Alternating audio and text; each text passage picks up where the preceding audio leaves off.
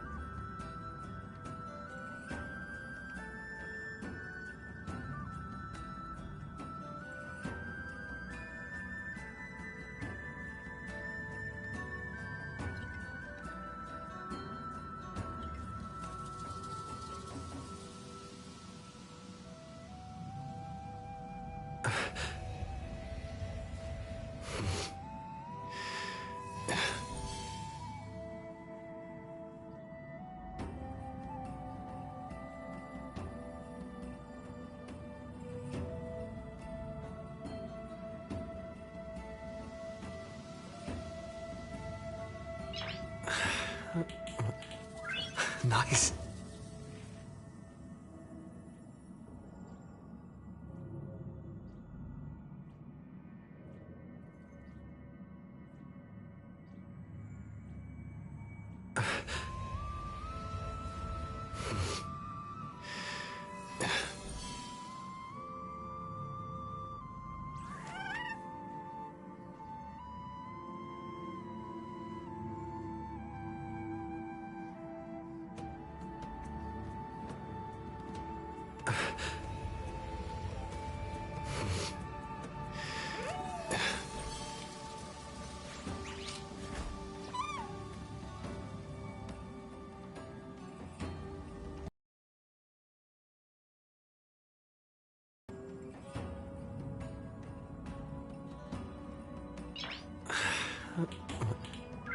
Nice.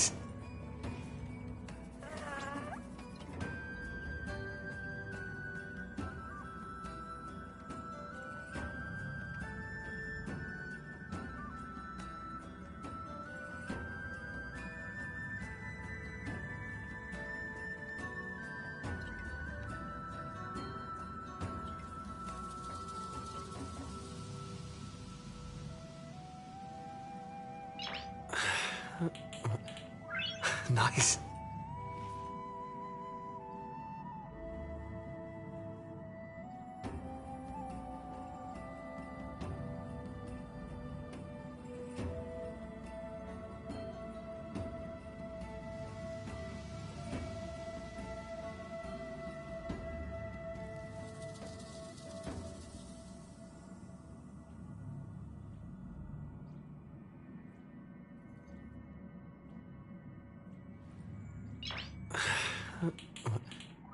Nice.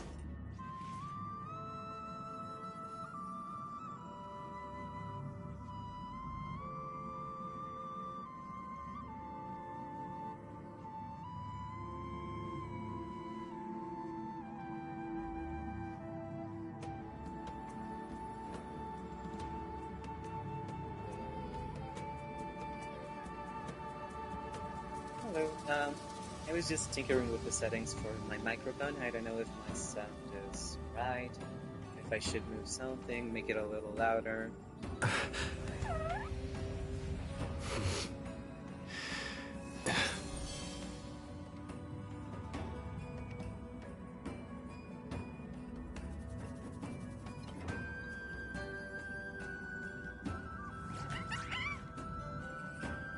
Alright, let me change that.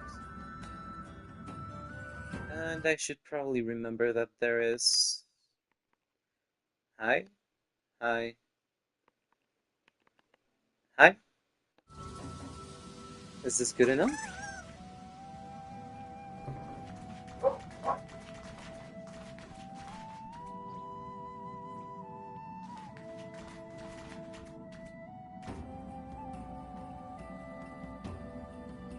Oh yeah, there's like a 30-second delay, 15 seconds more or less. That's why there are like those little bits of silence in between. Your pleasure. Your pleasure.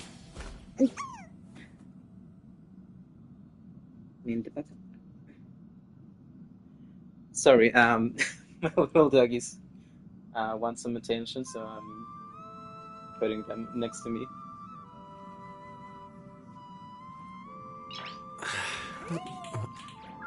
Nice.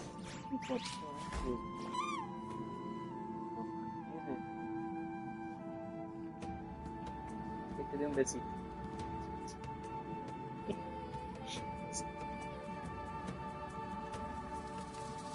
Alright.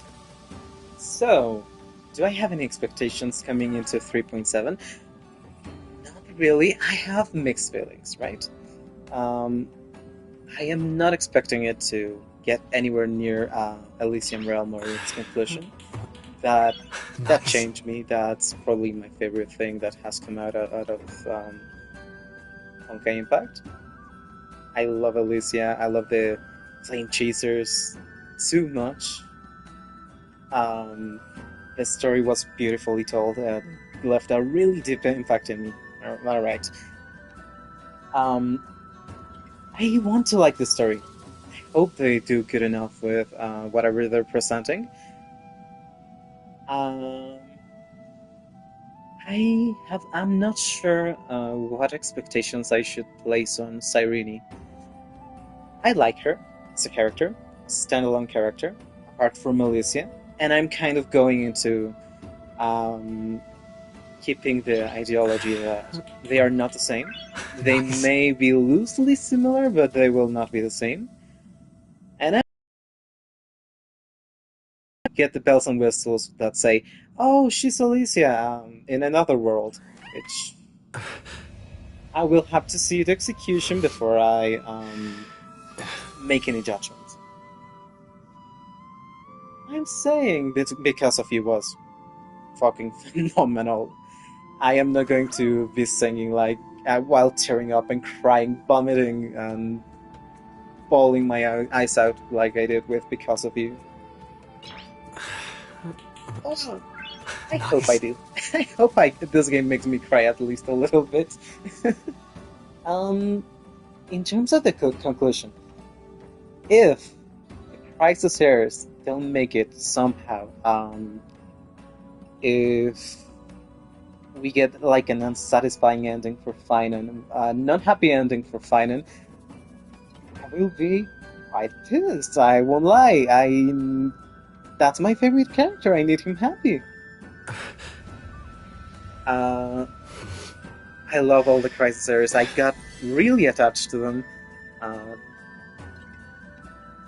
I think that them being deleted permanently or something would leave a really bad taste in my mouth. Nice.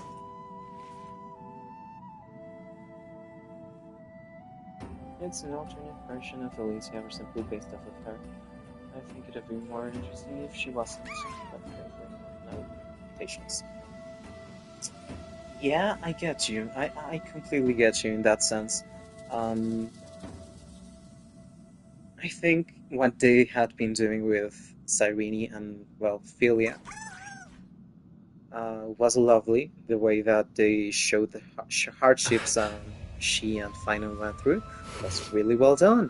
I think that the last patch that showed us her resilience, but still how she was suffering through all of the cycles, much like Finan, was quite nice.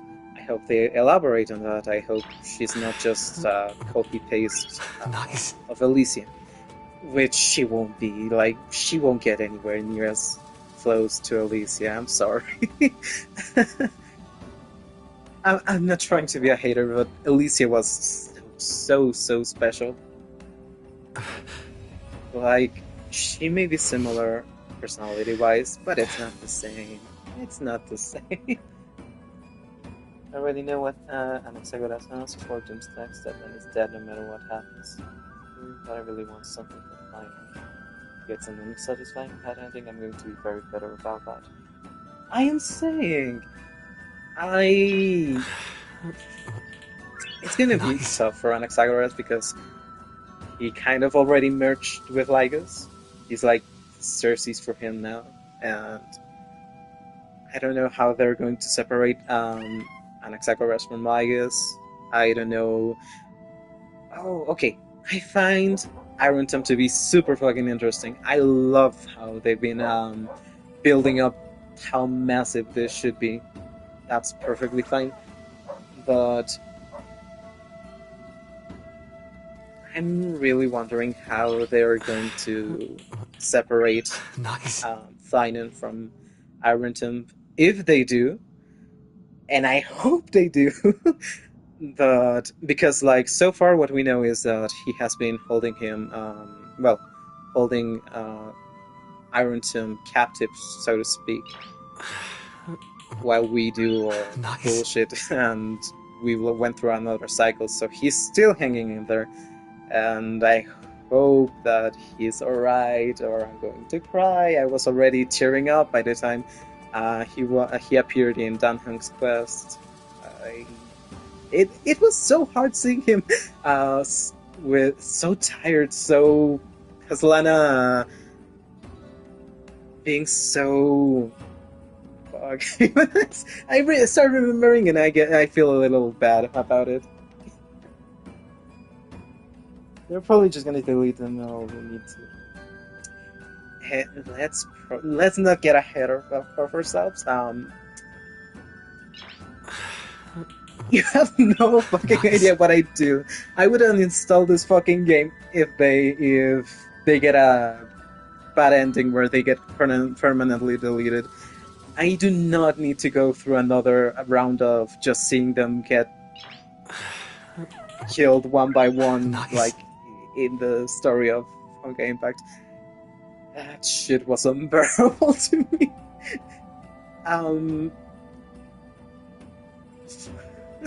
No, okay, I can't even entertain it. I would be really mad.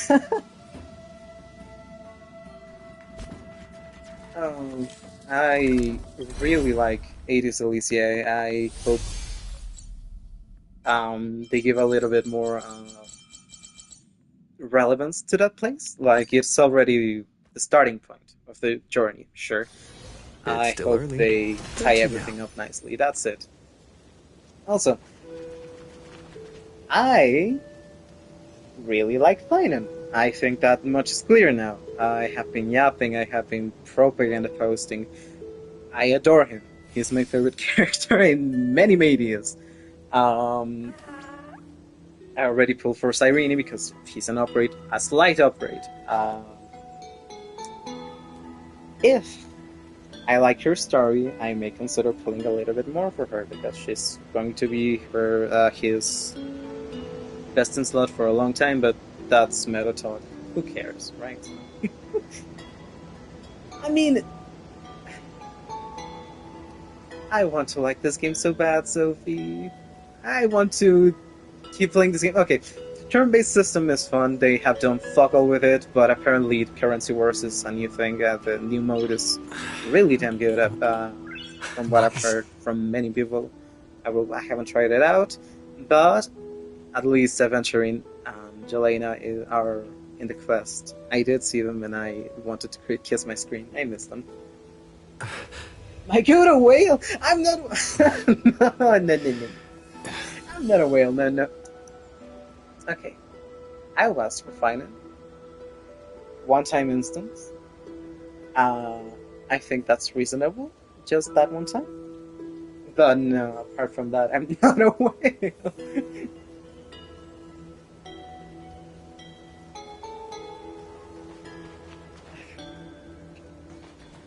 I need this to not flop. I want to be at least mildly satisfied with it. I'm not asking for much.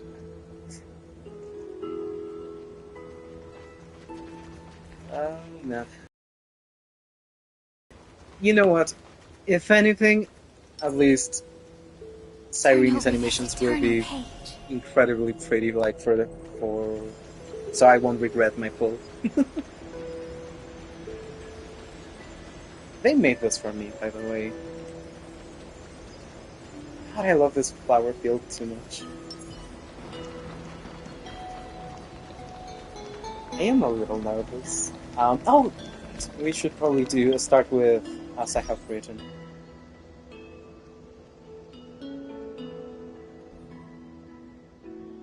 I am so curious to ask what it is. I hope you elaborate when we get to it. Book time. Oh, right. We're doing this in Japanese, right?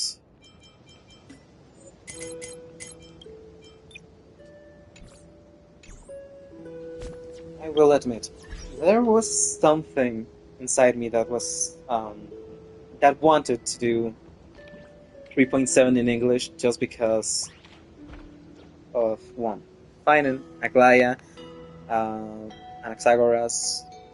I think I like all of the English performances for the Chrysos Heirs, but if Cyrene is going to be talking aloud with, which is like obvious that she will, um, I think that Japanese does win out. Up to you, to be honest. We can do English for one half and JP for the other. Worst case scenario, I can always revisit it, but I think that Finan is like my favorite performance, and I will think about it while we go through the patch. Can I already change it? Jesus Christ, my memory is bad.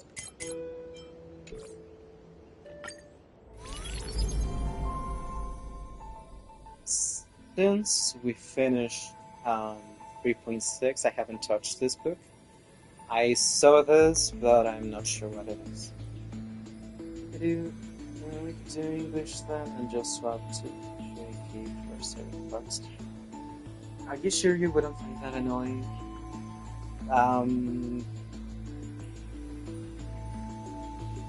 I worry about how much you'd enjoy the story if we did that, to be honest.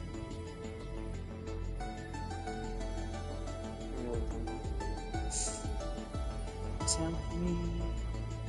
Yeah. I... Oh. Let me consider it while we do the book.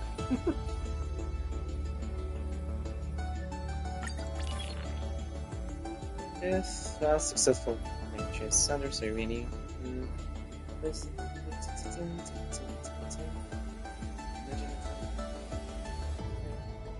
She's had enough health, but instead achieved her crown. Cheers and chatter out to the floor.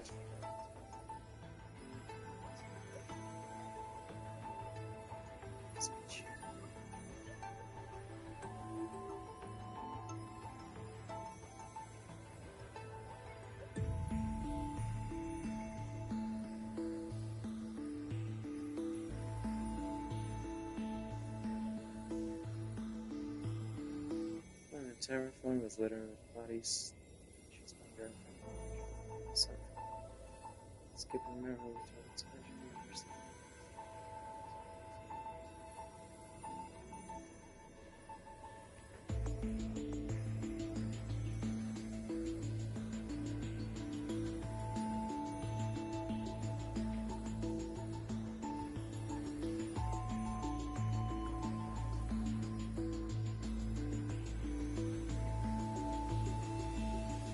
Wait, I think these are records where she shares a couple of the things that changed in between cycles.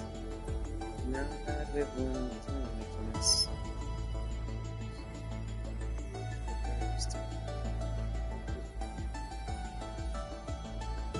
I really wish we got to see more of Isilance and Aglaya interacting together.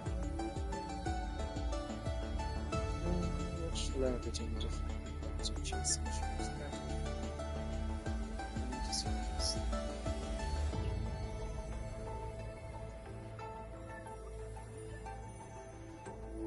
My beloved Highness.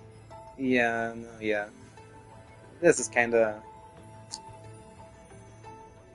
I have a very tough time um, reading Hycillus and Sarita's uh, relationship as not a romantic one. Like there had to have something going on in there, to be honest.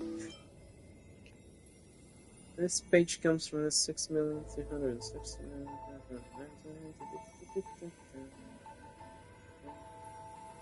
Where's the Chrysos who received the divine authority of law? Oh yeah, these are like the alternate universes. And the lower Titan Talentum happened to fall on Spirit Day. Trickster Titan. This is the security. Gambling. Cipher ruling over law, pretty much.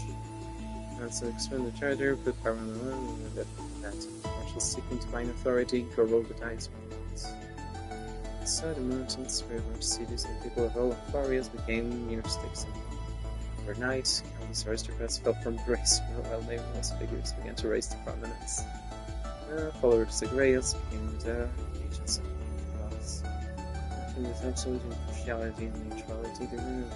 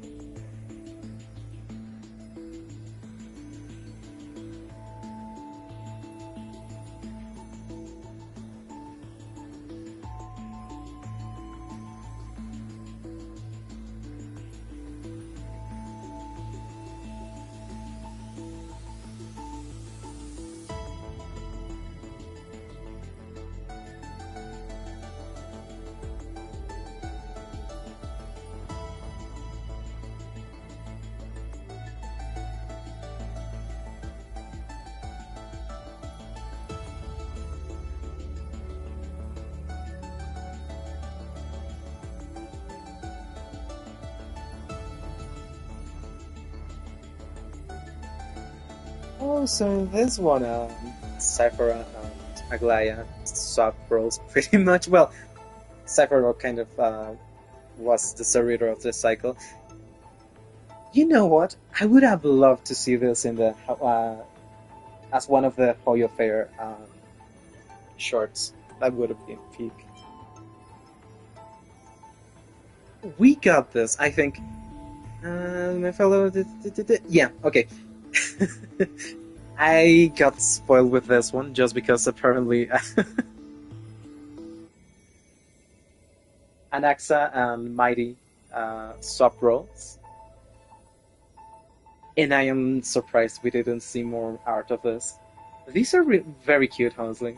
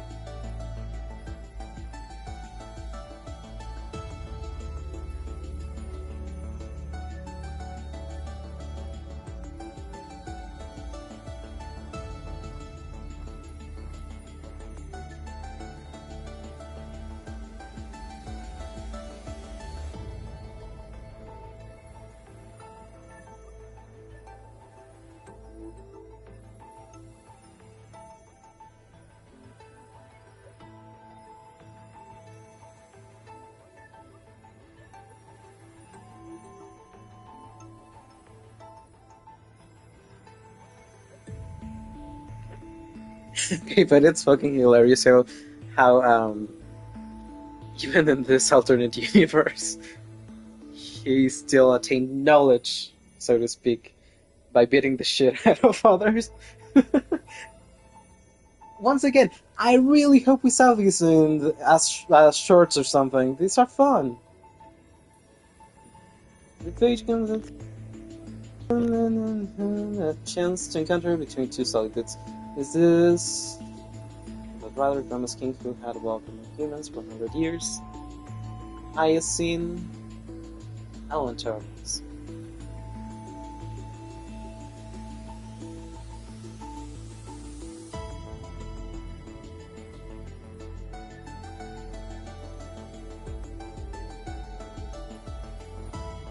I started reading, I saw Hyacin and my mind disconnected a little bit. I'm, I should do better, to be honest.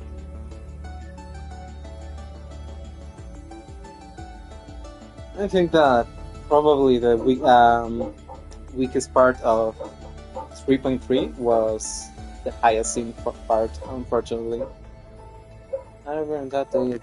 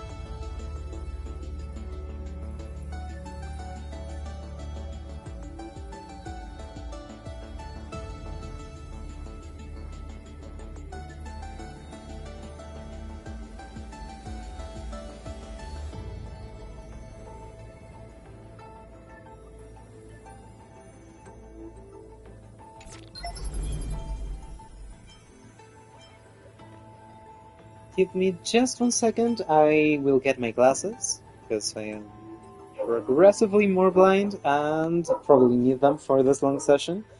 I'll be back in a second.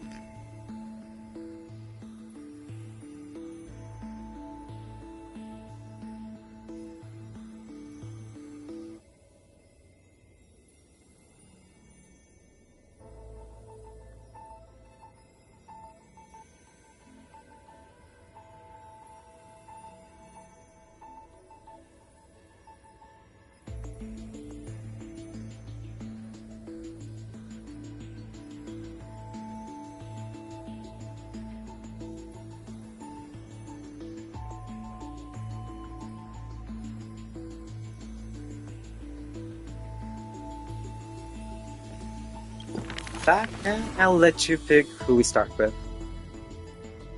We will have to do them from the beginning, all of them again. I kind of reserved them in case when I felt like doing them.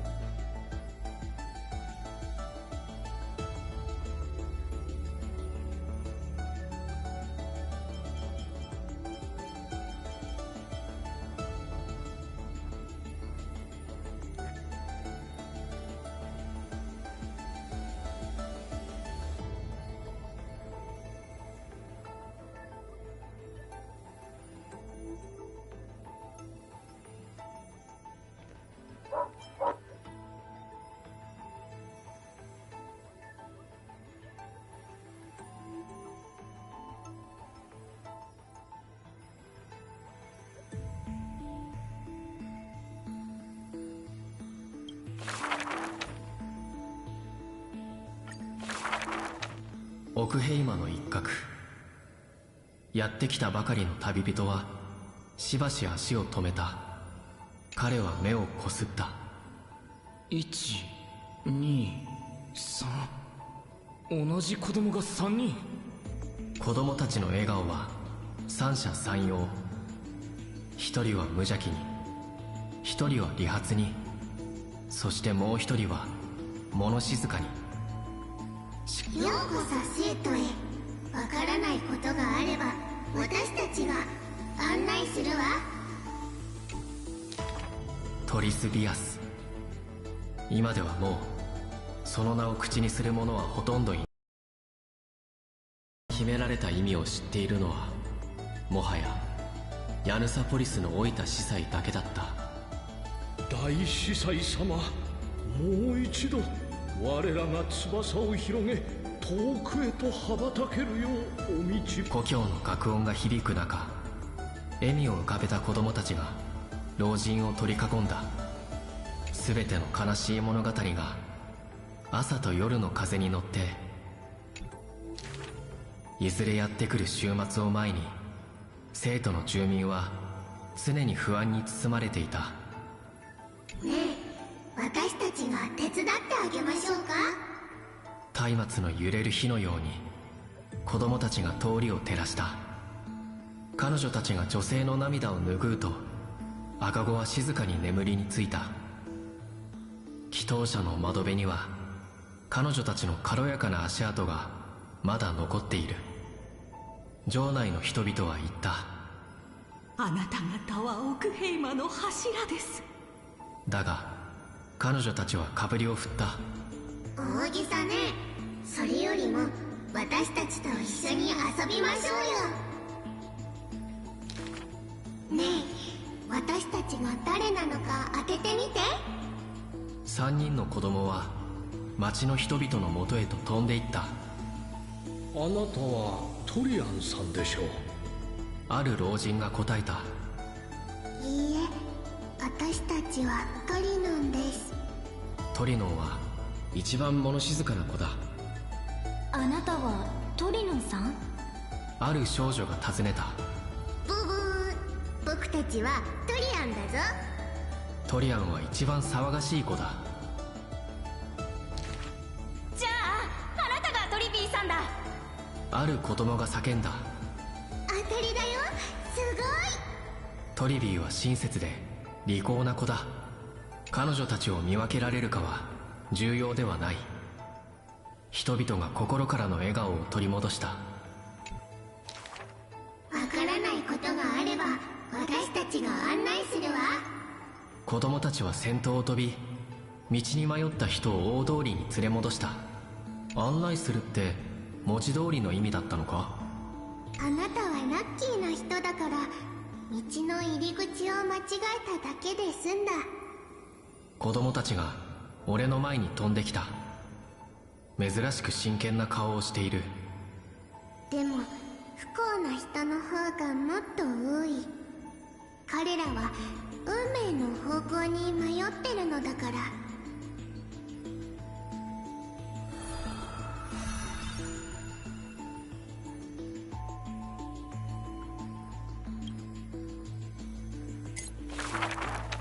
かつて命が終わる寸前の兵士が戦場にいた。彼は彼方の町にいる最愛の人に別れを告げたいと願った。一人の子供は兵士のそばに伏してただ静かに最後の愛の言葉に耳を傾けた。町にいる他二人の子供は病床で長い眠りについた女性のそばで声を上げて泣き叫んでいる。三人の子供は耳や目を共有し心で通じ合っていた。一人が悲しみ涙を流せば楽しい話をしましょう。子供たちは過去を思い出しこぼれた涙を拭った。あたちたちオンパラスの童謡が一番得意なんだよ。だがその童謡はすでに世に知れ渡っており、字が読める子供なら誰でもスラスラ暗唱できるものだった。まったく失礼だな。額を子供にコツンと叩かれた。童謡を作った人の苦労をちょっとは考えてよ。神は翼土を見守り、巨人は杯を交わす。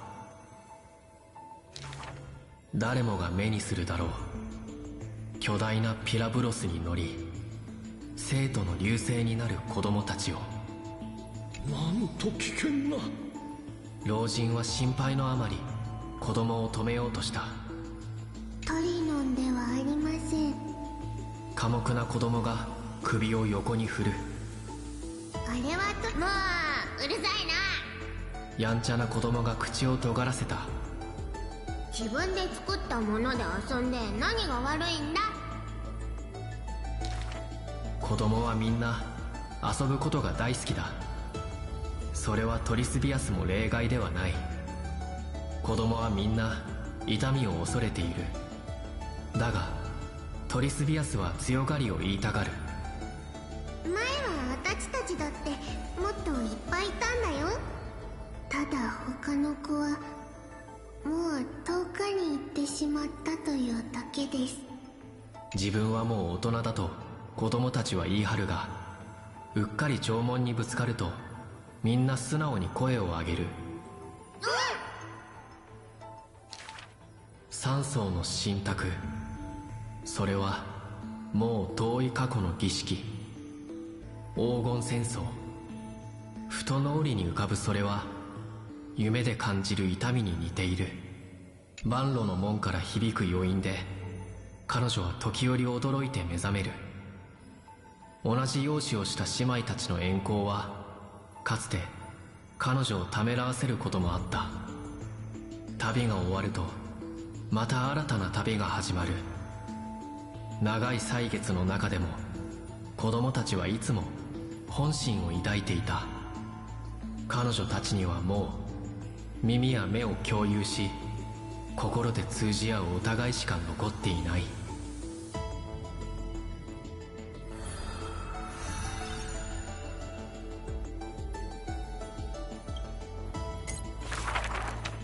君は家族や友と別れ、旧敵とも別れる。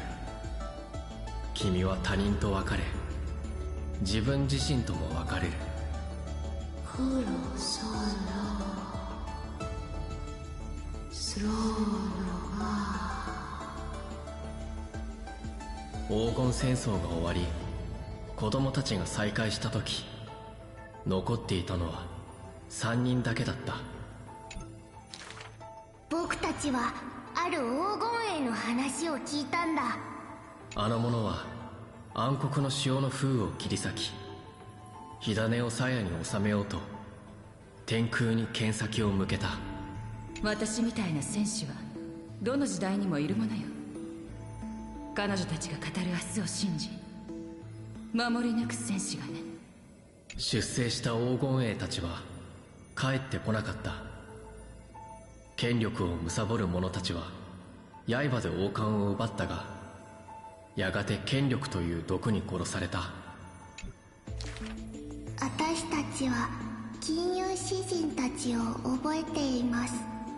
寡黙な子供が語る。詩人たちは子供の予言に曲をつけた。彼らは垣輪の脊髄に沿って進み、一つ一つの足跡に歌を刻み込んだ。鋭い剣は持っていないが、君たちを連れてこの大地をあまねく巡ろう。そして数年後、銀融詩人たちは土の中で長い眠りについた。子供は悠久の歌を口ずさみながら人々の記憶を一人背負うのだった。私たちに会いたいよ。無邪気な子供が語る。故郷を立った時、少女は門と道の影響で無数の泡となり、運命の風に吹かれ世界各地へと運ばれていった。私たちは人々の苦しみと向き合う。子供たちは励まし合う。長い年月の中、子供たちは時折仲間が破裂する音を聞いた。さよならさよなら、さよなら。まだこの世にいる子供たちはただ自分の涙を隠すだけ。奥平間の丘の上には金色のイチジクがたくさん生えていた。残った子供たちは手をつなぎ、そこにあった美しい都を新たな旅の出発点とした。子供たちは少女の服を軽く引っ張る。私たちの予言を。糸をそっとつまみ、子供たちの過去を心の中でより合わせる。一緒に火種を追いましょう。約束します。まかれた犬種は必ず報われる。子羊の熱き血は不必要に流されることはない。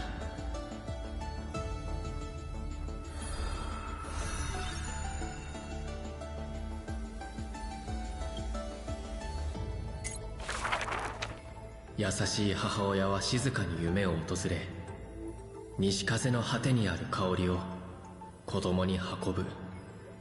そして彼女は静かに遠ざかっていく。子供の耳に届いた言葉はただ一つの悲しい予言だけ。タイタンの短足、支離滅裂な動揺、衛兵の怒号、全てが荒れ狂う暗黒の潮となり、最初の半身を過去から未来へと運んだ。これが長い夢の始まり。狭い部屋の中、時間は積み上がり、彼女の20年間の記憶を作り上げた。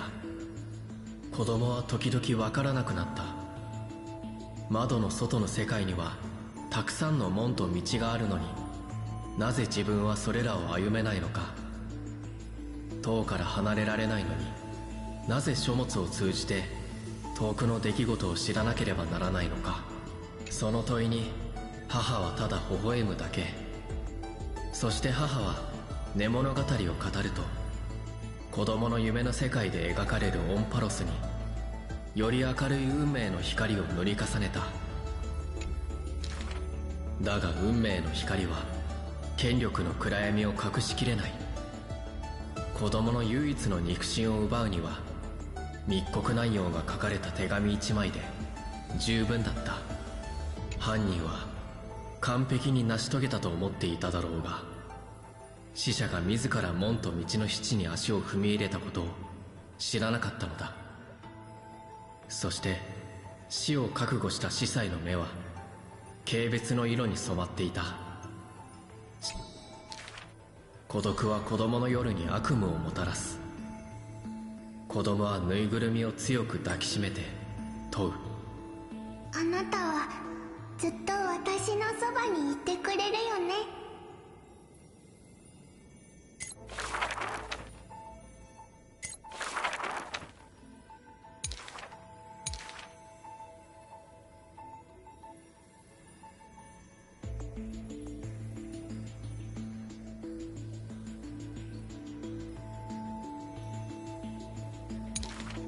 孤独は子供の夜に悪夢をもたらす。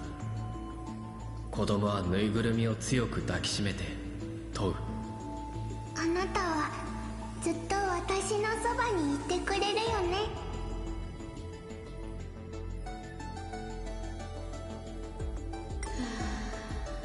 オロニクスは小さく嘆くと、時の幕を静かに上げ、勇敢なものを祀るための水晶を一つ、剣を持ったぬいぐるみの前に置いた。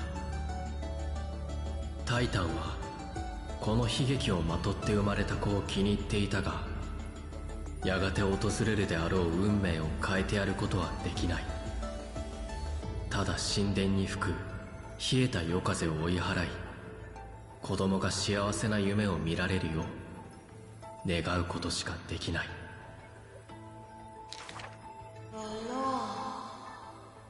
タイタンの弱々しい忠告は少女の運命を引き戻すことはできない。人々は一人と別れを告げ、その者だけが奇跡を目にすることになる。花びらが舞う生徒。子供たちは亡くなった仲間のそばでこの予言を思い出す。しかし少女はすでに幾万の選択をしてきた。そして今も明日へ向かって後悔を続けている。行く先で光っている場所、そこは花の香りが満ちる西風の果て。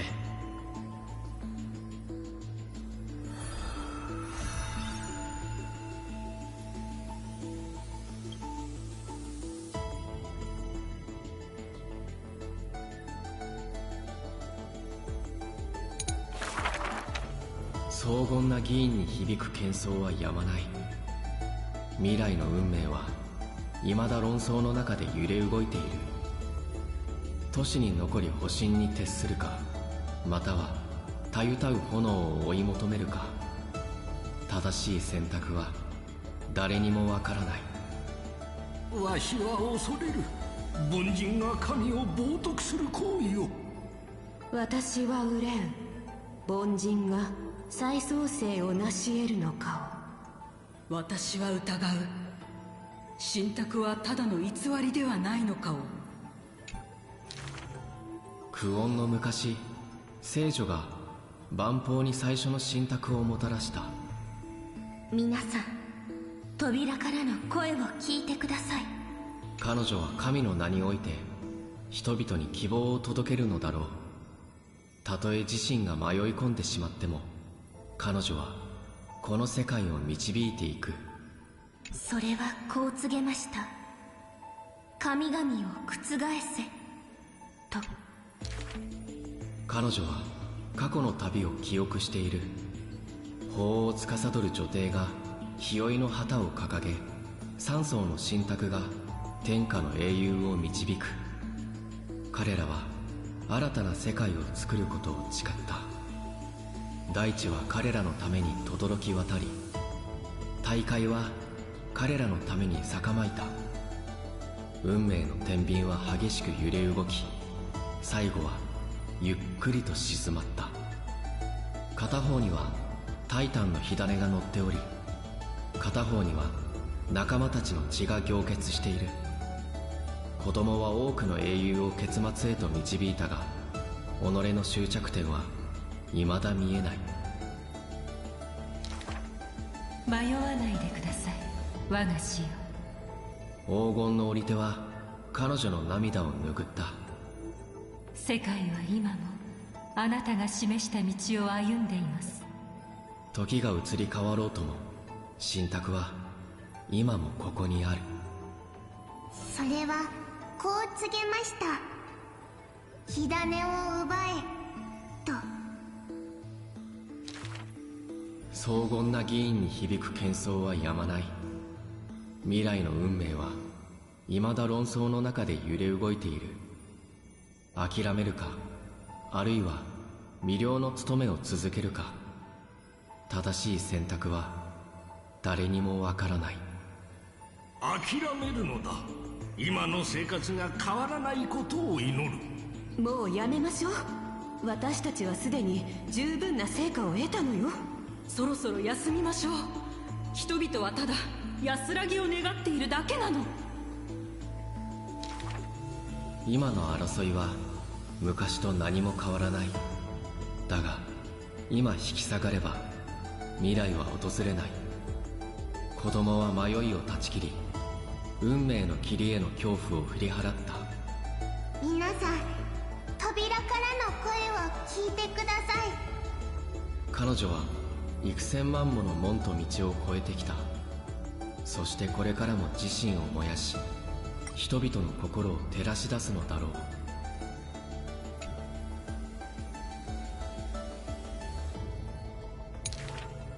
子供たちは街中に飛んで行き、住民の信仰心を温めようとした。怖がらないで。私たちが皆さんを新しい家に連れて行ってあげます。トリビー様、トリノン様、もう泣かないで。心配しなくてもいいのよ。私たちはずっとあなたたちを信じているから。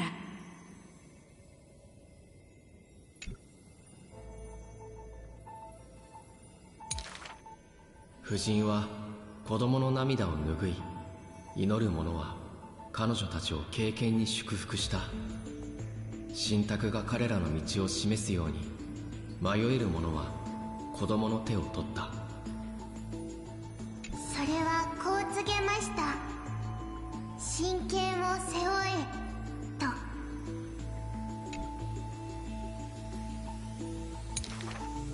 トリノンは一番物静かな子。元気なトリアンは一番騒がしい子。そしてお利口なトリビーは空を飛び回る子。民衆の激励は真心を呈し、黄金栄は最初から最後まで彼女たちと共にある。そして母親の抱擁は全ての夢を温めるのだ。そして子供は理解した。そして子供は受け入れた。たとえ無数の別れが肩にのしかかろうとも、たとえ運命の血が枯れ果てようとも。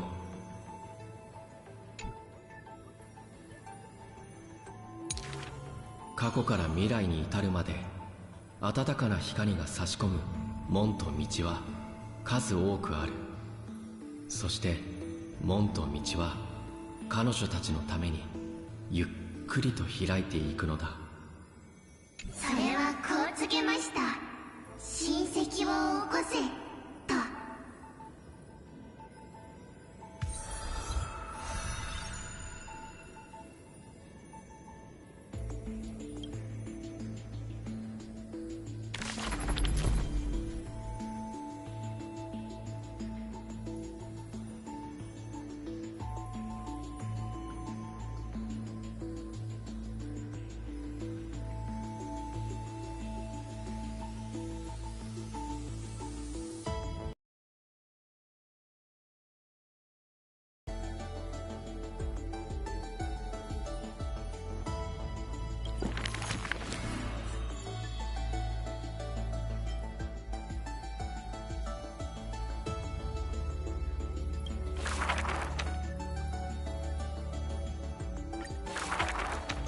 勝つのは誰だろうか。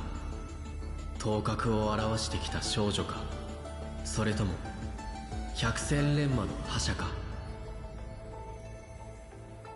黒と白の軍団が戦場で相まみえ、金と紅の血が川となって流れる。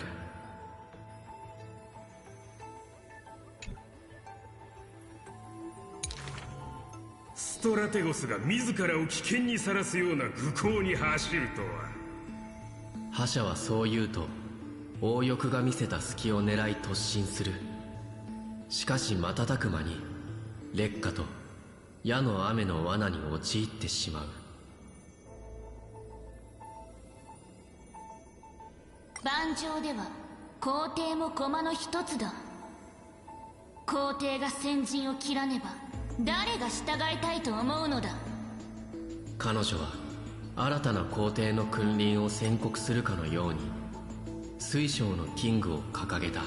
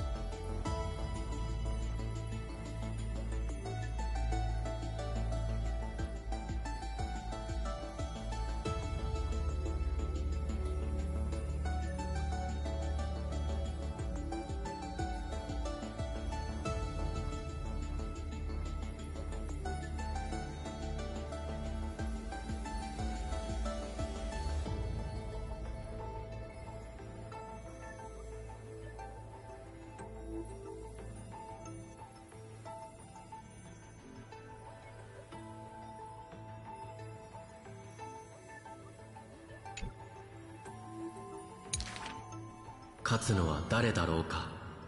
1000年の間そびえ立つ生徒か、それとも千里先から来た侵略者か。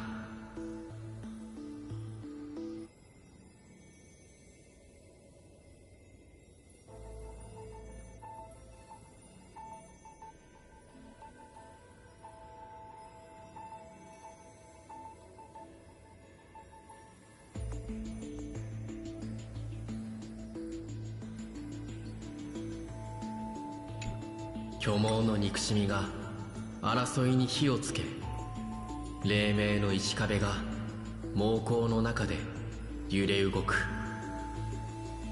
わしらを救えるのは親戚だけじゃ。臆病な元老は閉じこもり、怯えた市民はひざまずいて祈った。うろたえるな。親戚は目前に迫っている。波のようになびく旗の下、燃え盛る冠は星座のように眩しい。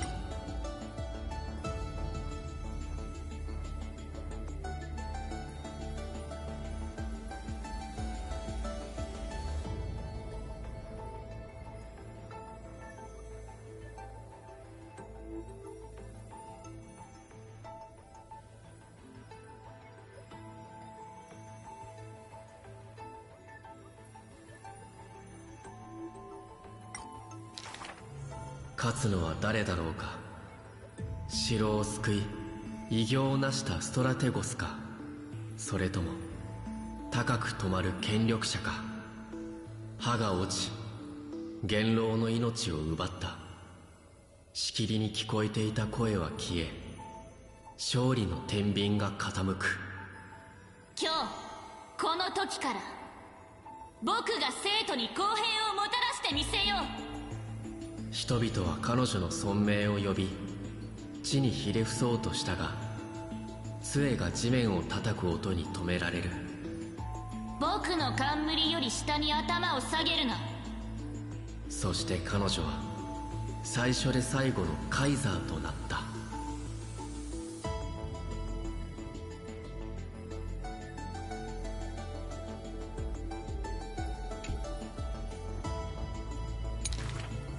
勝つのは誰だろうか。野心に満ちた英傑か、それとも全知全能の神々か。号外、カイザーからのお達しだ。火を追う旅、間もなく開始。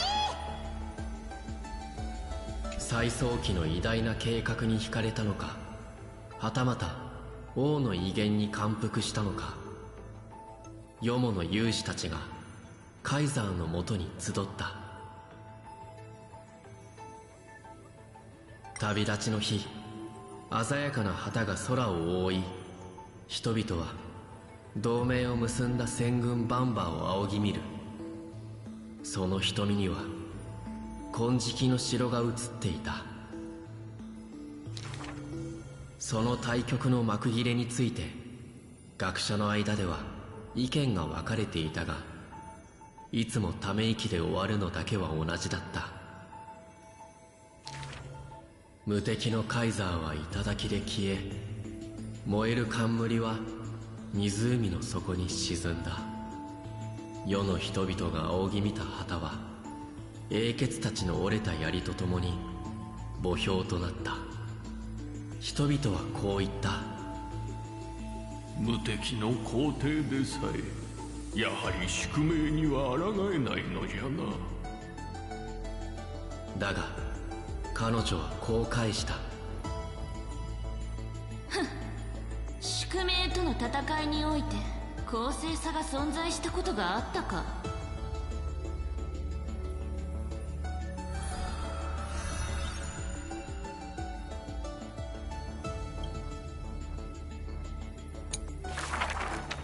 あの時黄金戦争の波はまだタレンタムを侵攻する都市国家に届いていなかった。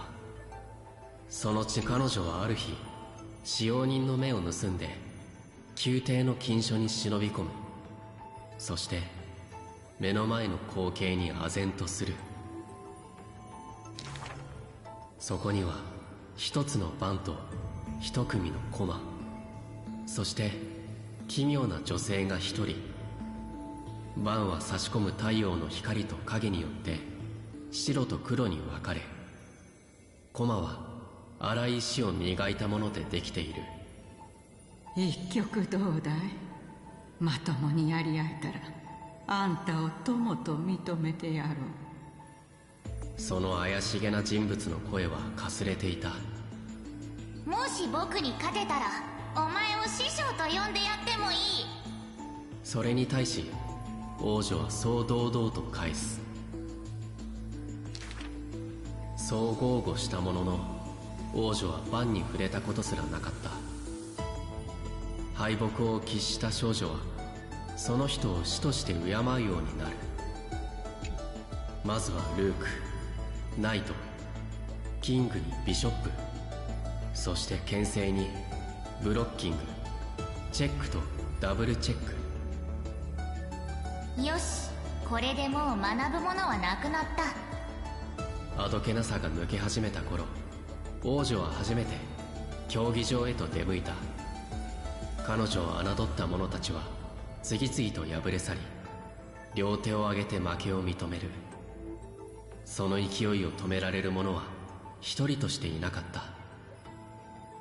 彼女はあの奇妙な死の言葉を思い出した。私は出自が不吉だからね。決して師匠の正体をよそに漏らすんじゃないよ。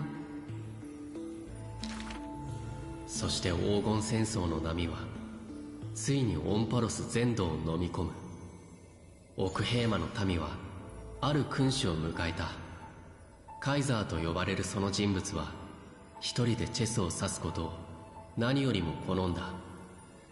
偉大なるタイタンも黄金衛も彼女にとってはただの駒に過ぎない。神狩りの幕が上がるたびに彼女の脳裏には幼い日に出会った狭い場所にひっそりと暮らすあの死の姿が浮かび上がる。一人でチェスを指すなんて寂しくないのか？あの頃の王女にはまだ理解できなかった。しかし君主となった今ならわかる。烈火のごとく広がる日追いの勢いと旗を揺らしながら叫び続ける声の中、彼女は深い思索に沈んだ。君主の背後には常に騒乱を好む神がいる。そしてその者は聖水を繰り返すキュートの過去を執拗に詮索していた。ある噂によれば暴政を振るうカイザーはかつての恩師を法廷に立たせたという。またある噂によれば私利私欲にまみれたカイザーは敵国の人質を死と崇めたという。だがその真相は謎だ。ああ、それなら僕が自ら判決を下した。カイザーは淡々と言った。僕の死は父と兄によって囚われた敵国の人質だったんだ。彼女の祖国は盟約に背いた。法によって裁かれるべきだ。だが彼女が僕に教えを授けたこともまた事実。その母妃に師匠と刻んで何が悪い。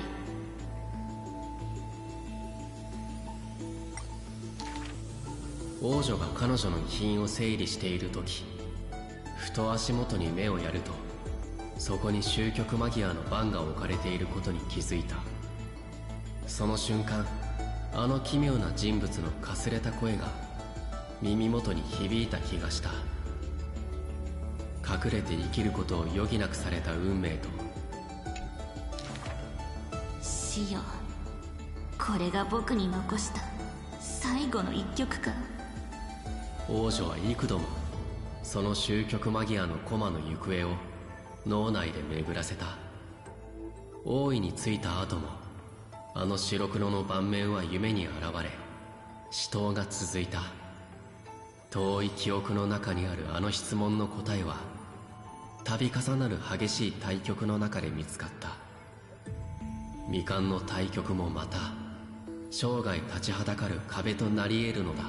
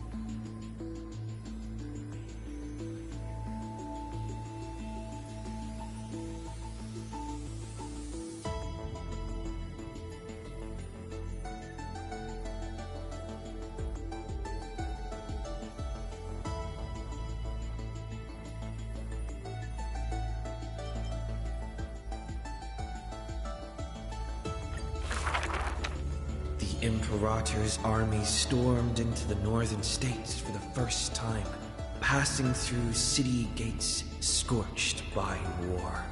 Another tyrant still! So exclaimed the angry child. The rock tossed from up high hit the girl's crown. The crowd shrieked and retreated, fearful of a ruler's flames of fury. The girl reached out, not to straighten the crown on her head, but to help up the child shivering in dread. I heard in the old laws of this land, whoever assaults the crown shall be punished. But I wear another land's crown. And your old laws should also be abolished. After many days, the gold weaver discovered in shock that wearing a crown or a hat to the side was now this land's fashion, likely to remain with the Imperator's name in tradition. The so-called heroes with golden blood in their veins all have the qualities to fight for the core flames. Who's to say this was not the gods' plan? To have the heroes at each other's throats so the divine could hide in old Law's lair and laugh, play, and gloat. Who made this world a chessboard and with one stroke, one river, created the boundary between God and man? Dux Gladiorum, Dux Carminum, Dux Helcalithist, Dux Fragoris, Dux Brumalis. Heed my call! The girl stood before a mighty army with her scepter. Today, I will insist on crossing the Rubicon. Gather the might of all heroes and begin the journey to slay gods! Half of the core flames were now in her hands, and the hidden trickery titan stirred, leaving taunts.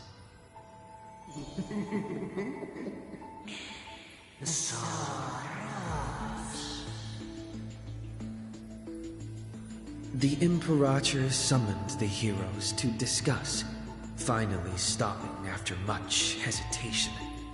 As they had already pinned down the bones of Earth's beast, they let that thief live for a bit longer in bliss. The warrior of the fractured blade laughed boldly. Our sovereign is good at open strategies and struggles with trickery. But where is that live fish? The Imperator replied with a chuckle. Her? She probably disliked the scent of cats and submerged herself in the baths. The years spent with her dukes didn't seem too far distant. Yet only after the end of many wars did the heroes discover how the Imperator's form walked more and more alone.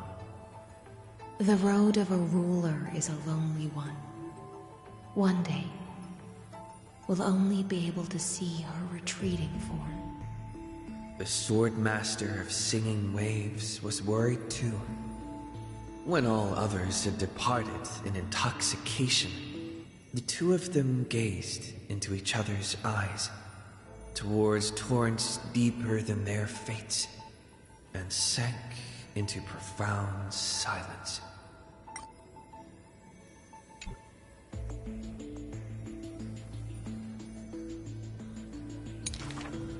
Drink one more cup with me, my dear follower. In the end, the Imperator first broke the silence. When compared to the taste of salt and blood, I sometimes miss your ambrosia. About the destruction soon to be born and the eternally occurring extrapolation, the Anti-Catherians spoke of all this in words unceasing. So this is the old world I must fight against.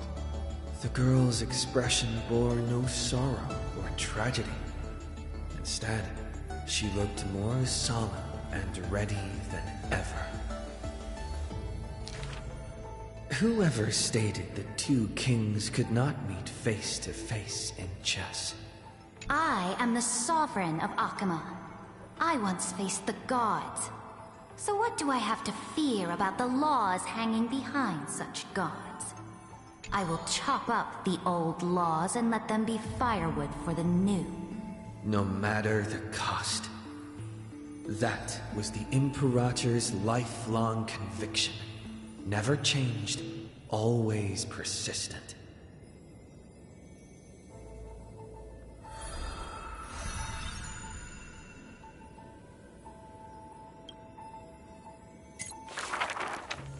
I dreamed that the Imperator's statue stood before the world-bearing altar, her gaze level with that of the gods. Then, blood gushed out from the statue's orifices, and the people, in cheers and elation, washed their hands in that golden blood. The tyrant's life will end with violent death. None will weep, and all will cheer as her statue topples. She will die before the dawn comes. A vengeful aristocrat, one whose title was stripped by the Imperator, thus spoke. We cannot agree with your excessive deeds. You have imprisoned Trebios' split selves, demanding that divine authority regress into the ruler's mouthpiece. We will reveal your future with the prophecy. And tell in truth, your crusade will indeed be a smooth path. Yet in the same breath, we see omens of your death, a demise in an absolute pure darkness. Even so, please excuse us, as our eyes continue to be drawn to your crown's flames. Dux Fatorum. We don't exactly hate that name. In the name of Yanisopolis' priestess, holy maiden, and oracle, thus spoke the Imperator's Dux Fatorum. Allow me to remind you, your life is now on a countdown with the fall of law, and you will become law. I must confirm, is our deal still going strong? Is the future I promised you more satisfying than the future in the prophecy? Ah, you are as resolute as always. Good. Oh, as ever, this prison of gods, amphorious and all mundane and average worlds, needs someone like you, a daring ruler. Let us end this despicable extrapolation together. The Imperator betrayed the Flame Chase Alliance. And I was the sinner who paved the way for her achievements. Like how a deep-sea fish cannot escape the tide's push and pull. I granted her an end fitting for a tyrant. Her dying smile gazed towards my tear-swelled eyes. She commanded me to wash away all sins and filth, and return a blinding dawn to the holy city. She commanded me to set up stones and monuments in lightless seabeds to commemorate our friends.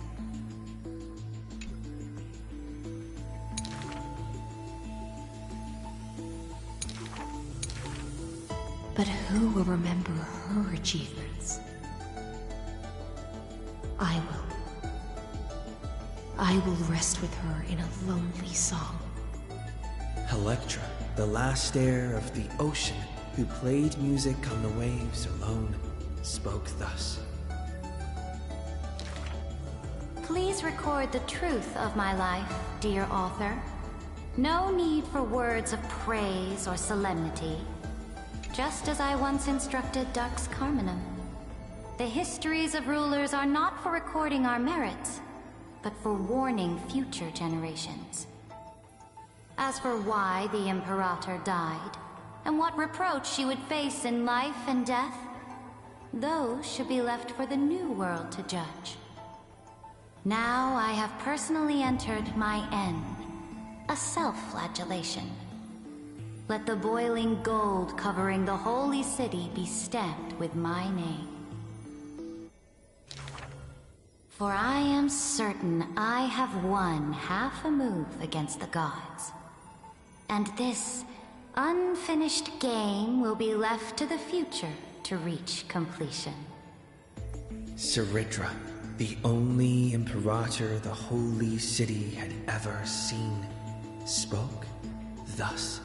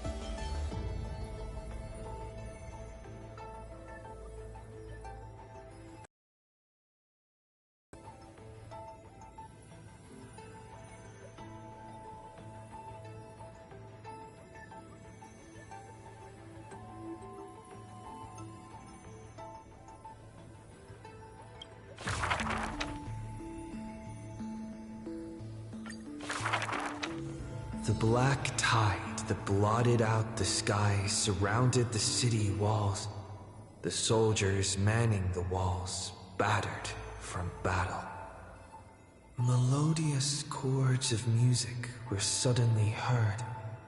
A single swordmaster had overcome the waves of enemies. The song flowed from betwixt the blades, breaking through formations as a dorsal fin cleaving the waves. When the last wicked beast finally fell, shattered into pieces amidst the sword's dance, the frost blade bore no trace of blood. The legions of heroes under my command are as vast as the sea, yet lack a formidable sword banner. The commander extended a hand, inviting the musician to join. Should a fish separated from its school glimpse a faint glow, it will swim toward the light. The swordmaster clasped the commander's hand, as though gently grasping the hilt of a keen blade. When the spray of her waves extinguished the fires of war from the holy city, a golden name was engraved upon the stone pillars. The former commander burned the crown to become king. High Sealands, brave in battle, triumphant in command, I grant you the title Dux Gladiorum. Let us all forge ahead together. During the banquet after the battle, the weaver tailored for her a splendid dress, and the commander poured her honey brew. Her golden-blooded comrades gathered about her, chanting her new name, urging her to play that splendid music. The candlelight danced and mingled with flowing drink, swords and song ringing out in unison. Yet none knew that was once a lonely melody from the deep sea. The music of revelry continued for a long time. until the whispers of conspiracies were buried in the songs, until the roars of lethal struggle shattered the music. Legend holds that they who bear the weight of a pillar shall one day return to where it stands. Those who tug at the earth shall end amongst the mountains. Those who sow dawn and dusk shall remain eternal in the sky. And she would once again return to the pitch-black sea. And she would once again sing her music alone. The bountiful ocean, with the banquets of bygone days, stir as futile bubbles at the bottom of a glass. Many years later, the song once played by that swordmaster was played by future generations in the Holy City. The people knew the demigod of the seas was still a noble captain. She possessed peerless swordsmanship and a song that is passed down through the ages. It was just that she had long since vanished. Guests at the banquet sometimes spoke of her, but it was only a prayer between their cups. High ceilings, melody of the waves, bless our night that we may drink deep and dance till dawn.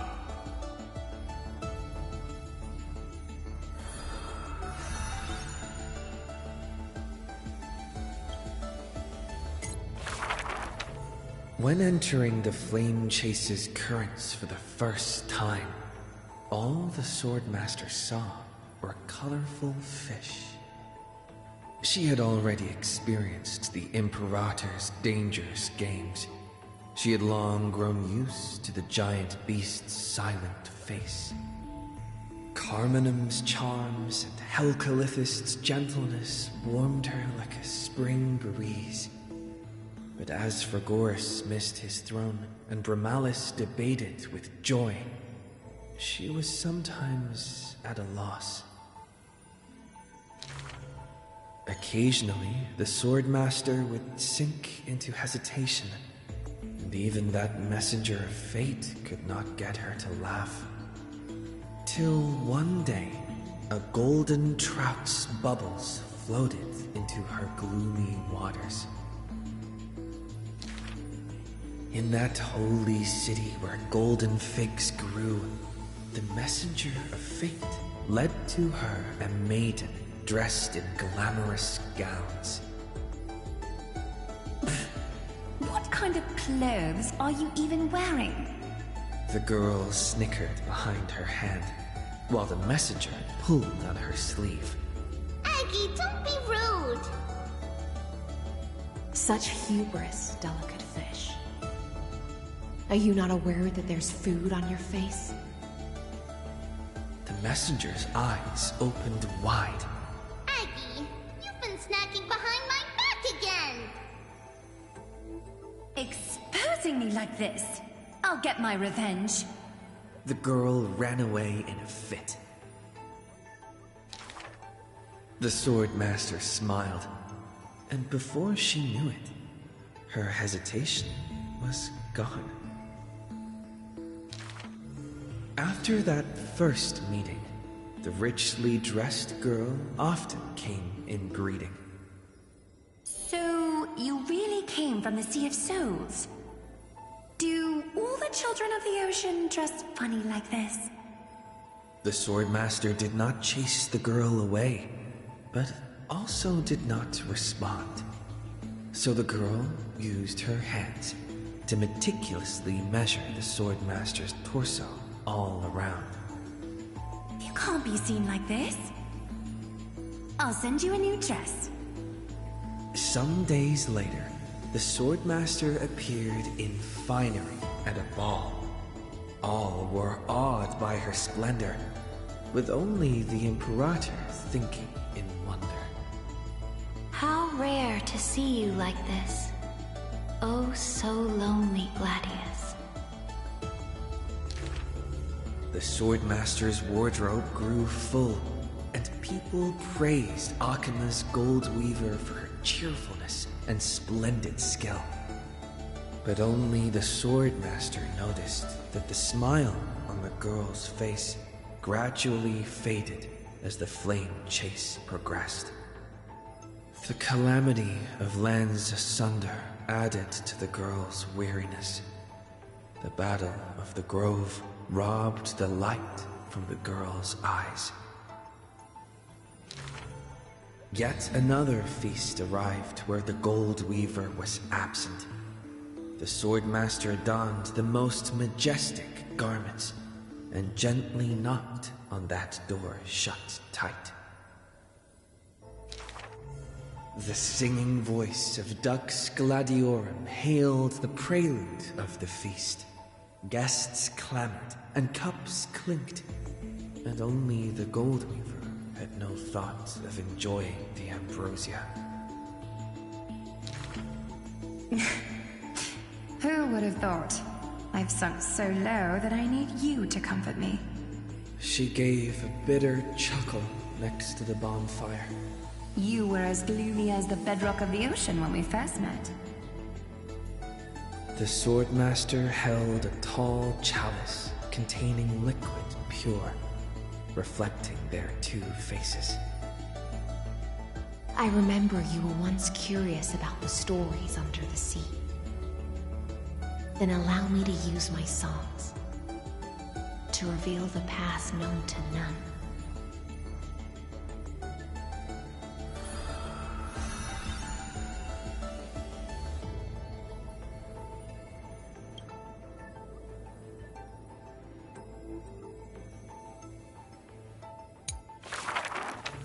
In the depths of the Sea of Souls was a kingdom of dancing ghosts. Its residents all had melodious voices, and music enveloped every ocean current. For the queen loved her people deeply, thus drowning out all sorrows and leaving only feasts and twirls. Only one rocky castle was silent, one belonging to the Princess of the Ocean, a princess named Electra. Were a monster of the depths to invade, the princess would raise her sword to engage.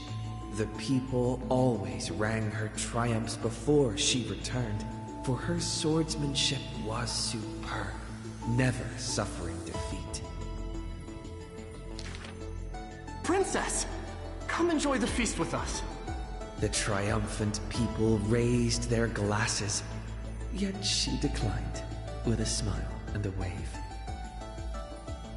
The children of the sea thought she was shy, but little did they know that in the dead of night, her castle too echoed with music. Though that music was loud, twisted, and invoked spite. Before a song even finished, the princess was already biting her lips, and the sea foam brushed away her tears. All of your people sing and dance with skill. So why do I alone lack a good singing voice? The princess wept, her face on the queen's knees. The ocean's favorite child can control the waves and is invincible in battle.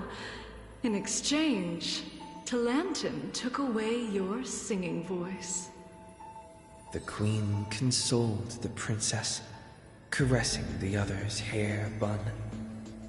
Finally, she relented and took a chalice.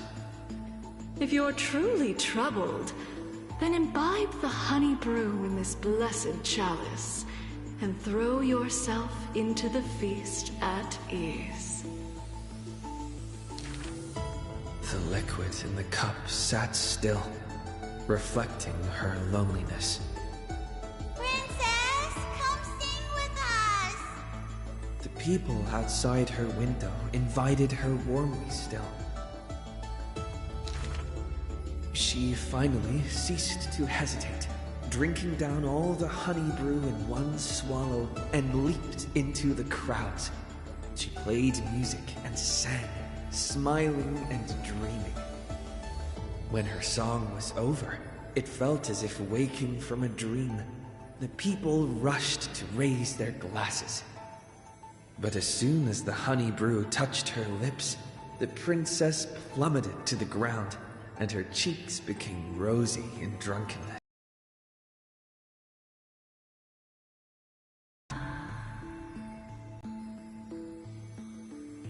The whispers of the ocean filled her ears as the princess fell drunk again and again at the prelude of a feast. Seems like you still have not been able to get rid of that curse. The gold weaver softly took the cup away from her hand. If you want to enjoy yourself to the fullest, then leave this honey brew till the very end. She smiled, then tilted the cup towards the gold weaver's lips. Even if one is burdened with imperfections, I beg you to remember not to refuse that sip filled with fantasy and dreams.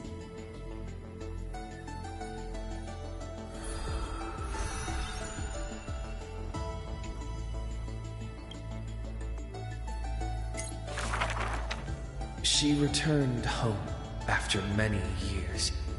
The princess of the ocean stood alone with her sword drawn, stepping over the blooming blood of her peers. Before her, the creator of the sea sirens and the mother goddess of feasts was already sinking into the drunkenness of imminent death.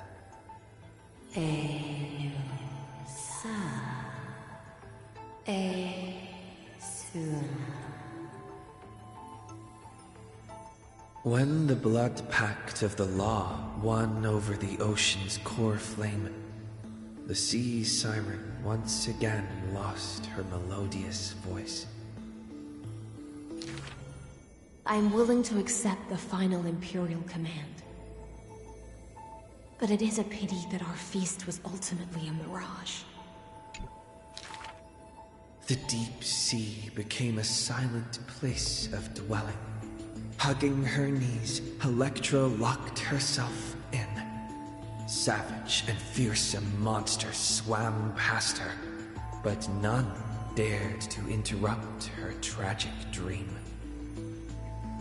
Till one day, a golden trout's bubbles floated into her gloomy waters. Long time no see, Gladius. Iceland. Now you have truly become the ocean's bedrock. Old friends met again, and new friends came in greeting. Many messengers came in company. The playful kitten hid behind the golden trout. The butterfly of the deadly shadow fluttered in courtesy. If you don't mind, The resplendent pearl sparkled. we hope you can regain your strength and sing for the world once again. Electra raised her violin sword in doubt, as the strings had long ago rusted and snapped. But a few golden strands cleansed all the filth around her, then stretched out to become new strings. The golden strings showed Electra that the world she loved was not yet silent, and the journey of deliverance continued still. Yet the path to the Sea of Stars would not be a carefree feast. The golden trout never met with her again, and the waves brought endless news of sorrow. Amidst the long wait, She remained bound by decree. All the flames had died out, extinguished until this world fell into eternal silence. And the wordless enemies in the deep sea were the audience of this rite, the Theors. You already know that the world is just an illusion. The sea siren gazed out beyond the heavens and once more raised her glass to fill it with honey brew. Since the mirage of pleasures can only disappear like foam, when you return, will you save some ocean spray for me? This was a city of festivities, where never-ceasing songs eternally filled the air. Chrysos Heirs, demigods, and mortals all came to feast from the four corners of the world. It was beautiful and radiant, performing the sea siren's drama amidst the revelry. The siren once longed for the banquet to never end, yet she witnessed the music fade and the guests disperse. As a fish, she was destined to drift with the waves, whether amidst the surging tides of evil or immersed in the currents of the starry sea. Until a millennium later, when the fish from beyond the sky finally took their seat. I enjoy banquets. How about you, little gray fry?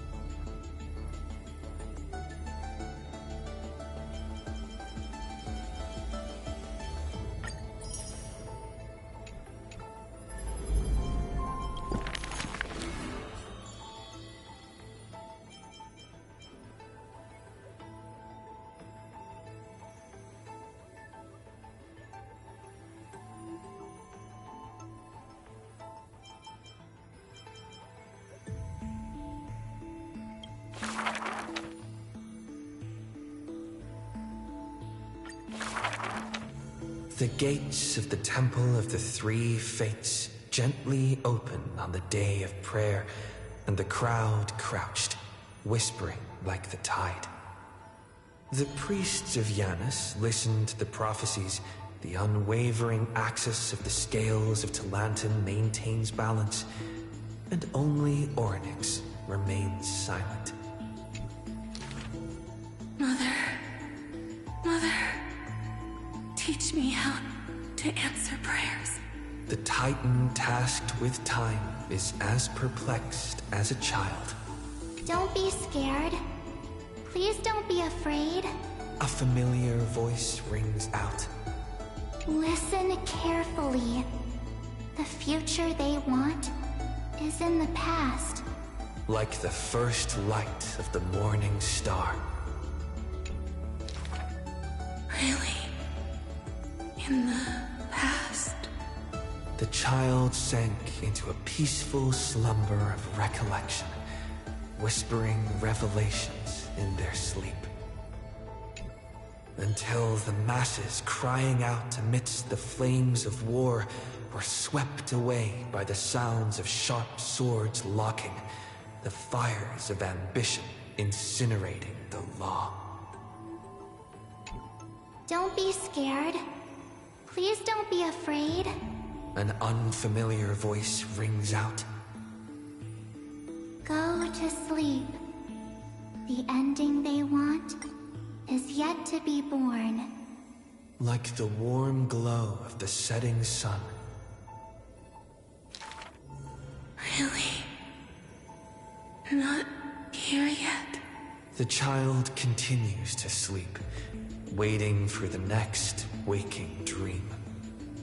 And when they opened their eyes, 2 of the 3 fates who once received offerings had already faded from the pages of history. Mother! I'm already all alone. The child let out a helpless cry. Don't be scared. Please don't be afraid. A familiar voice rings out in the mirror. Just wait. The stars that illuminate the night will visit in the end. Like gentle moonlight. The gates of the Temple of the Three Fates now closed tight. People no longer pray to a titan who cannot touch the world. Within the inescapable dreamscape, the flower stems nourished by the black tide serve as a swaddling embrace, drowning the young child's soul. Mother, help me leave this place. But this time, they didn't receive a response. Only long years of yearning and pain. Like the silence of the Evernight.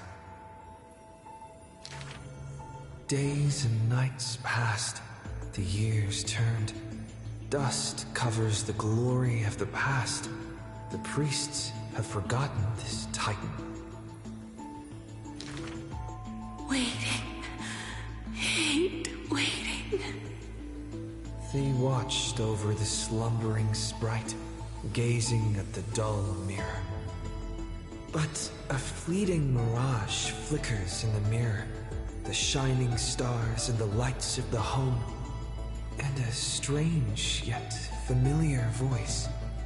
Wake up! Our familiar old friends have already arrived. Like the newborn dawn.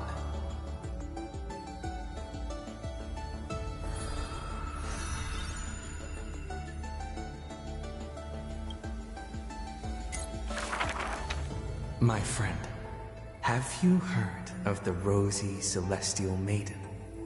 Whether in a corner of the archives or in the depths of a cave, you can always find legends about her. She had hair like a rosy pink dawn and a smile that could thaw the most glacial ice. Some say she was Nikador's nemesis, while others say Nestia was infatuated with her. Oh, mysterious and beautiful celestial maiden, how I wish to turn into a slate, forever etched with your tale. Many claim to have seen that celestial maiden, either in the half-remembered dreams of early morning, or in the gossip and whispers after supper. She once whispered in my ear. She once saved my life. She gifted me an ice crystal! Her worshippers recite her deeds, even writing some into family teachings. Curious poets ask up and down the land, only to find that the details of these encounters are difficult to recount, even for the witnesses themselves. It is not known since when the Celestial Maiden was always mentioned together with time. People recite her name during prayer to beg for miracles to appear faster. It is said that even in the selection of priests of time, girls with pink hair are preferred. They still didn't pick me! Maybe I need to go dye my hair. The brunette candidate was upset, but the examiner responded with a smile. Don't forget the Healer of Twilight. Has a head of pink hair? She's a descendant of the sky. Scholars and poets discuss at length the origins of the rosy celestial maiden, but all mothers tell the same tale. That princess came from beyond the sky.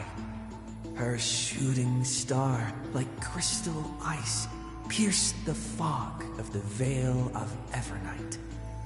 She made friends with the Titan, and whenever the month of Evernight descended, they would meet again. The children loved that tale. Therefore, as the moon turned and shifted phases, the story became true. But some able to read the air. There are no worlds beyond the sky. So how can the rosy celestial maiden come from there? Rosy celestial maiden. A world beyond the sky. The reckless adventurer takes out the photo stone, claiming it is the true work of the rosy celestial maiden. The citizens laugh at this tale, with few accepting it as true. After all, long before the guests beyond the sky arrived, the legend of the rosy celestial maiden had already covered the world. So, my friend, have you really heard of the rosy celestial maiden?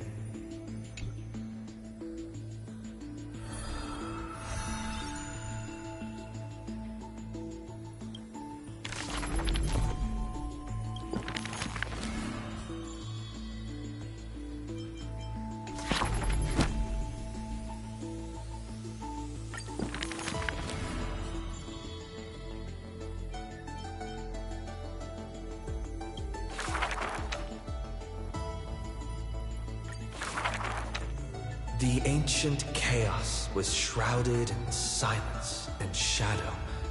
The giant dragon's offspring was born from the earth.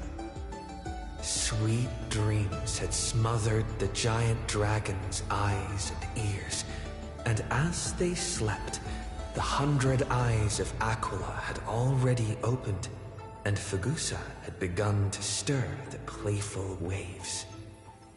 Yet Georios remained weighty and silent. Layer upon layer of peaks enveloped the dragon, cradling them in a bed more grand than any in existence. the giant dragons spent their childhood in darkness. From the moment their bleary eyes blinked open from haze of slumber, they hungered to feast on crude iron and drink deep of molten lava.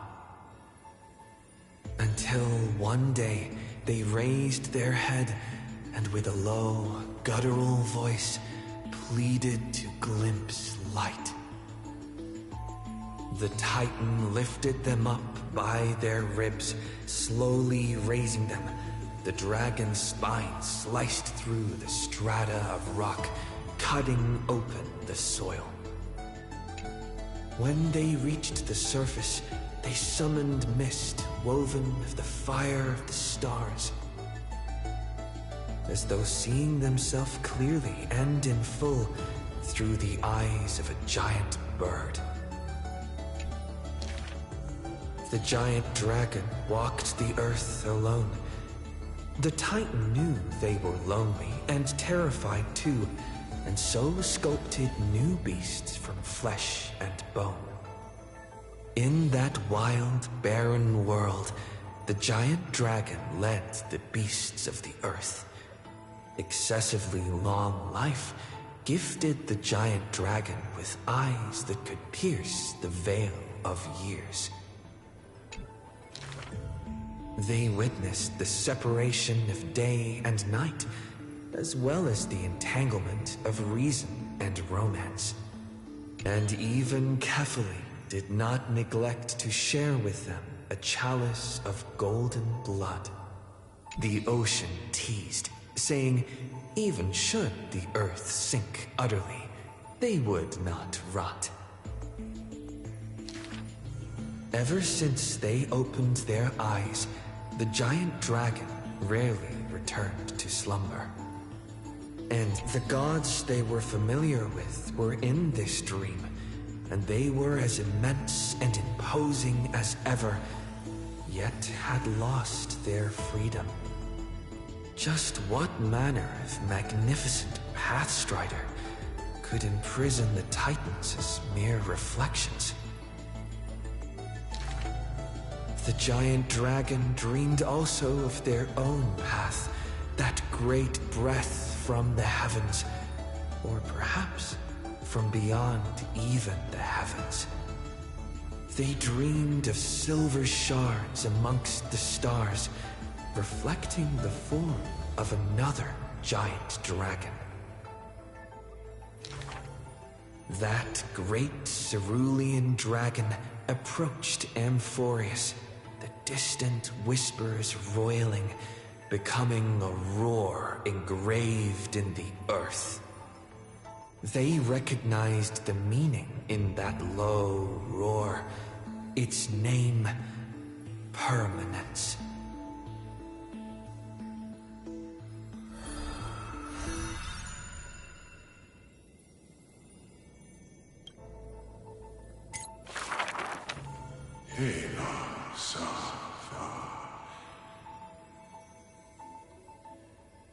In the years spent wandering the earth, the giant dragon always remembered the Titan's words for their worth.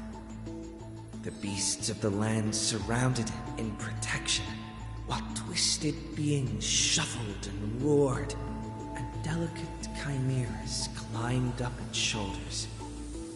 After, the tiny humans came into being. They dashed alongside the giant dragon, then, in the blink of an eye, disappeared across the land.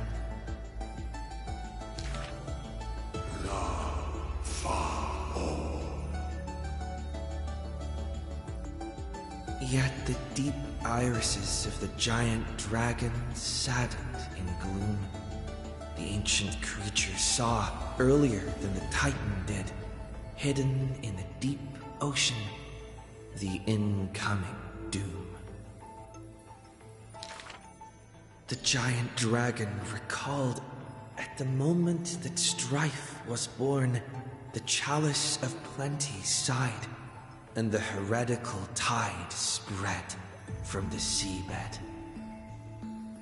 Bearing their bone-gnawing pain and agony, Giorios tightened every fiber in their body, no longer hearing the call of their creations clearly.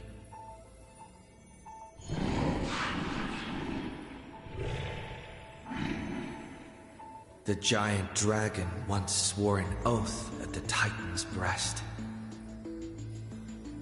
And now, the dragon silently turned and departed, leaving the plateaus and mountains of a secluded world and entering the bustling cities humankind crowded. Thousands of years later, the giant dragon realized those tiny creations of Kevali had rooted their civilization in time. How can there be such a huge Dromus? Dromus? No, that's a walking mountain of gold. Curious residents were amazed at its appearance, while greedy brokers calculated its value. Yet the giant dragon simply walked in leisure, not harming a single building of any stature, nor paying heed to anyone. It quietly listened to the people's language, and its form dissolved in the flames of war. Many years later, Akula closed their eyes, and the giant dragon's steps were finally halted. A swordmaster who broke the waves stopped its way, and a ruler, commander of the chessboard, looked up with inquiry. Are you the Dromus that has been attacking all states? The commander invited the giant dragon to hunt the divine flames together. The giant dragon nodded, but it did not look at the commander, and never mentioned where it came from. Its timeless sight had already seen past the Flame Chase's final plight. Giorios shall be executed here! The Titan, in a painful daze, closed their eyes with a sigh.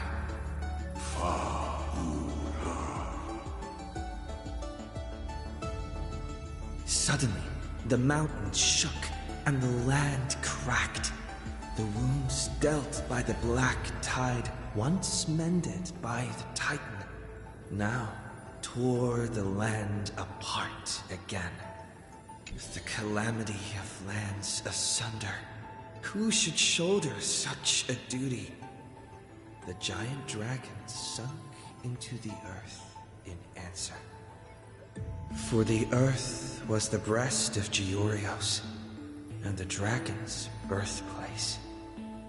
And from that day forth, Amphorius had a new legend of how a giant dragon collected the broken lands and once again made the earth whole.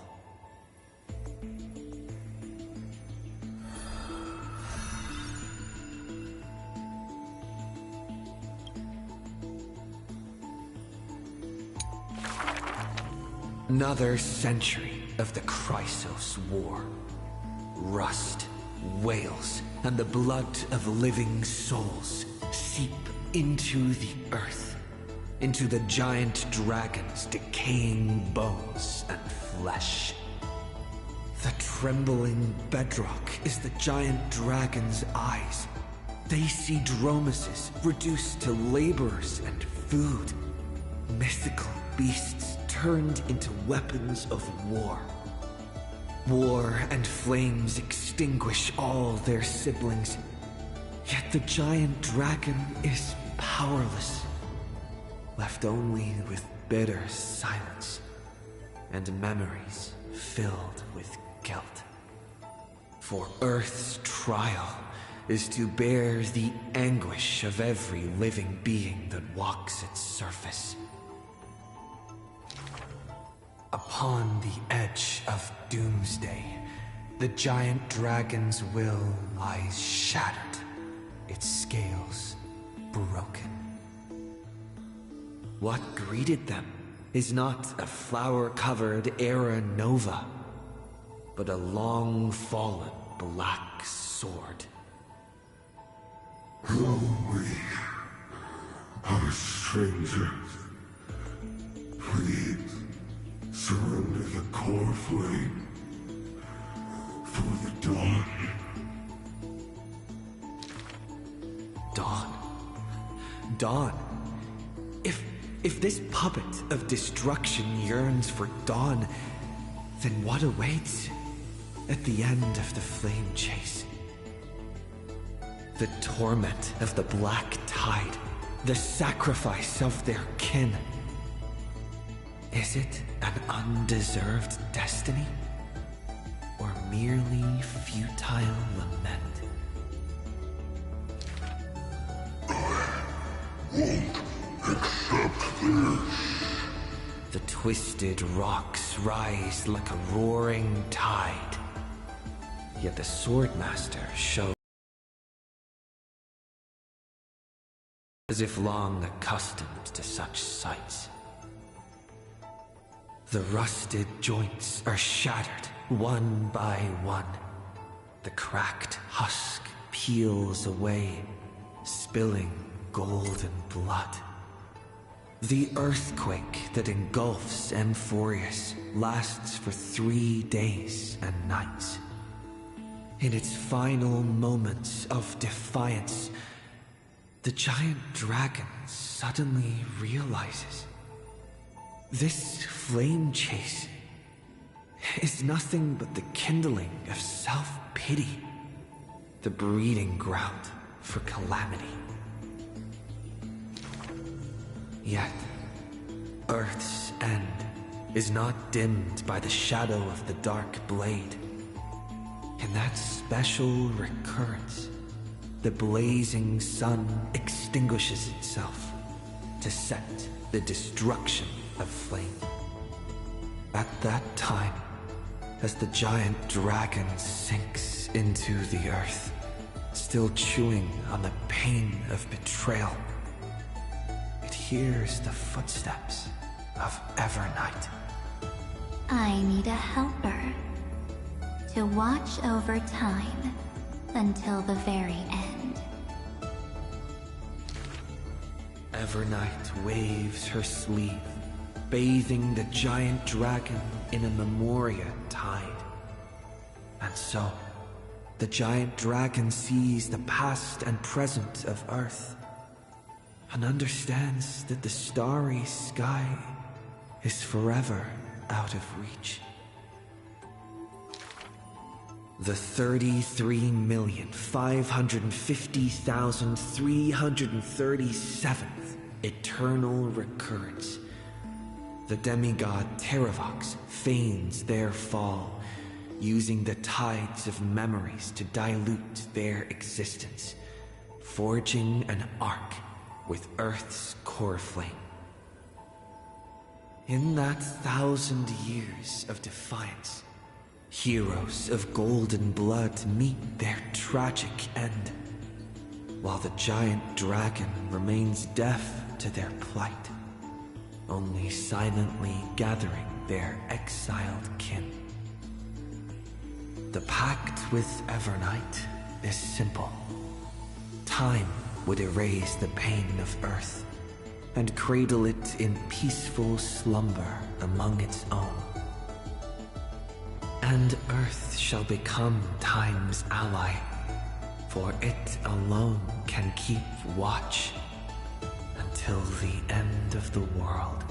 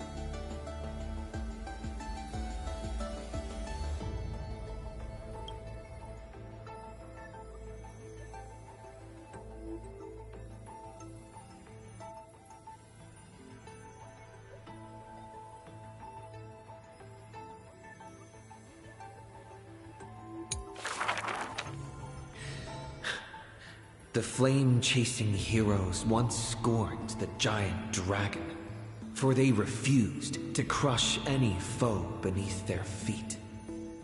Oh, foolish earth beast. A heretic who refuses to serve the flame chase! After staying for several days, the giant dragon bids farewell to the Imperator.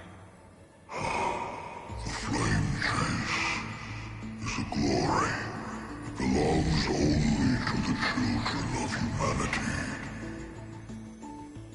You are a benevolent beast. I had no intention of keeping you captive. A decree to protect innocent lives is about to be issued. All I ask is that you lend a hand to the flame chase in the future. Losses are a constant on the flame chase journey. Yet the giant dragon remembers their creator's command. After leaving the Imperator's capital, the giant dragon shelters small beasts upon its back, only to be hunted by city-states hungry for meat. Arrows pour down like rain, unable to pierce the giant dragon's skin, yet cause the creatures on their back to wail and fall. Until a mighty force of reinforcements brings this tragedy to an end. They raised a shield wall for the giant dragon, then marched forth and crushed that city-state. Warlike people, who are you? The leading knight answered loudly. I am Mountain Breaker, Geocles. All the world knows that protecting all of Earth's creations is the creed of the Dromas Legion. The world also knows the Dromas Legion is ever victorious. The giant dragon under the Mountain Breaker is silent, yet unstoppable. Endurance does not help with survival. Mountain Breaker always speaks of his friend this way, while the giant dragon only responds with a low growl. Soon after, when word came that the flame-chasing army targeted Earth, the Dromas riders set forth in full force, all to protect their creator. On the eve of the march, the giant dragon receives a secret message. Your one and only flame chase must be to slay your creator, and then fight to survive. Records state, in the Battle of the Abyss, the Dromas riders were broken after Terravox's betrayal. The Mountain Breaker shed his armor and fell from the cliffs to his end. Earth carved the memories of the betrayal into its strata, until Evernight would leaf through them. Oh, Earth. Time is willing to wash away that pain of betrayal.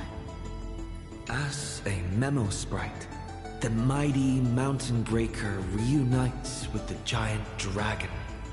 His voice trembles in a whisper. That couldn't have been your choice. The giant dragon only responds with a low growl.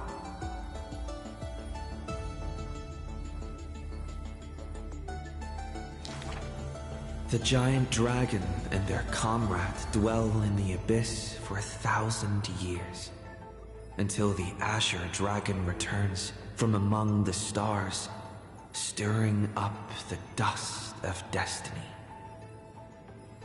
He is one of our kind. the giant dragon lift their eyelids, gazing at the azure-colored lone scion, knowing that dragon's body bears the sworn duty of protection. But in Mountain Breaker's eyes, there is only resolute determination. That is the permanence. The permanence can heal the divine form of the giant dragon. The permanence can guide life past its end. At the edge of the world, watching their comrade's silhouette fade away, the dying giant dragon shakes its head and sighs. The permanence is not a panacea, but rather a bridge.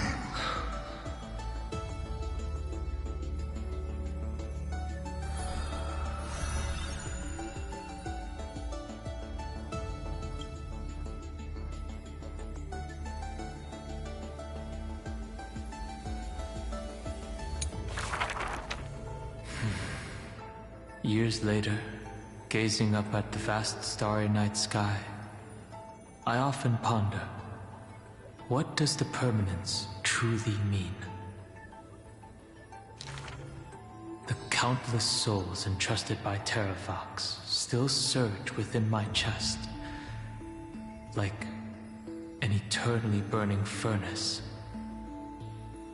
I once thought about finding them a home, and tried to communicate with them in my heart. And yet, the living beings of this world, they are now inseparable from me. As if from the very beginning, they were a branch of my own bloodline. Inseparable? After I told everyone, a heated discussion broke out in the express car. Will you turn into a little chimera and snuggle up in our arms? March 7th lets her imagination run wild. Maybe he'll become a baby seal. A magical beast would be fine too. I've always wanted to see that species.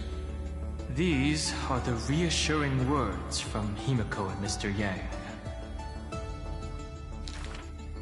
No matter what he becomes, Dan Heng will always be Dan Heng. His words are unusually poetic. But if you become a Dromus, you absolutely must let me feed you red soil.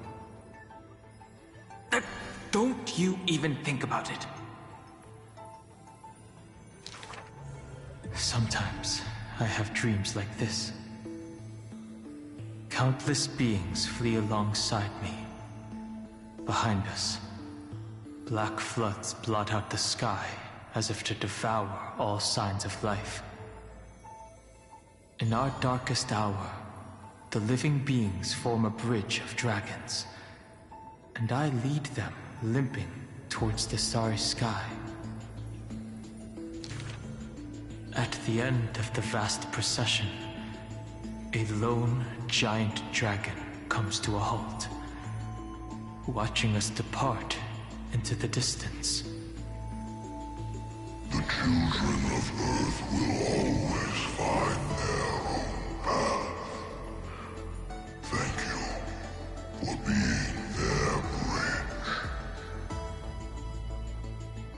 Something stirs within me at the moment of awakening. Perhaps the legacy of the permanence lies not in recreating flesh, nor in the merging of bloodlines. One day, while browsing through the databank, I noticed an update on the universe's animal species. In an ocean-covered planet, a new species of seals evolved, with a penchant for bumping into things. On a barren desert wasteland, evolved a herd of red soil-craving beasts. Many familiar silhouettes are now active in the cosmic ecosystem, yet they are not my old Amphorian friends. This is their rebirth. This is life's way forward. Perhaps, just as Terravox wished, I've become a bridge bearing the weight of their life. They once shattered the battle formation of the mountain dwellers, tore open Giorios' chest, swallowed the core flame, only to resolutely pass it on. Creation will always betray its creator, just as witnessed at the dawn of civilization. Frail beings betrayed the dark tides, climbing onto land, ascending the branches high, finally betraying their home and gazing upon the stars. The furnace in my chest still pulses. In the gaps between the heated torrents, I sometimes find myself in a daze, catching glimpses of that colossal figure in the cosmos's cracks. It was a giant dragon, named the Permanence.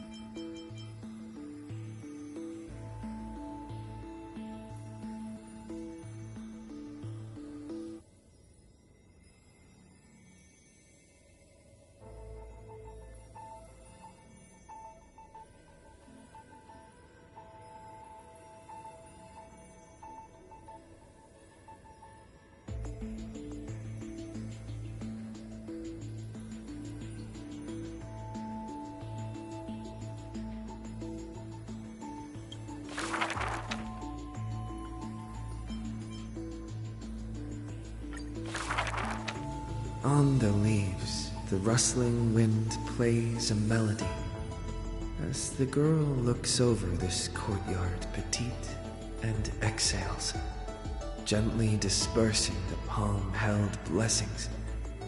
The entire yard is lit softly, like a dandelion bathed in sunlight. Is this courtyard a tad too small? It's okay, Clementine. As long as it provides warmth plenty. The girl makes the courtyard tidy, and in the Evernight lands outside the holy city, there is now a light curing souls' maladies. The girl's skills can bring forth miracles, but today she welcomes a patient quite special. Welcome to the Twilight Courtyard. How can I help you? The gravely patient shakes their head. The end times are coming, and we all wander more and more. Oh, you may heal our wounds, but you cannot cure despair. The girl watches the patient leave, and her heart swells in sorrow. Clementine, prepare some things with me. I want this place to be brighter tomorrow. The redhead child takes the girl's hands. Long time no see, Hyacinth. Are you here in Akama for a visit, or do you need help from us? The girl recounts her needs. I want some shining things, even if they are considered junk. Multicolored paper bags, crystal clear glass, cottons variously dyed, and jingling wind chimes. The girl brings them back to the courtyard and spares no effort to decorate all around. And when some fireflies wander in, the girl is all smiles. Little ones, thank you for your light. The patient returns here and opens their eyes wide. Multicolored dreams on the rooftop now reside, and the lawns contain the sweet whispers of sunlight. A soft cold, only serving to wake the playful chimes and ocarinas of delight. Wow, there's light everywhere. What a warm place. The news is soon spread by the grove, and people with empty hearts visit in droves. The girl prepares candies and tea and listens to every visitor's complaints. People say there was once a star called the sun in the sky, but now that star is no longer there. People say that Aquila took away the world's light, but they still left behind a heart bright to illuminate this happy dream in the night. Like the blizzards in the month of mourning doth calamity fall, burying warmth and dawn's calls. Orderless tides swallow up the grove of reason, and that tiny healing haven is also extinguished, broken and barren. When the girl, far from home, hears of such grave news, the wind brings to her a moment of confusion, but it also evaporates the tears that briefly sparkle into being, and the girl still smiles, bright and happy. Soon, the people of Akima see once again the girl collecting more pieces and tokens, wanting to rebuild that pure haven. But she never realized that wherever she stood, she herself was that holy courtyard, that light-filled haven.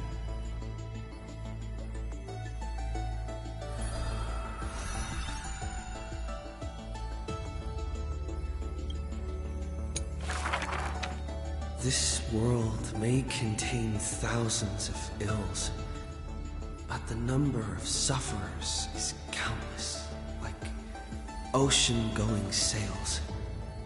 The father and daughter who inherited the sky wander this land's paths, and throughout the cities, they heal the unwell. Heirs of the sky who once reveled in martial might, why do you now soothe the world's blistering blight? The doctor responds with a smile as he cures the injury's agony. Father, why did our ancestors revel in warlike might?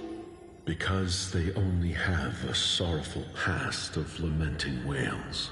Then why are we here, soothing the blight? Because we have a future that needs protection still. The priest who parts dusk from dawn collapsed the sky and sealed her wings, and dwells in a place where time itself meant, bearing the promise to return to the Zenith Supreme. This is the Twilight Courtyard's story. And the father tells his daughter the tale of their line, next to the bonfire lit in the wilderness where winds pine. Though he had told this story many times before, a light in the girl's eyes still shines. Maybe I will return to the sky one day. Or maybe that is not to be your fate. The blessings of the sky were passed down through generations of their heirs. The brawn of the Titan who molded stars granted a boon fitting and fair.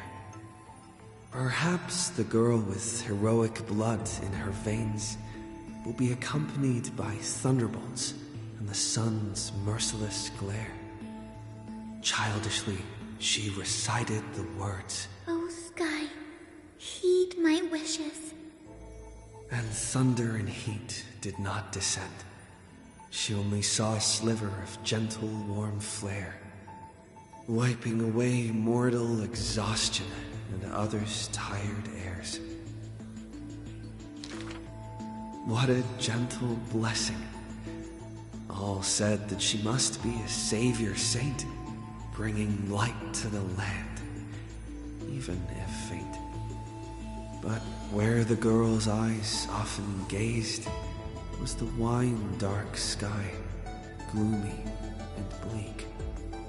The god is also sick.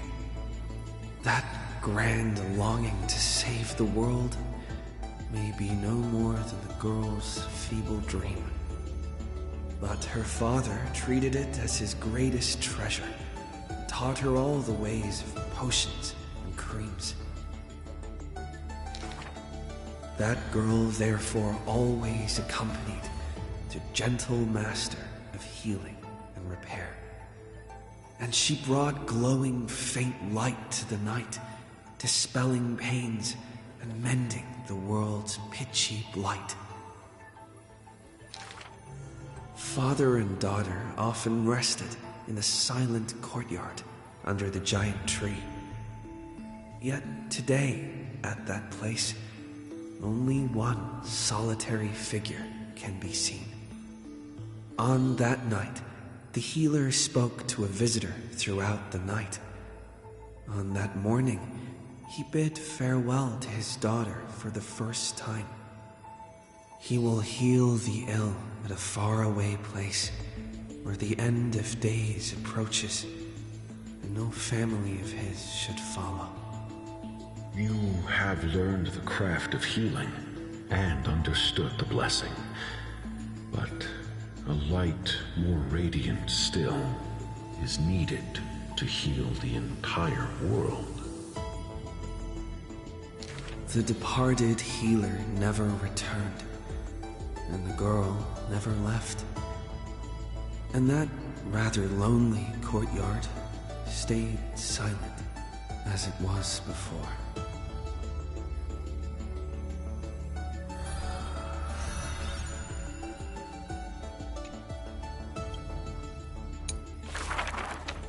A good student who often did stupid things, Was the assessment from the Lotophagist sage. An excellent healer who fails at all scholarly means. Was the assessment from the Noticed sage. A shining child who also burns away her own life's rays. Was the assessment from the Erythrocaramist sage. A fool who was always wreathed in smiles, while drowning in a weighty and pitiful dream. Was the assessment from the Neusporist sage. The girl had visited all the schools during her time studying at the Grove. She refused to become a scholar, despite her exemplary grades. Instead of increasing this world's knowledge, I prefer to reduce its pain. While the sages faced her words in silence, the Neusporist sage alone decided to hire her as assistant post-haste. An apprentice who spends wisdom is more precious than scholars who hide knowledge away. The faded twilight courtyard, long eroded by time, now shelters a girl, the sole heir of her lineage. Loneliness accompanied her days, till the sage of the Caprists visited her and brought her a chromatic pony with a grin. It may be the Eye of Twilight's creation in times gone by, for it shines with the sky's rainbow hues within.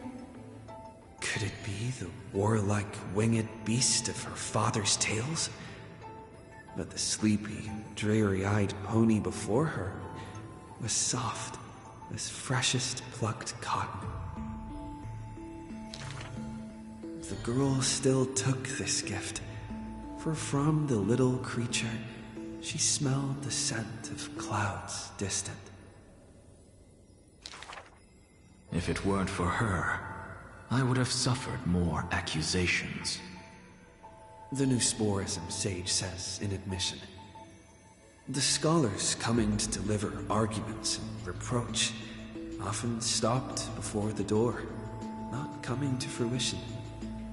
For the girl before the door soothed their blazing anger like the soft clouds, gentleness in accumulation. Do you know what sacrileges he has committed? The girl muddles her answers, yet her heart knows in full admission. Like you and me, he too wishes to heal all of this world's afflictions. The girl treated ailments for many years in the grove, composing her medical treatises into tomes.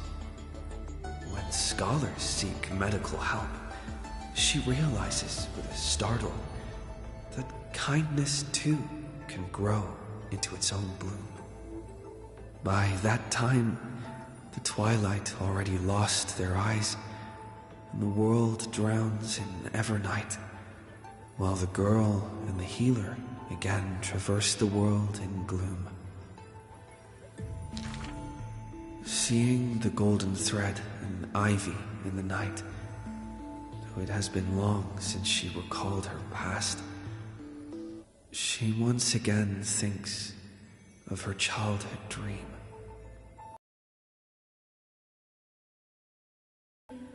Then the dawn that heals the world, I shall replace.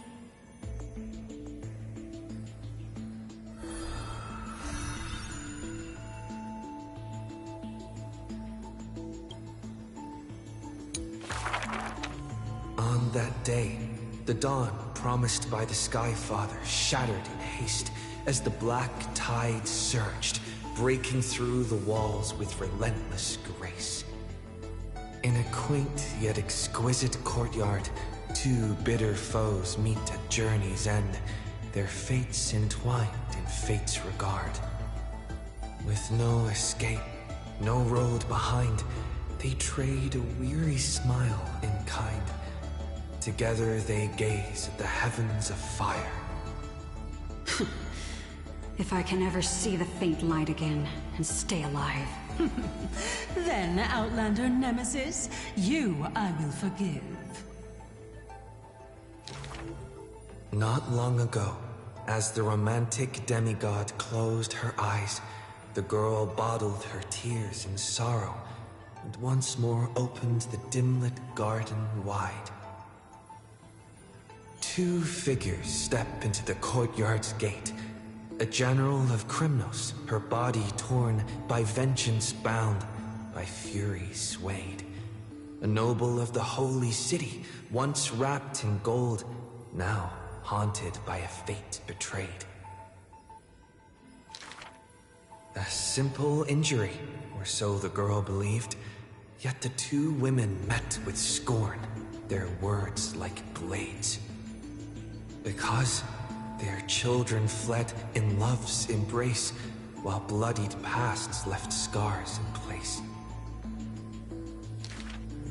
A feud unbroken by countless years, a chasm carved by blood and spears. This was a sickness beyond the girl's touch. Just do your duty as a healer, girl. Family feuds are like sunlight and storm clouds. They cannot mend. At last, the girl saw it clear. The courtyard's birth, in days of yore, was born to mend the rift of dusk and dawn. Then I will make every effort to have you cast aside your difference in this faint light. Before long, the general's wounds were healed, and the noble's worries gently repealed. Yet when their gazes met once more, the loathing within remained unswayed. The girl then spoke the tale of her skykin, of a grandmother's sacrifice, a father's flight from within, of ancestors who descended, leaving their feud behind. Their hands in hers, she held them tight, yet flames of hatred burned too bright. She did not waver or despair. She just smiled and gazed upon the sky. I will use my own fate to prove to you. The courtyard, once bright, lay steeped in night. Hanging blossoms and wind chimes all swallowed by the black tide. The general raised her spear for the noble's sake, while the noble whispered prayers for the general, gentle as a lake. If I can ever see the faint light again and stay alive. Then, Outlander Nemesis, you I will forgive. The death they awaited never came. Instead, a cascade of colors fell from the heavens, simply there, protecting them both. The sky still burned, dark and low, yet her words lingered, a gentle ember refusing to fade. I will use my own fate to prove to you.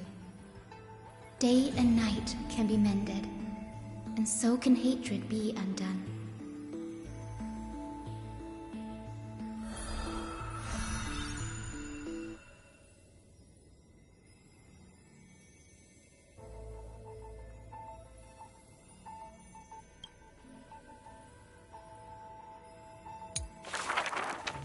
Sky Castrum, its ruins like a blind and weary eye, gazes upon the earth in its dying sight.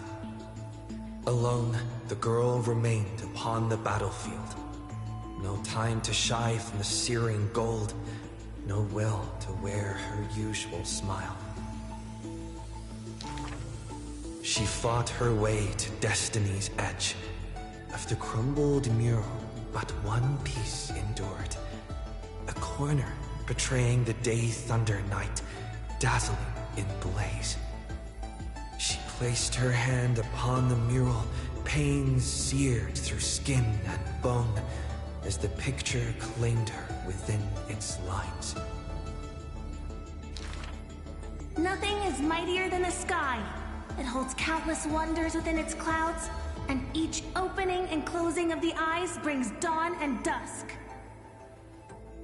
In that painted world, the girl Celiosi's eyes glowed, watching her father, steel-clad and unyielding, cross the land beneath the searing sun. But the girl known as Hyacinth recalled her father's fragile light in the dark, the journeys into lands unknown, marked by endless sunlit days and restless winds. The sky is the gentlest of all. It watches over all things with compassion, showering them with soft rain and morning light. And yet, the sky remains so cold. It witnesses believers tear each other apart. And still, it cowardly flees from all responsibility. Within the frame of that image, the one called Celiosi bore fury in her gaze, her golden blood trailing as she turned from home, sharpening arrowheads beneath the wide and barren sky. Hyacinth remembered her grandmother's song. She recalled her prayer to Aquila before her grandmother's journey, and how bitterness followed her to an unknown land. But the sky is so lonely too, forever distant from the world beneath. It watches every sorrow, unable to intervene. No. The sky must be merciless. It must scorch the wicked, temper the fragile, and pass divine judgment upon all human wickedness. Within the mural, the girl named Seliosi became the divine eye, gazing down without mercy, a titan passing judgment upon her own kind. But in memories deep, Hyacinth heard their call, the golden threads that shielded all, the burning sun, vast and unyielding, carrying the weight of all the world had known.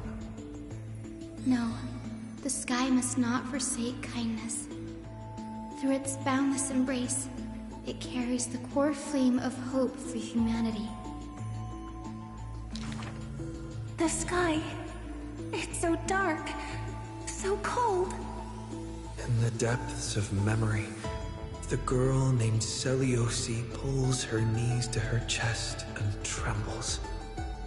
Then please, come sit in my courtyard. A gentle ray of light seeped through, the celestial mural now fused anew. Once more, the land knows favor and boons. The girl who has now become the sky takes the hand of the girl who once was. I want to tell you the secret of the sky's greatness. Whenever the anguished earth looks to it, it always offers a smile in return.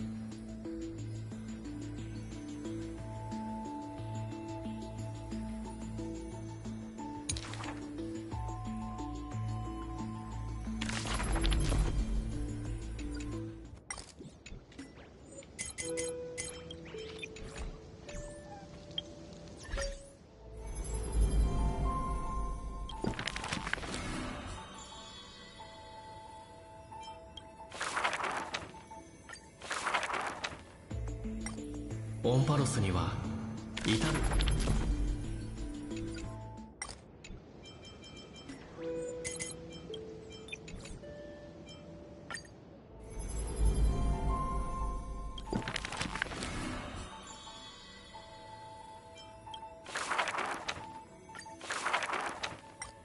In Amphoris, untitled statues are a prevalent sight. As for the inspiration behind these statues, they are said to be the clay figures that Kefali made at the world's creation. They made clay figures in their likeness, bestowed upon them the breath of life, and allowed the golden divinity of their blood to course through. Thus, the very first mortals roamed the earth, receiving the gods' mercy, while realizing the sorrows of this world.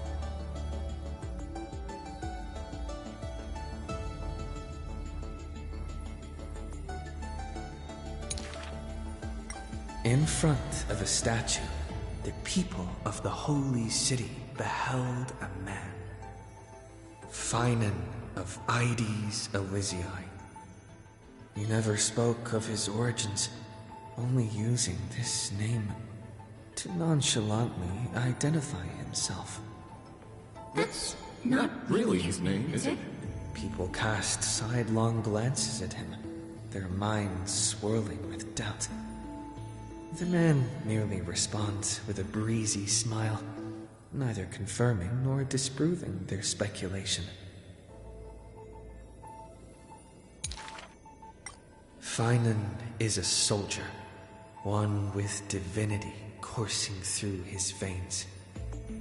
Responding to the Gold Weaver's rally call, he traveled long and far to reach the holy city, eager to bring light to the hero's path.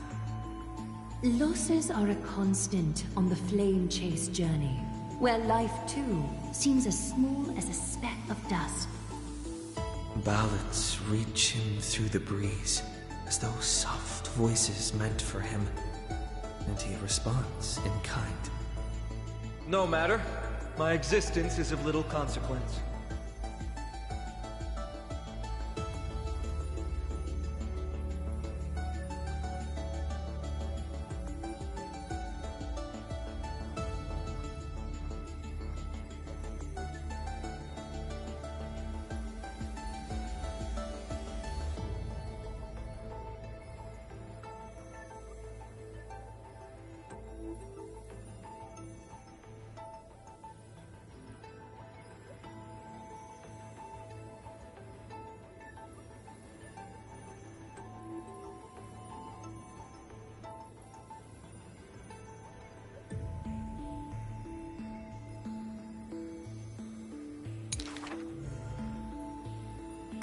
Ides Elysiae, the man's hometown, shrouded in secrecy, just like his past.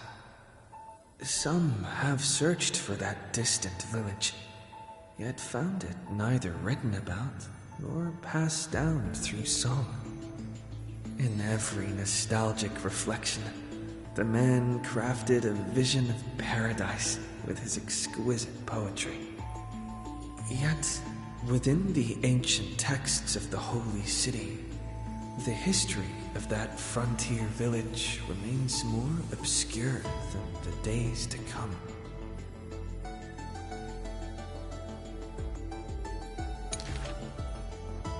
In the far-off future, the land of Amphorius will bear the marks of the hero's footsteps. With sword in hand, the man will inscribe an eternal mark in the Chrysos epic. Yet his real name may never be heard in this world again. Losses are a constant on the flame chase journey. Some, too, losing themselves at the very beginning of their journey.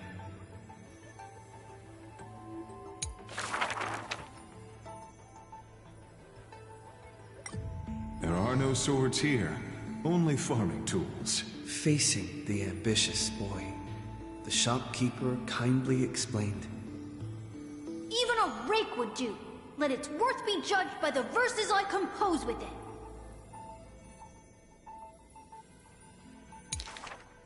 Many days later, the wounded child stood upon the scorched earth, and silently he buried the ruined tool.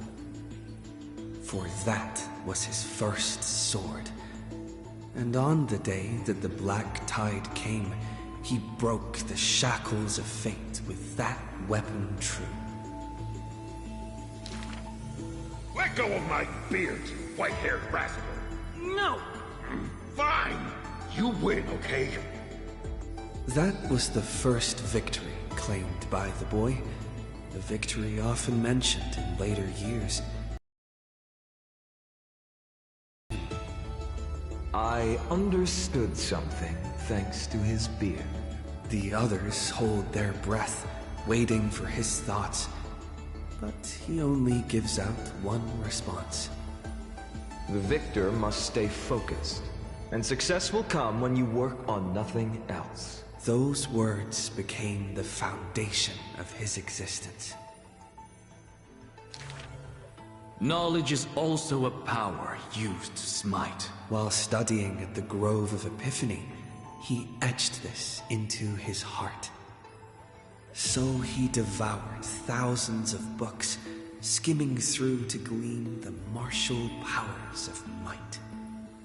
But unenlightened wisdom is merely dust, and when the next calamity approaches, all he recalled is flight. Thus, his books are always worn into shreds, for each book was read endlessly till he remembered every detail slight. When first arriving at the holy city, he was no more skilled than a soldier, except his ambition. Even the deliverer from the sky must have their beginnings in the soil of the nations. The elders in the holy city scorned, casting him into barracks in derision. But none expected this new recruit of unknown history made his name in one mission. Some asked him, which teacher caused such improvement? He answers with countless names, including the Inquirer's own. Only one who treats the world as their teacher can bear its eventual destiny. Those with golden blood are bound to succeed. The golden heroes are born as gods, beloved. Such words echo in the man's mind, yet he knows glory is not where the journey begins. He misses the buried rake, worshipped the enemy with the long beard, mended his tattered books, and polished the barracks' dust-covered gear. What forges a hero is not destiny from above, but the long journey that follows. Now he stands here and looks back, and his past twists into a winding path. The long road to the sky stretches ahead. And towards the blazing white sun, he pens down Deliverance's name.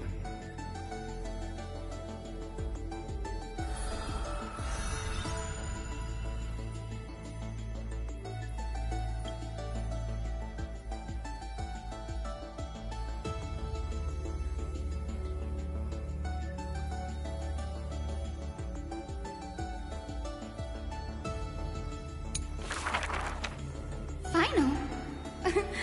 Perhaps you're more suited to being a teacher's assistant. There were once those who misunderstood his alias. Final, an eventuality for students, a test for knowledge gained. It may bring wisdom to light and illuminate efforts, but the word's more common meaning is nothing less than the end.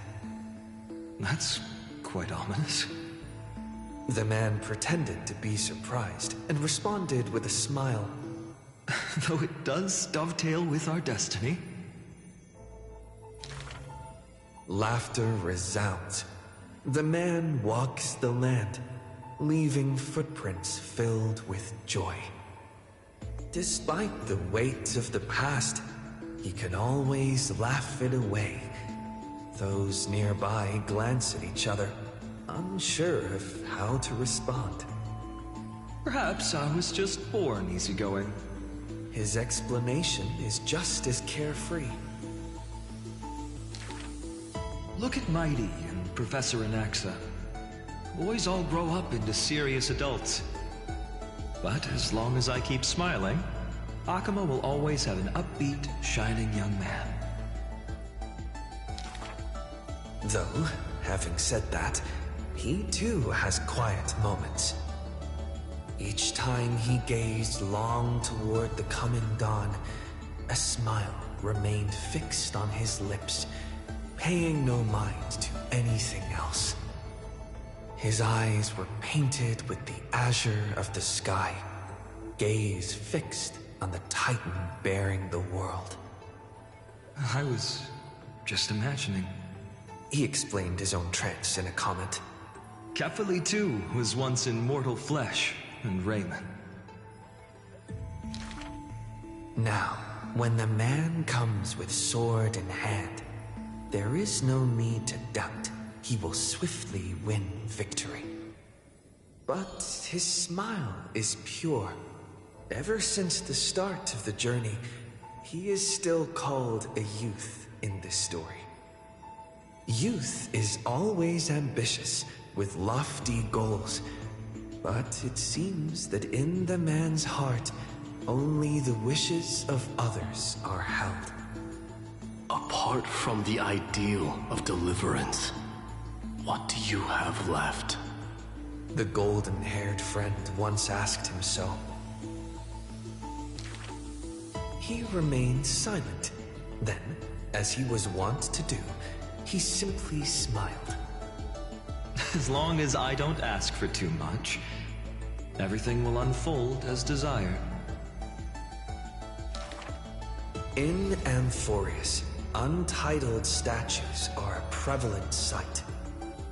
As for the inspiration behind these statues, they are said to be the clay figures that Kefali made at the world's creation. They made clay figures in their likeness, bestowed upon them the breath of life, and allowed the golden divinity of their blood to course through. Thus, the very first mortals roamed the earth, receiving the gods' mercy while realizing the sorrows of this world. But that sorrow was, in the end, only the sorrow of the world. Nobody ever cared what lay behind the smile, what the clay figure thought.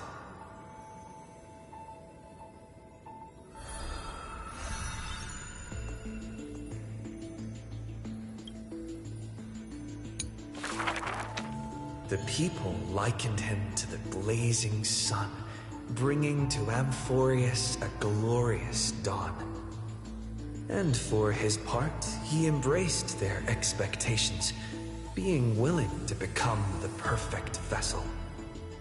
Like that god who shouldered the world, the man never cried or frowned. Yet he is not proud of his resolve, for sometimes he even avoids the funerals of the departed.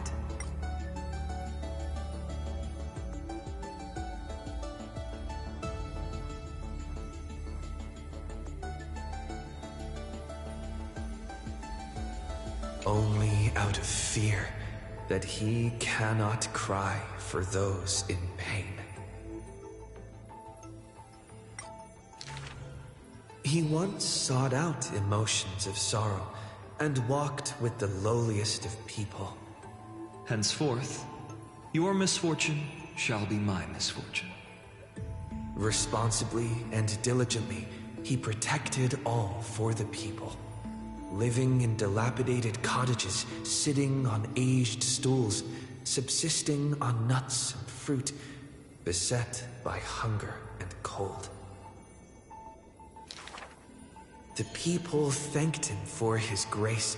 Like a hearth warming winter nights, the man's presence dispelled the cold, leaving warmth with promises of morrow. Whence does his warmth come from? None ask. The man gradually perceives his true nature, but he dares not speak. Unable to bear the turmoil in his heart, the man set off on a journey once more. Then I shall go save what I can. He was a formidable warrior, invincible in battle, and when it was necessary to sacrifice for fellows, he could do so with ease, giving up everything without a show. Just as the ballad blown on the breeze says, losses are a constant on the flame-chased journey. Indeed, sacrifices were not hard for him, yet his misgivings grew with every tomorrow. Like a tear that cannot be shed, such a resolute willingness to let go comes only from the fact that in decisions, he is utterly unafraid to hurt himself. It is because you suffer that you are so much stronger than any ordinary person. There were also those who could understand him, among them, the Crown Prince. But he smiled wryly in response. Perhaps everything was just human nature, yet his misgivings never dissipated. This unknown man in an unknown corner, from time to time, is swallowed by terror. Could it be that, unknowingly, path I walk is by no means the correct one? Fearing only that the greater the burden, the more the mistakes. The road trod by heroes need not be that beset by thorns. Finally, at the terminus of that road, in a desolate, empty place, the man's arms tremble. The power is beyond control, savaging all around it. This is the end of his road, but perhaps he had long foreseen it, but was doomed to be powerless to change it. I am willing to shoulder this world.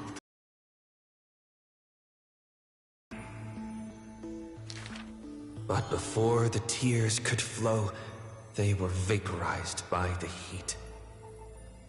His light blazed brighter than the sun, but beneath it, there was but cold destruction.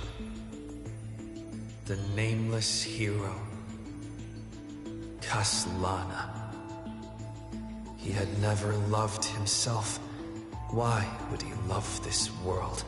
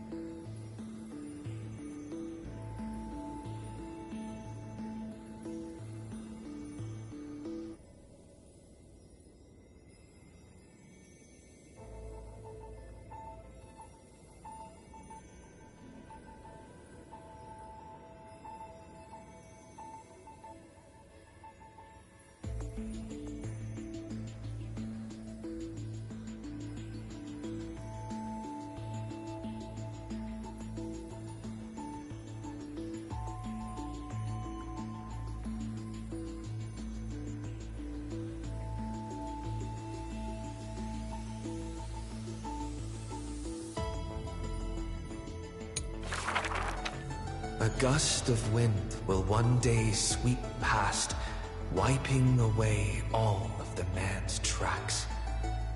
Nearly every footprint was stamped full of the fury that filled him. That humble youth faded away with the flames into yesterday. The first ray of light to pierce the long night was brought by the burning man, but the body that bore the weight of the world was forged by the fires of wrath. Rage is a crafty emotion. It changes its face, concealing itself within the man's life. His friend fought blood-soaked battles so their people would need fight no longer. But every victory and battle he gained left him neither satisfied nor proud, only with the indifference of emptiness. You must be careful. Duty does not drive you to wield your blade, but hate. His teacher kindly reminded him thus. And behind that hatred, you seem to desire the destruction of the self. But what about his joy? Was that too merely a phony disguise? He who once laughed amidst the crowd, day after day, as though it were second nature. No, even though he knew not the meaning of love, that happy past was not a lie someone wove. But now, even those memories have melted into fury. His hatred is such that he cannot hold on to what he cherishes, though all is precious to him. Fueled with lone courage, he attempted to resist fate, but the burning sun that shines upon all creatures once fallen will incinerate the land, becoming golden death. But what of his sorrow? Indeed, the man could shed no tears. But at the moment the cycle manifested, when all that was familiar was now remote, the world collapsed, becoming empty in an instant. But the stabbing pain in the man's heart, was it but the residual warmth of his wraths? The truth no longer important, the man simply took another step forward. He wasn't willing to believe it, but was willing to acknowledge it. There is no need to question your heart. No need to crave victory. If I am born to be a vessel of sin, then I shall roar at evil, and together with it burn. In the endless cycles, there were some moments when the man felt everything dissolve like a dream. In that dream, he would awaken again and become once more that boy who loved to laugh. But were he to open his eyes, the fury would cast a shadow. He saw the creators choke his throat, gurgling and gasping. And in that boundless dream, he mistook them for his own jest. But their true forms were violent hatred towards the creators, towards himself, a roaring inferno. The prophecy departed, Amphorius was unable to usher in the dawn. What rises in the distance is not the morning sun, but a ball of all-devouring fire, setting the universe in conflagration, searing till the end of time.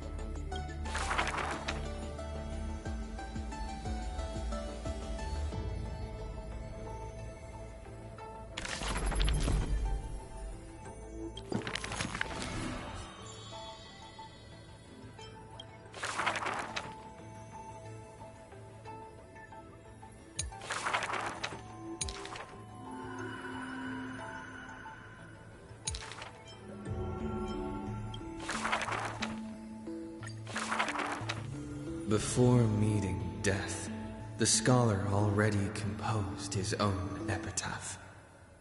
This person's name was seldom mentioned by others. Incomplete, just like his fate. He would sweep his own grave at the beginning of every month of reaping, staring long and hard at his stained hands. Hands that never seek the benediction of gods, accepting only the tricks and plots his brain presents. Keep your distance from that blasphemous one, lest misfortune follows you like a shadow. People warned each other thus before his lectern. In those rumors, the scholar's hubris looms foul and vile. He dares to proclaim ascendancy over gods and defy the Titan's will. But the one shouldering such slander pays little heed. His lonesome figure stands aloof, for he always believed that gods are no greater than mortal beings such as he. Grove of Epiphany, the paradise of the wise, yet harbors one shouldering the name of a fool. He calls himself a clear-headed teacher leading lost students, yet he rarely guides or teaches, apart from gifting a single saying. Yet for the rest of the student's life, that saying often proves to be more valuable than gold. Pupils often praise his words as divine utterances, to which the teacher replies with sharp retort. Apart from destiny, he seems able to decipher all laws.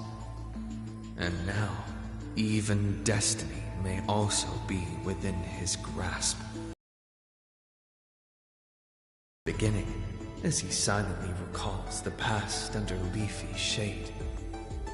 Faced with the god's edict, even I cannot resist.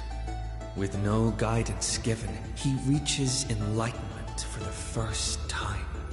Yet, I sincerely believe this is not to be my destiny. That became the cause of the blasphemy. Miracles are the most conceited actions of gods. They are God's denial of humanity via might. Magic tricks are the most articulate rebuttal. They are humanity's imitation of godhood via intellect. He habitually describes the feats of mankind as magic tricks, proving that the enlightened can step beyond the boundaries of reason. But magic tricks cannot afford to fail, even after 1,000,000 times, and for that, the blasphemous co-conspires with a god. Using the final trick, they wish to create a miracle to end all miracles.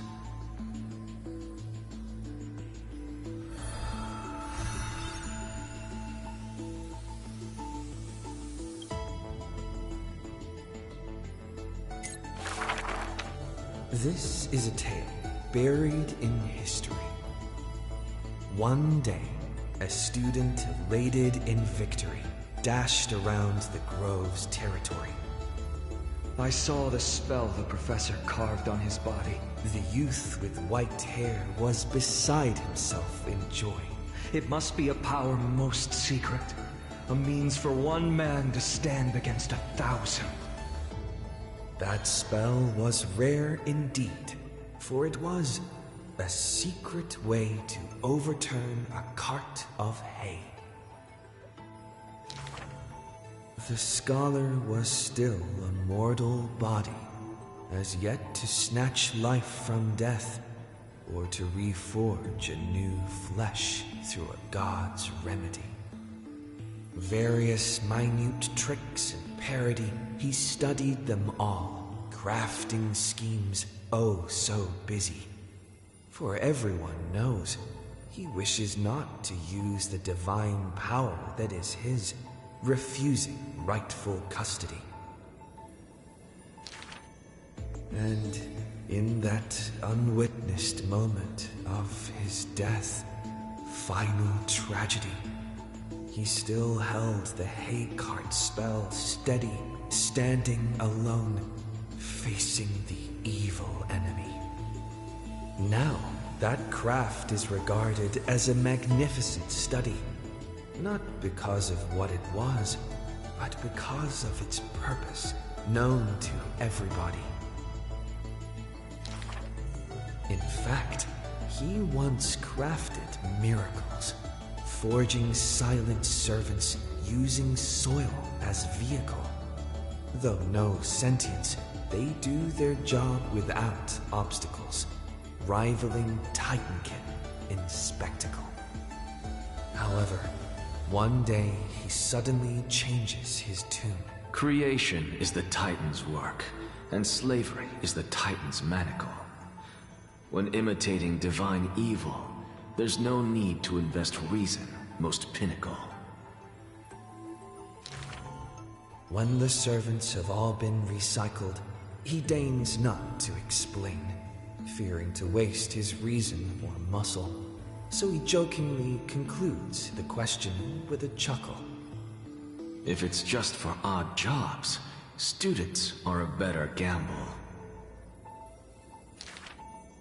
The way he addresses himself comes from elsewhere, an imitation of a divine machine with some flair.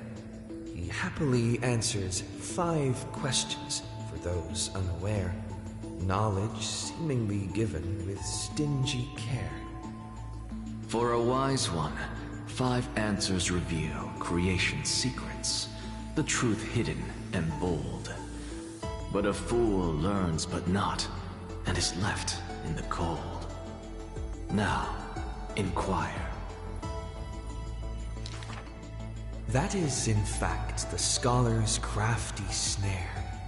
He hides the answer he seeks behind questions posed by those unaware, doling breadcrumbs as bait to lure and compare, whether the inquirer may be worthy of his wisdom to share. The scholar never looks at laws and measurements, ignoring the flow and shift of time's passage, and uncomprehending students gossip in eager regiments. Why? Obviously to drag out class time as a statement. The student's answer seems rather adamant. He is panicked by the flow of time, for his work is yet done, yet to implement. The stubborn assistant interjects in a rare display of testament. This man is too arrogant, and he intends to desecrate Orenix's accomplishments. The passing sage from another school brings admonishment. Outside the courtyard, the gossip flows into the scholar's ear. He silently gives a grade to every question and argument, but none know the true answer, according to his judgment.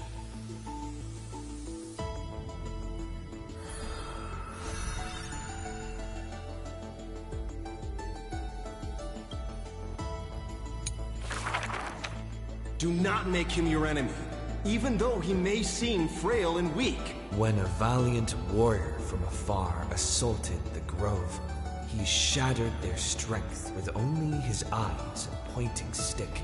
He sent them running, pride cut to the quick.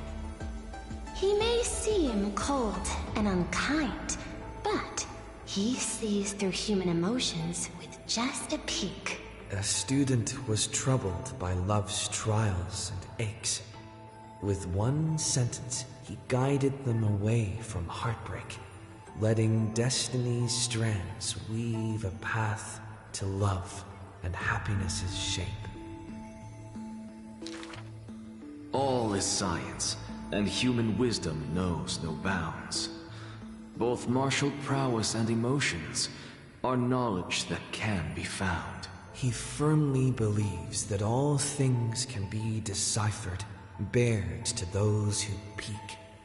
Those that cannot be solved are not mysteries infinite, but only questions waiting to be answered, not obstacles bleak. For those who only protect themselves, the world cannot see their intentions. In sorrowful parting hours, the scholar refuses trifling matters. Isolated in a corner of his library, he fiddles with instruments of crafters. Colleagues suspect him of creating new blasphemies, while students believe him to be making new miracles of mastery. The curious one's gaze through the window beholds, seeing a small wooden bird on the table, wobbling in comfort, swaying in the scholar's hand, an endearing cohort. I ask him, seeking his motive for this effort, but the scholar, usually so quick to retort, refuses to answer, seemingly coming up short. Creatures that through his hands pass all change their functions, invoking wonder peerless.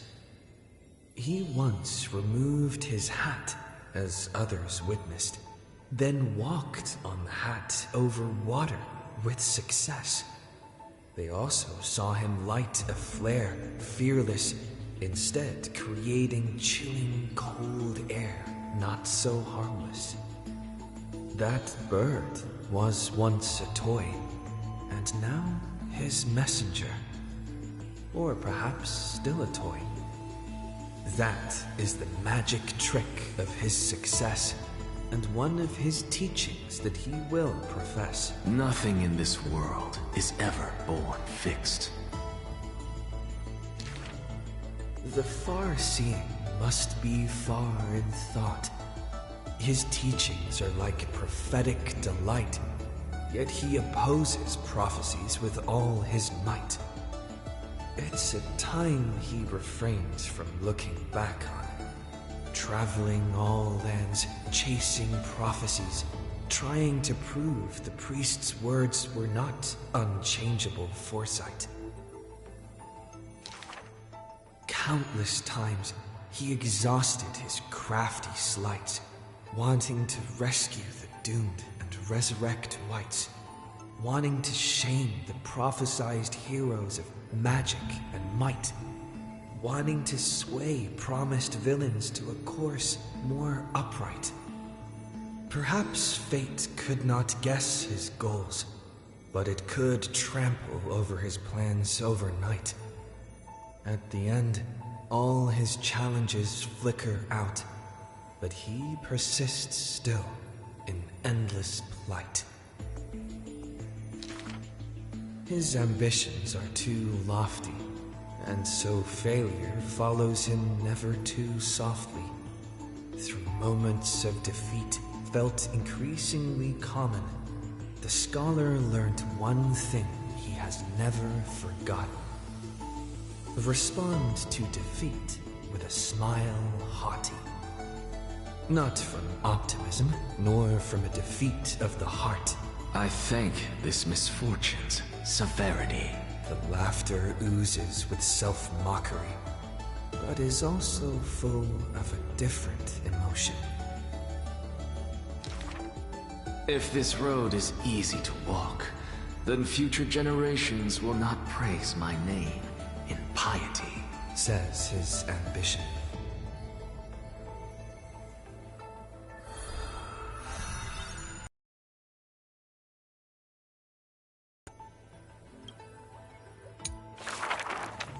On the day that the grove fell, he accepted his defeat and demise, as if embracing truth and heresy. Believe in Titans. and you'll have a happy death. Deny the Titans, and you'll have a fulfilling death. Yet, as the lightened soul bids farewell to its heavy shell, a Titan made an untimely call. Do not be startled, child of humanity. You have a final query in this world. You finally came. He does not seem shocked, and lets the core flame take over his shell. Be more punctual next time, if you will. Upon his first meeting with the Titan, the blasphemer is already on his best behavior. And towards the suggestion to reforge his body, he paid no mind. I have so kindly offered you the best body. So why do you insist upon your mortal imperfection? The scholar replies in candor. Only by retaining the various flaws can my humanity be preserved in rigor. His form remains in the mortal realm, while his spirit walks the river of souls' shores. Between life and death, he fatigues. Dwelling in the child of humankind's thoughts and senses, the Titan cannot bear to remain a mere spectator. Why not ask me your questions, child of humanity? I am rich in wisdom, and shall speak with no ambiguity. As though an unspoken pact, the scholar asked the god about all things, feigning a humble quest for knowledge. Do you treat me just as a way to answer questions? A mere machine? The Titan got what they asked for. You should thank me, for good questions are rarer than good answers. Compared to the joy of a new life, the scholarly breakthrough carried home alongside death filled the scholar's heart with more fervor. He returned to the Scourged Grove many times, and the black tide followed. Despite his defeats, he never sought help or permission.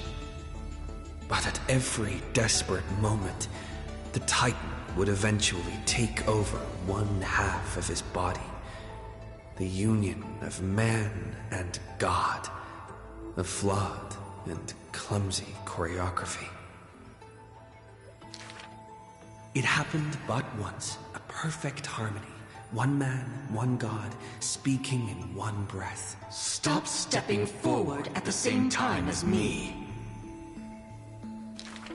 The Titan once revealed the secrets of mixing life, a boon, seemingly a blessing, but full of malice. What a tempting bait. But that's not my desired chalice. Divine power is within his reach, but the scholar is not moved by that essence. This long and abnormal temptation is also a trial of elevation, where the sage can achieve all things, but shortcuts alone he abhors with silence.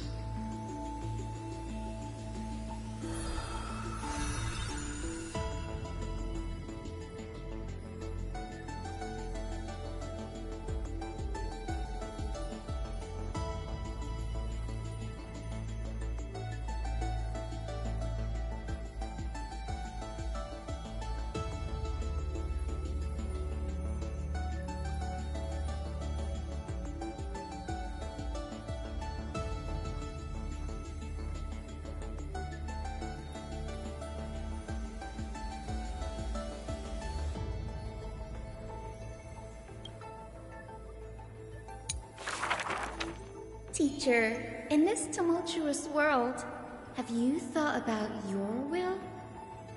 It was just a joke, but the scholar, still at the grove, answered with extreme caution. He has much to say about his posthumous affairs, exhausting all, fearing the smallest omission. Teacher, could it be that you fear death? The assistant asks in concern. It was a question needed, yet he gave no direct reply. Philosophy is the inquiry into death, and I have always considered myself a philosopher. The assistant recounts all of the scholar's final wishes, each mighty as a mountain, asking what seemed impossible. The tombstone must be made of my treasured rare stones, carved with Dromus patterns. But that stone is a miracle of alchemy, tough beyond measure. No chisel could have shaken. That's also his plan. The assistant softly reveals the hidden plot. He hopes that instead of shedding tears over his death, we will find it in us to smile, even in a moment of sorrow.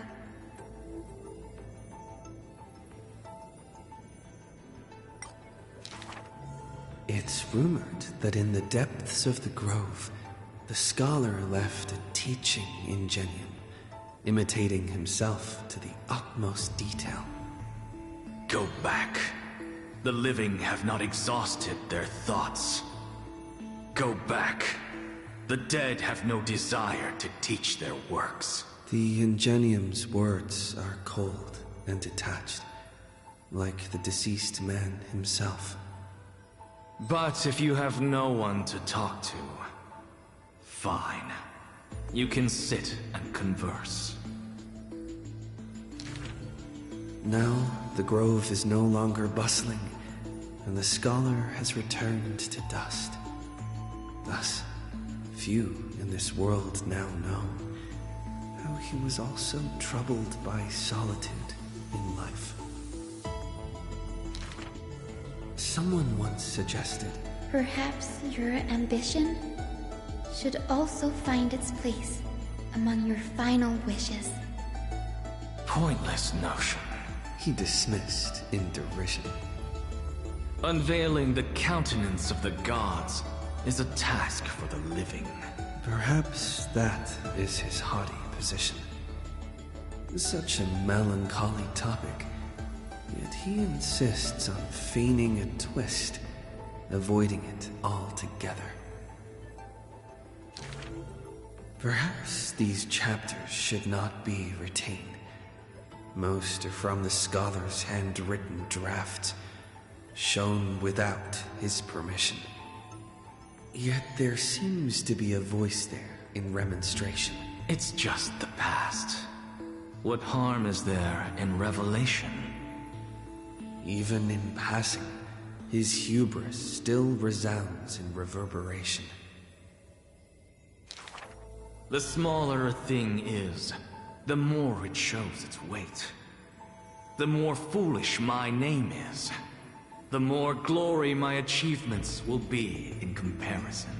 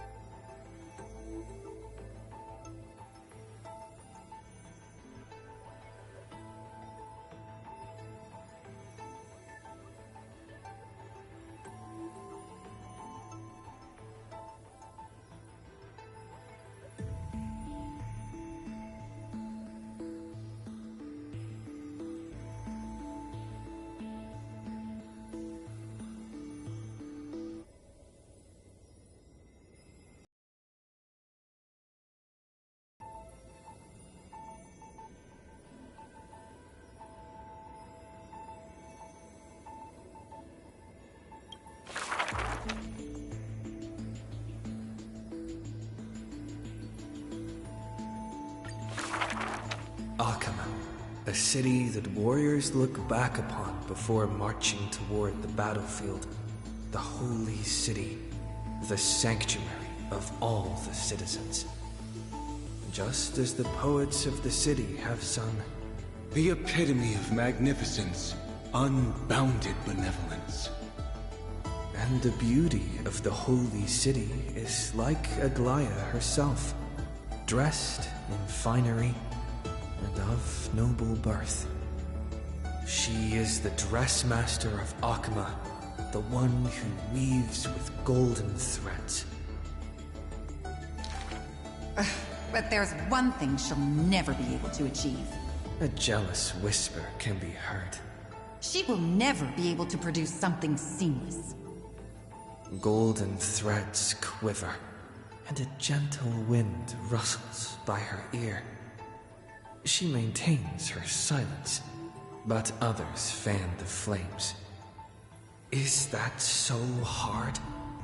Her scissors and rulers are better than any garment maker, sculpting forms as perfect as the gods themselves.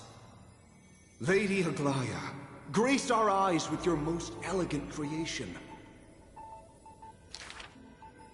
No.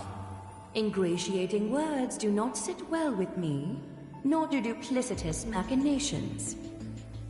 Her gaze flits across the stoa, equally regarding every member of the public. They used to wonder, how exactly do her eyes perceive if something is beautiful or not? As with the holy city that's perpetually bathed in light. How do people tell apart cozy mornings and frosty nights? For the Weaver, the answer lies in her golden threads. Golden threads of the goddess of romance now serve as her hands and eyes. The colors of the world, intertwined with the undertones of human hearts, come flooding toward her. These golden threads are no less prideful than the master they now belong to.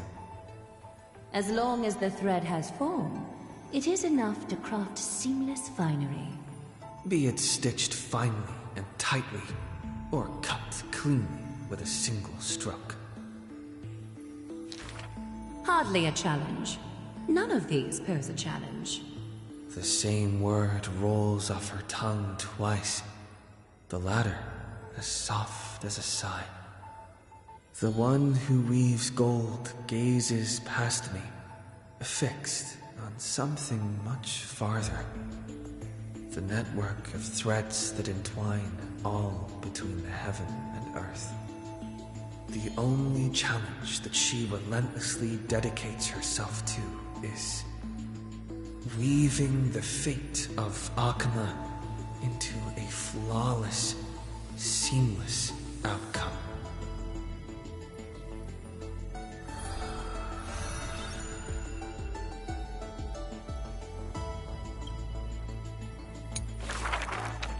A long line stretched across the square.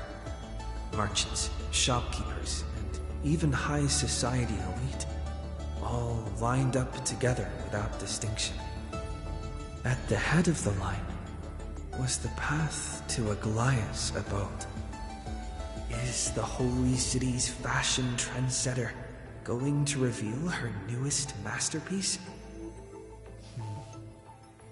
She's about to get rid of her failed pieces!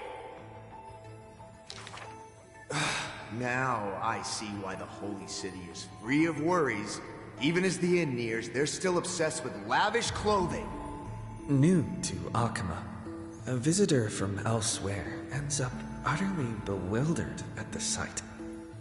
It is said that a family of priests who worship Nestia go way back with the Weaver. But her impeccable gift for weaving isn't meant to serve anyone's pursuit for pleasure. What was once a sacred duty was misunderstood by the beauty-obsessed, who mistook fallen shreds for priceless treasures. Are flawed creations really still worth the people's adoration? The Weaver shakes her head. She seems to have forgotten something. It is precisely the flawed hero who walks ahead of the crowd, who casts a long shadow over the world, and who strides toward everlasting daylight. There are, nevertheless, people whom the Weaver is willing to sew and tailor for. Her conditions, though. Beauty sharp as a blade, and the relentless pursuit of beauty. Me! I want to be showered with a thunderous ovation, and lots of flowers. A melodramatic poet speaks out. I want to stir her emotions. The voice of a blushing young boy. Do I fit the bill? My sister and I are refugees from the Abyss. I want to get a pair of shoes for her. A seated child speaks up. Next to him is a barefooted girl, staying silent with her head kept low. Unfortunately, gold threads are willful things. They are never swayed by sympathy or pity. A tense and worried look surfaces on the young child's countenance. The specks of dirt on his face brought back memories of a past encounter. Go. The Weaver begins. Go to the 3 children in the city. As messengers of Janus, they will bring him the shoes he hopes for.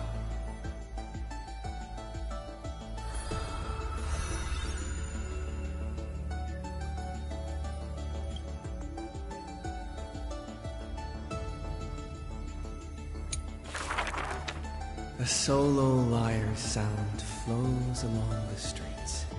Oh, my lover, why does your mood change faster than the clouds above?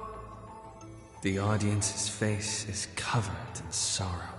Oh, how I wish she has clear eyes that are quick to anger and laughter, and dimples that crease in smiles and frowns.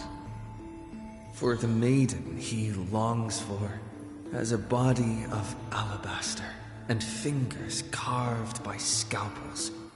In her runs blood of gold and a heart woven from threads.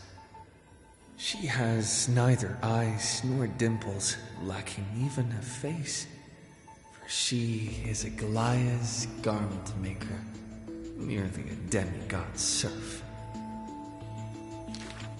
The gilded dressmaster, the executive of romance. How resplendent would her mansion be above the radiant dawning clouds. Nervously, the visitor opens the doors like parting curtains at a theater. The one with golden thread in hand is revealed, standing betwixt figures of stone. Lady Aglaya, I am Apollos' retainer, here for an outfit to take to my master.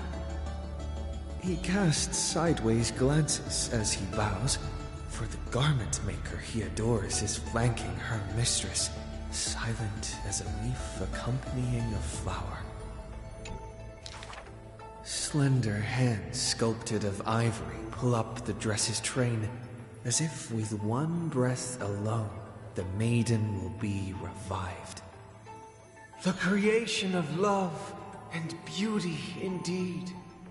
As the visitor thinks thus, his thoughts prickle the golden threads in the room. If you wish to embrace such fantasies, she declares thus on the other end of the golden thread, you must beware of the scissors that can pierce through the chest. In the ancient theater, there are thousands of plays, millions of shows, where even the god of romance was once an actor. The weaver below the stage savors the show for inspiration. The ostracized poet finally returned home. The adoring lovers separated by misfortune.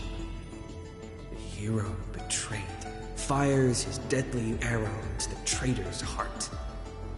The thread known as romance is knit by all beings, by all love and hatred, beauty and sin, memories and prophecies. All that occurs are clothing indeed. Look, the despondent servant buried his love. The dressmaster plucks it up, and into the garment maker's dress she weaves.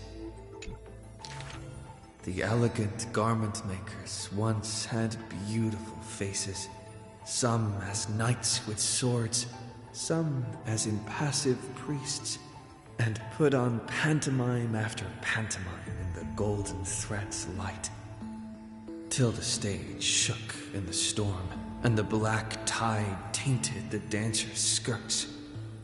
She wiped clean their visages, and instilled armaments instead of silk. Use the needle and thread as your sword. She requests the servants who cannot answer. The garment makers are elegant still. They turn bloody and stained slaughter into lithe rondos, for only then can they still dress in new gowns. Only then can romance survive into the morrow.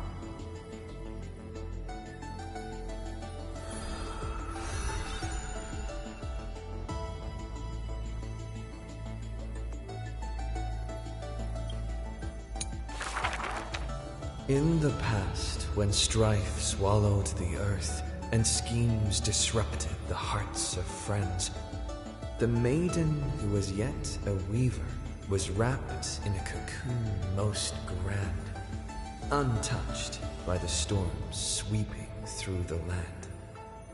She spent her youth in a palace of romance, surrounded by treasures, with even maids beautiful beyond belief, often bathing in the praise and admiration of wealthy nobles.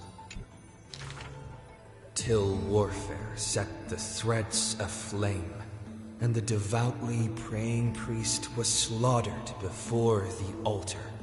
The family adored by all perished before their courtyards, and the blood of her maidservants dyed her golden mantle red.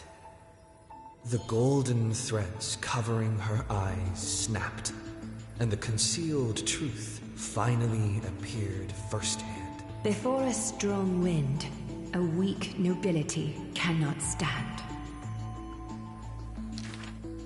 In the long, endless war, the Gold Weaver family was shattered by the sword.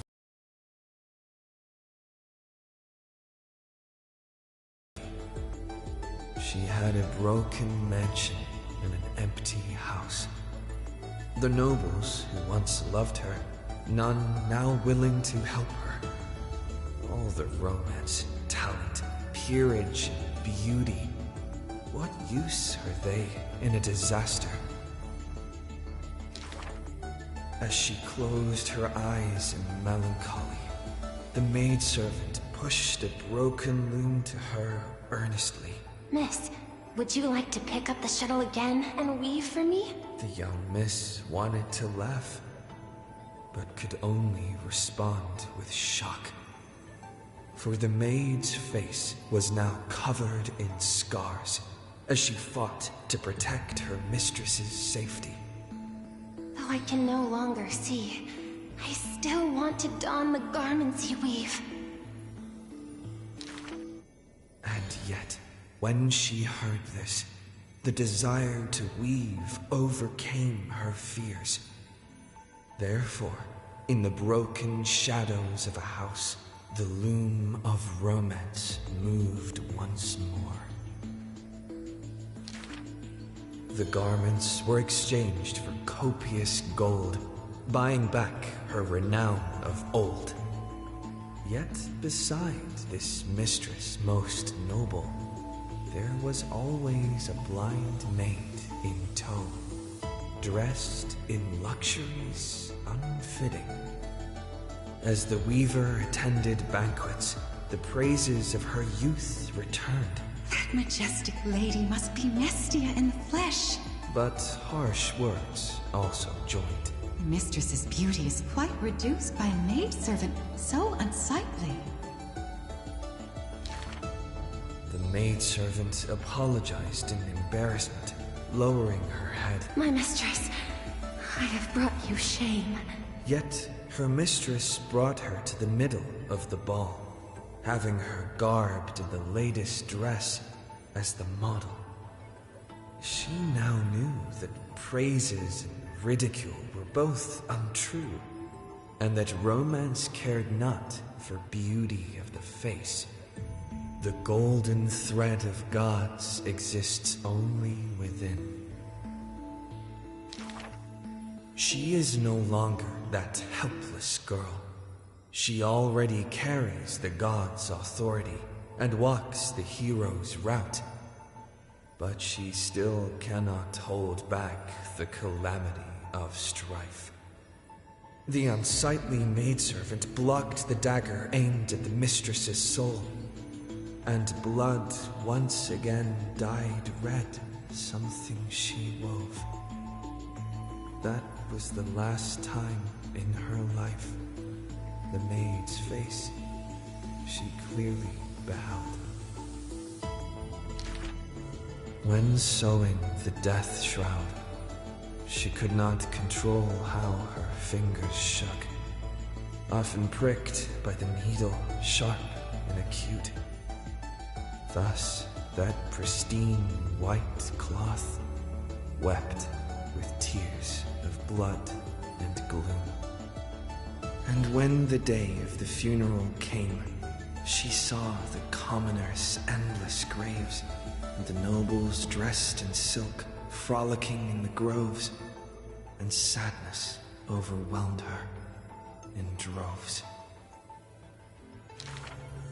Is this the destiny unleashed for their act of chasing God's core flames?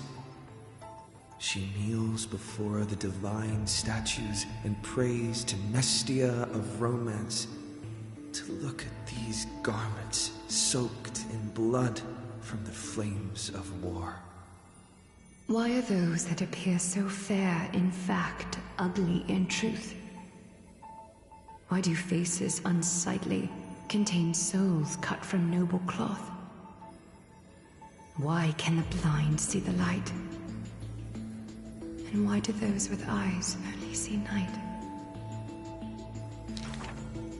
The dying god remains silent. If you no longer have the power to see, then with my destiny, She grasps the burning core flame. I'll exchange for eyes that can see everything. Warm liquid flows from her eyes that now see all. In that instant, she is sure that she saw the manifestation of beauty.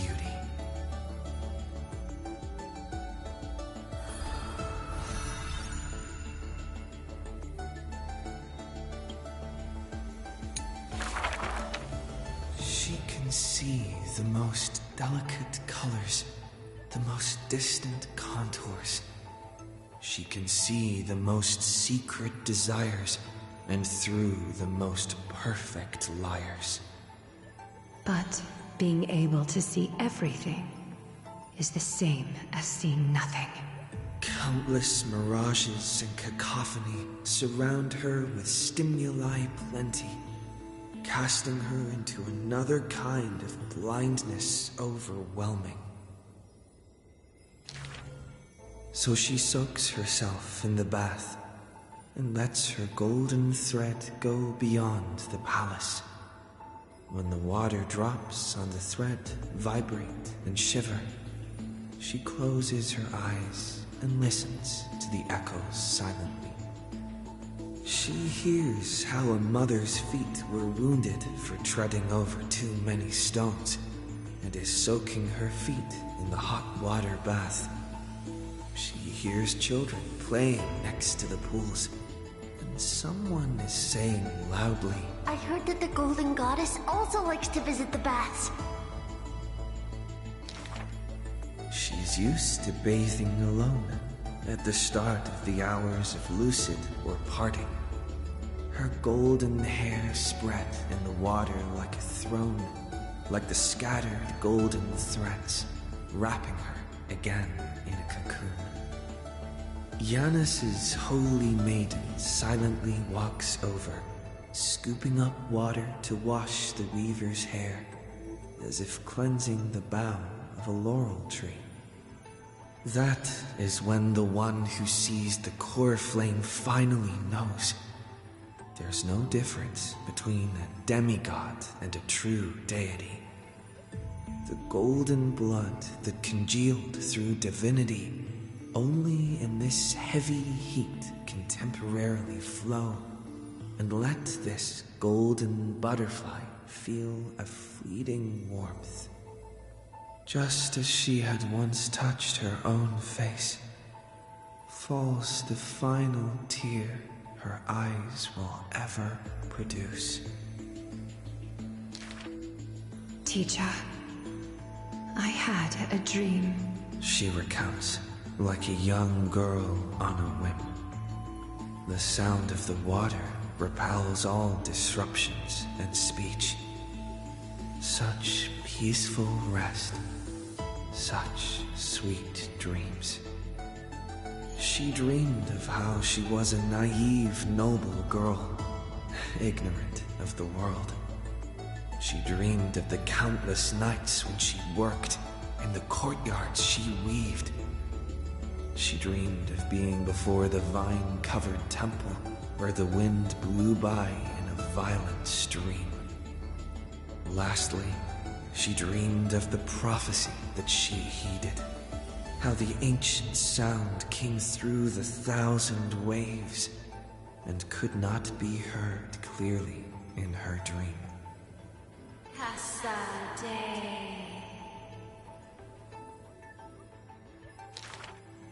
The dawn device is always glittering, and birds are always chittering. The children of Akama like these kinds of songs. Why not trust in the promise of an era Chrysia unending? Like how children believe in fairy tales passed down unceasing.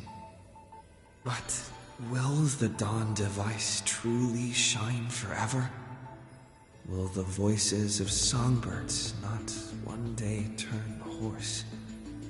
In the golden bath in times gone by, she pierced her eyes, for she saw the all too dazzling future of everyone.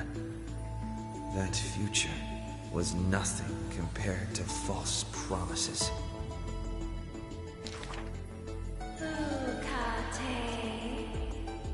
The gods have already determined her destiny and her passing. She knew. She has long known. The red-haired child appears worried. You are aware of everyone's fate, yet never speak of your own future. The child who passes along the prophecy understands that to lay such a heavy weight on one person is comparable to the dawn the world bearing Titan's shoulders. There's only one future for silken threads. That is, to weave magnificent clothes for others. She takes the children's hands, inviting them into the pools, intending to use warm water to wash away their concerns.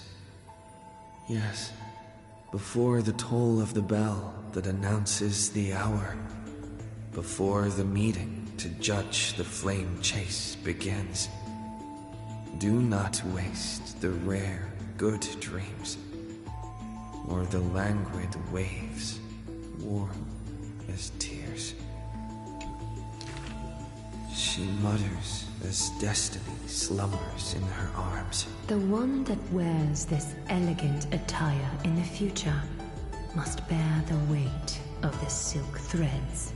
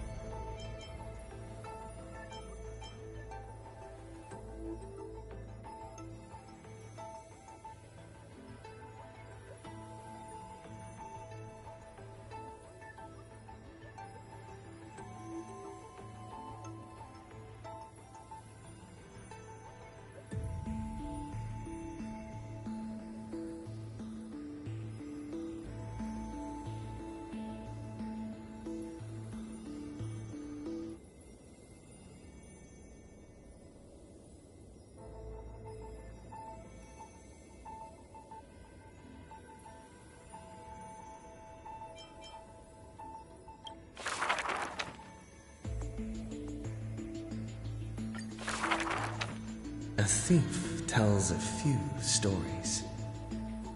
The first story is titled The Golden Apple. It doesn't have to go to the fairest. That city is named Paphos, where the golden light of Nestia shines. The golden apple tree sits in the city's middle. Only the fairest can pluck its apples.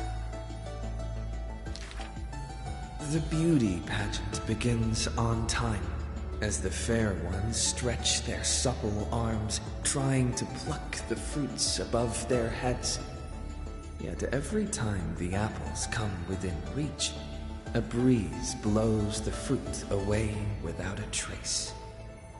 The audience in displeasure disbands, with only one girl left standing there, her features bland. Yet to her surprise, she finds her arms full of golden fruits, a harvest grand. The second story is titled Trying to Argue? Don't trick yourself, please. That city is named Idylia, where Circe's roots bury deep and wide. The sophist scholar holds a tortoise aloft, but his theories, common sense bereft. Even the best athlete could never catch up to this turtle.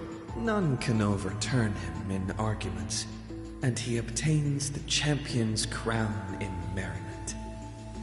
Yet, as he is about to leave, a wind blows the tortoise in front of him. And behold, his paradox becomes truth. To catch up to the turtle, an entire day and night he spends. The third story I will tell is titled, A Competition in Trickery. Who do you think is the Grandmaster? That city is named Dolos, where even Zagreus was once tricked. The king promises to reward the perfect lie, wishing to recreate the deceit of the Titan, his grand feat.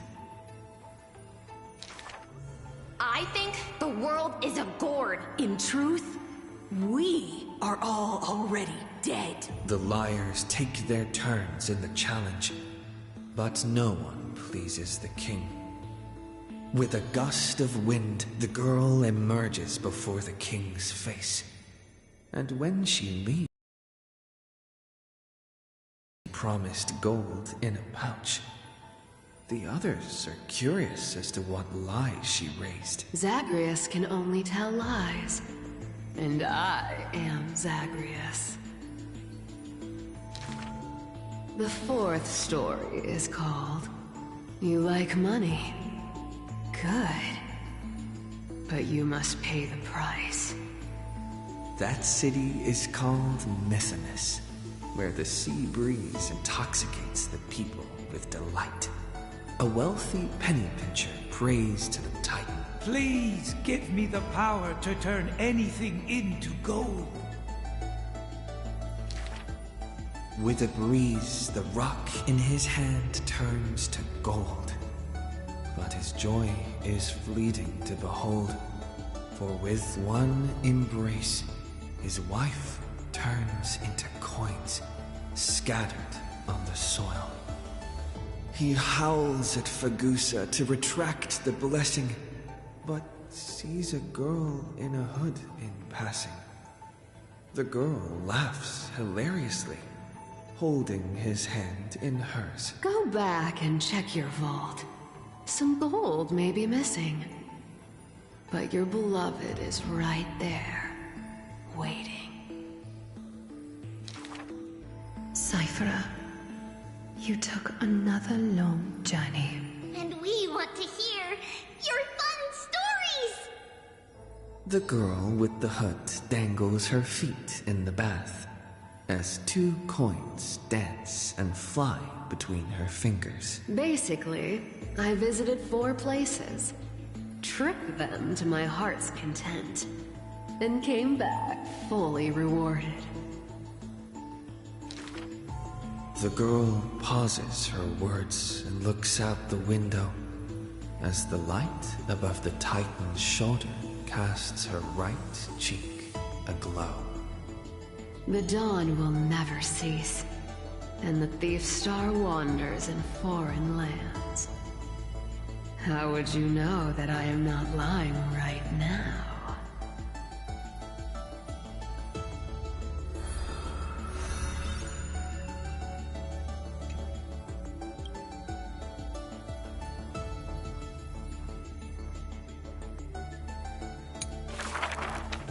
In Dolos' suburbs, in a tiny weaving workshop, the silk-weaving old woman busies herself within as her smart child wanders outside on a whim. The silk pours from the loom, some bright as the dawn, some dark as the night. The woman had lived her whole life in poverty, yet through her business, she never deceives. Good child, listen to me. Never lie and speak deceit, for people like you only do to honesty. The girl smiles and nods, but her heart is drawn to the boundless desires of the bustling streets. And the grandmother is unaware that her handmade white dress has been stained by the mud of conceit. Madam, what is a bundle of white silk's price? Sir, only 2,000 balance coins. An honest price tag can only meager profit obtain. If we keep selling cloth like this, we'll stay poor for the rest of our lives. The girl complains to her grandmother while sprouting countless plots and petty tricks. The woman smiles and does not reply, only weaving with night-shaded silk a suave, hooded robe for her little spark. Why don't you take some of our goods and go into the city tomorrow to try out those pranks? The mesmerizing, moneyed charm of Dolo City turns minds and tongues into a whirlwind of confusion. Even the girl who prided herself on sharp ears and a clever tongue could not contend with the myriad of shifting faces before her. She returns penniless and furiously seethes. I vow to the god of thieves that I will eventually empty those people's pockets. Smiling, her grandmother stops her silk work and offers some dinner with humble dish. Silly child, don't let Titans hear such vows and promises. Yet when the moon rises, a magnificent pin graces the old lady's pale locks. The girl smiles at the old woman, now stunned in shock. I actually did return with some catch. The brilliance adorning her white hair drew all eyes, and its proud original owner arrived to stake their claim. The bet that the girl won with a brilliant trick is described as a thief's loot through lying schemes. The old woman, in her panic, shouldered the blame, confirming a sin that was but a fabrication. By Dolos's laws, we must also execute all her family! To protect the girl, the old woman reveals the final secret unseen. She's not my family, but just an orphan picked from the street on a whim.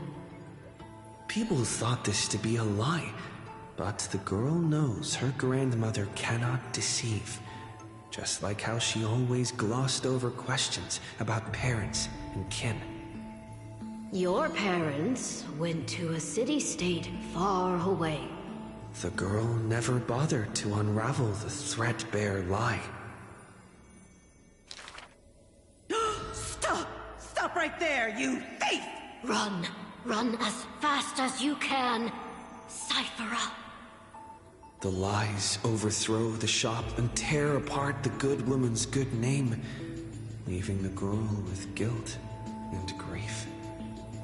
The hearth of her home was a lie, doused by another conceit. But if her sleight of hand had better skill, would it have made that fire burn forever? The girl pulls down the hood and sinks into the starless dark. I vow to the god of thieves. And from that day, she never left empty-handed, her words woven with deceit. However, back then the girl did not realize that the people did not covet one simple pin, but the golden blood flowing beneath her skin.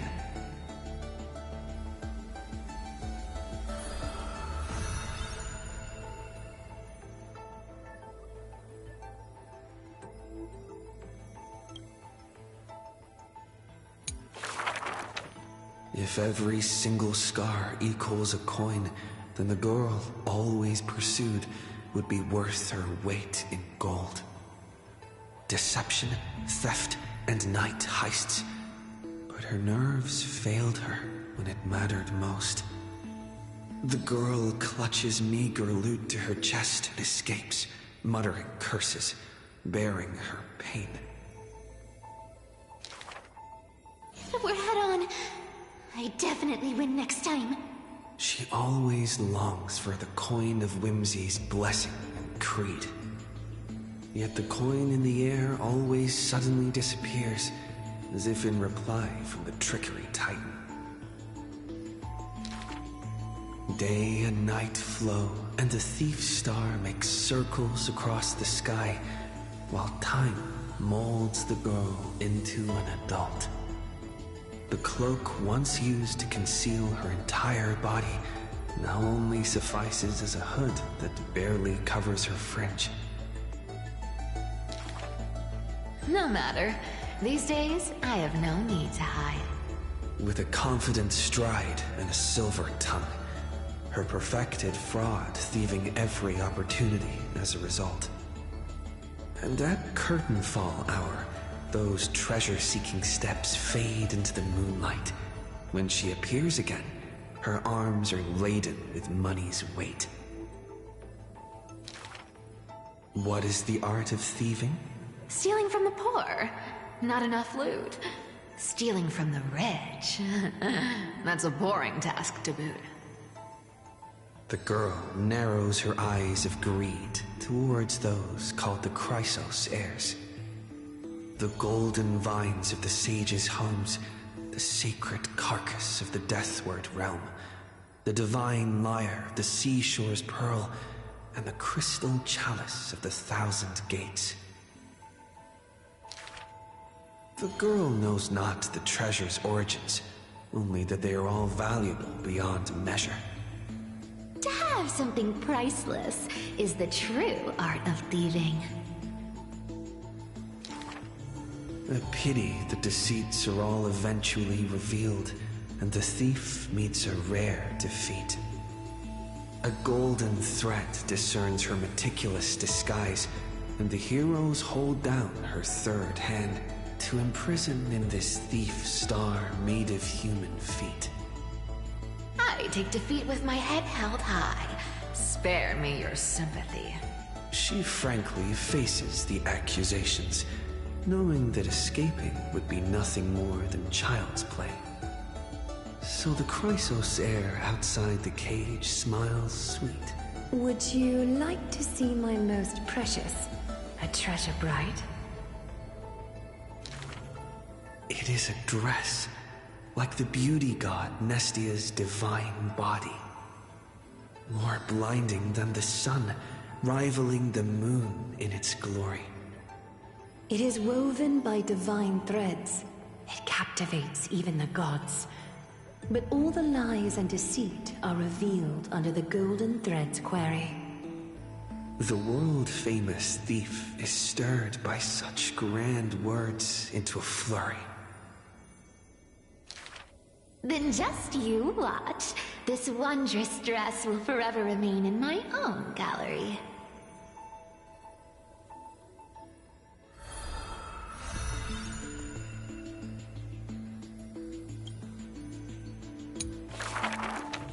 This is an age of ruin.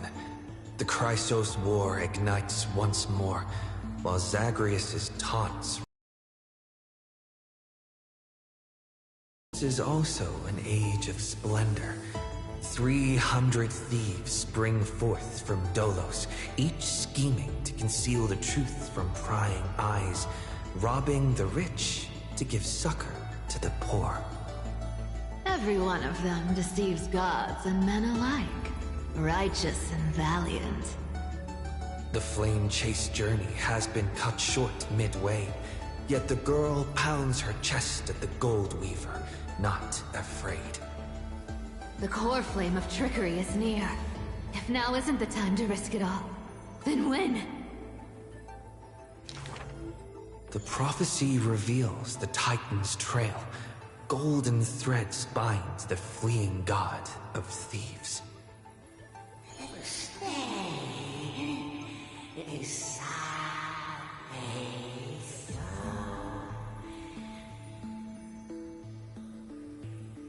The young girl flashed a grin and walked towards the god who was pretending to smile.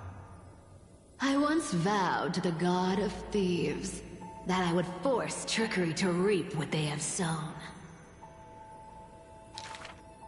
The Titan whispered from the vortex, the god of trickery's earnest plea.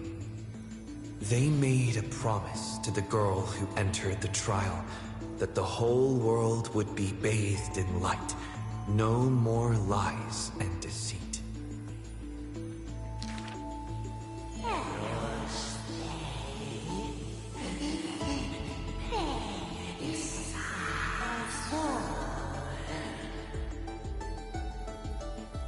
The young girl recalled the hearth fire of her childhood. Cyphera, only honesty is well liked. She pursed her lips. That does sound like quite the ideal society. Of course I didn't accept. How boring would a world without deception be? The young girl demonstrated her newly acquired divine power, molding lies into reality. The defeated Titan is now not but a wandering soul. But somewhere far away, a purple spirit thief opened bleary eyes. They had forgotten their previous life as a Titan, and remembered only the girl's crafty message. Go! Collect treasure, you greedy little grape. Once you regain the memories of trickery from chests, then I will claim the reward for saving your life. In the days spent away from Akima, the girl grew accustomed to traveling alone. In a certain city, she heard of a spirit thief, rumors aplenty. I, Bartolo's master thief, shall take all you've labored to gain. So saying, the spirit thief steals the girl's coin pouch and fled without a trace. But a gust of wind brushed past, and the girl had already caught them. Running for it? Your life was saved by my trickery, you know. The old god and the new finally reunite, the two rivals who, from that moment on, became thieves and companions both. It's just that the spirit thief's companion was always scaring them. Hey, the fish in the River of Souls are starving, you know.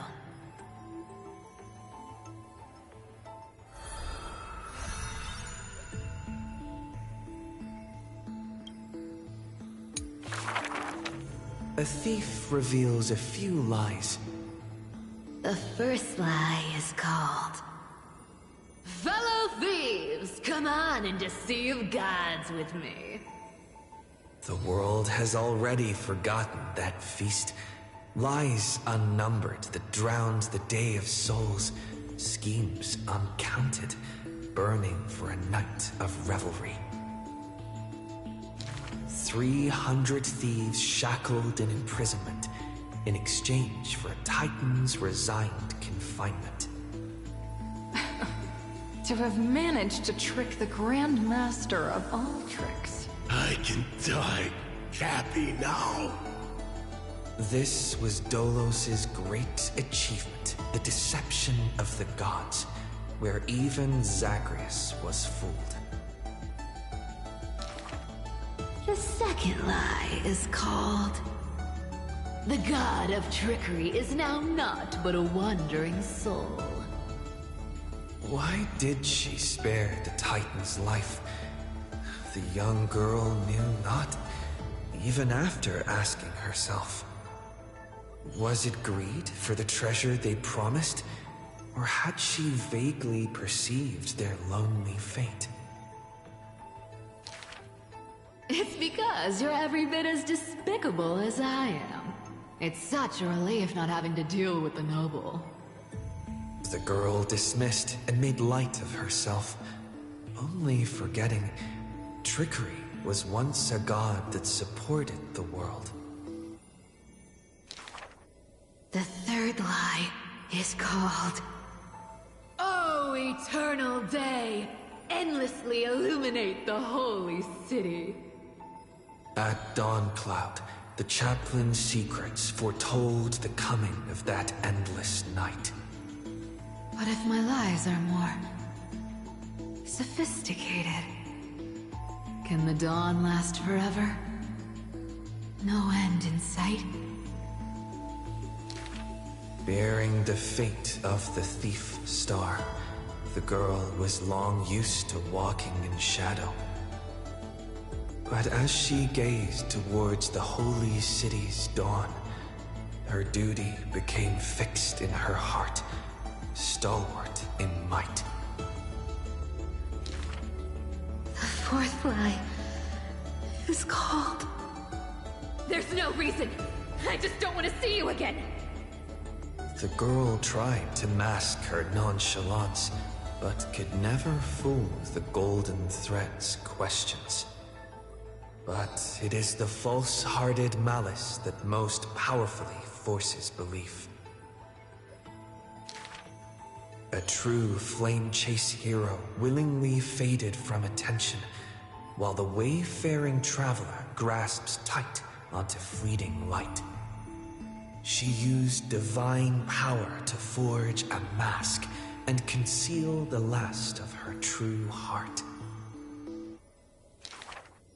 The fifth lie is called... No. There are... no more... lies... left. The whimsical coin fell to the ground, telling the tale of fate fulfilled. Travels unwitnessed, ruses unknown. To whom may these now be told? Lies are always but lies. But you can make them more beautiful than the truth. Under the somber sky, golden blood soaked the thief's cloak.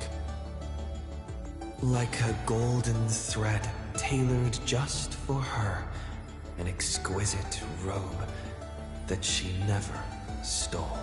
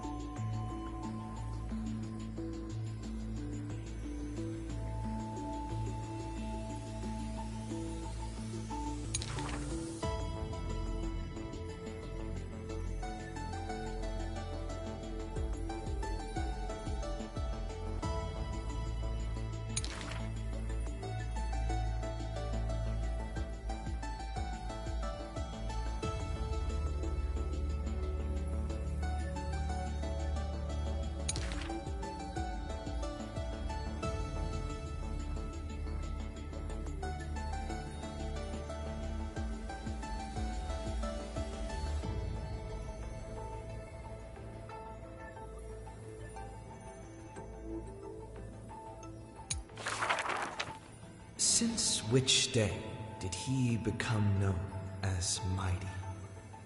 His strength rivals all lands, but the man pays it no heed. For only the authority of a king can end another king, and only strife can end strife. The torrent of conquest crosses the barrens, yet with homeland's blood, it is destined to be stained. None dare to shake his hand in greeting, for his hands burn as the blazing sun soaked in the might of the flames. What a mighty feat it is. In the aftermath of defeat, the man digs graves for the deceased soldiers, burying thousands with his own hands.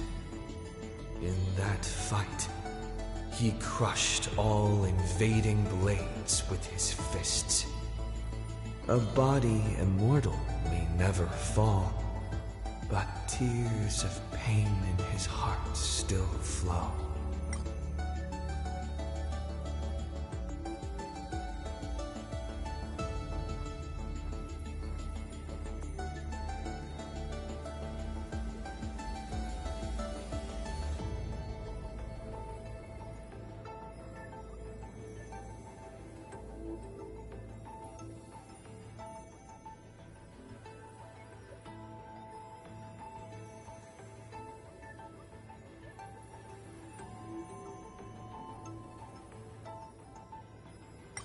None dare to...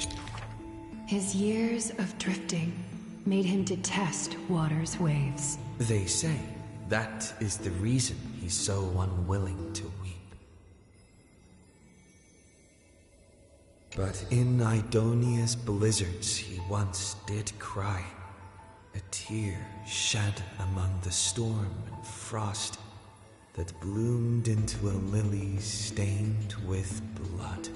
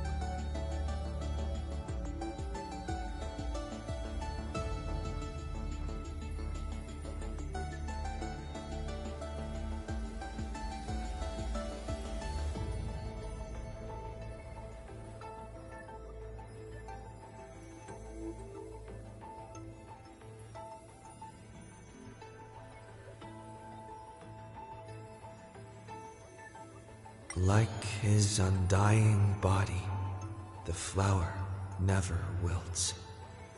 In time, the entire world will turn to ash.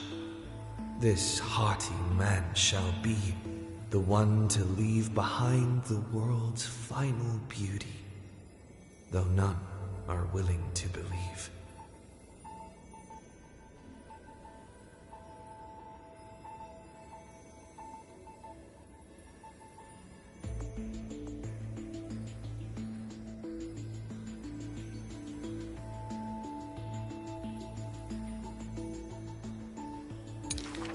Unlike his kin, those patterns are carved with his blood. A matter so suspicious, it stirs the ambitions of the mundane.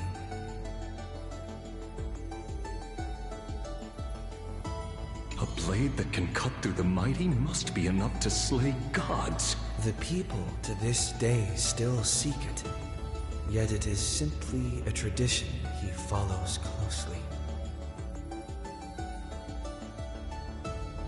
Do not let your enemy notice that you're bleeding, and thus convince them that you are someone unsurpassed, a warrior supreme.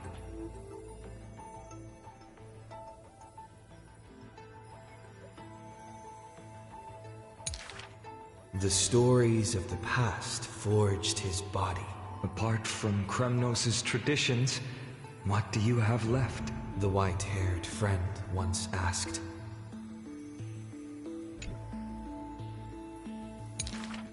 The man goes silent and still, his gaze burning into the horizon, looking for a distant past. In his days of wandering, this same question was asked by thousands upon thousands, and he never denied. That is why I walk on this path.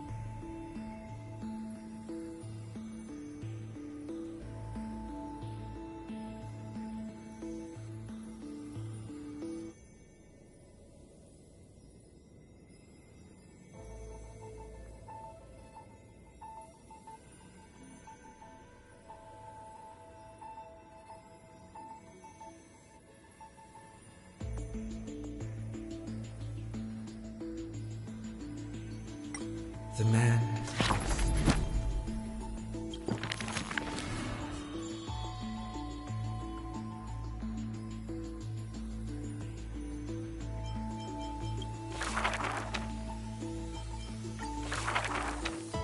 None may approach that battlefield. The lone army of Kremnos, an obstacle on the flame chase journey. He ordered his troops to stand aside. That was the first meeting between hero and prince. The two men fought for 10 nights unceasingly, till the combat drew to its end.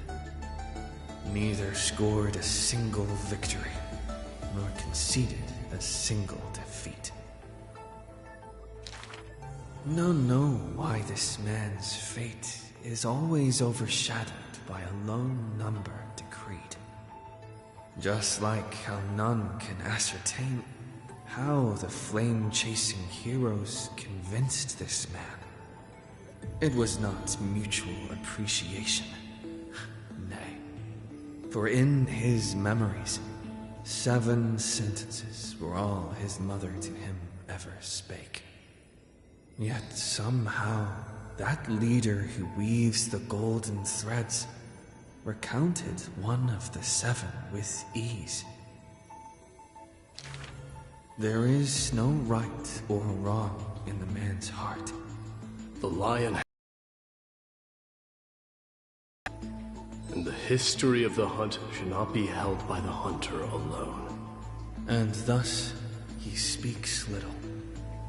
Others once guessed he regards the holy city as his home, for he seeks a land to belong.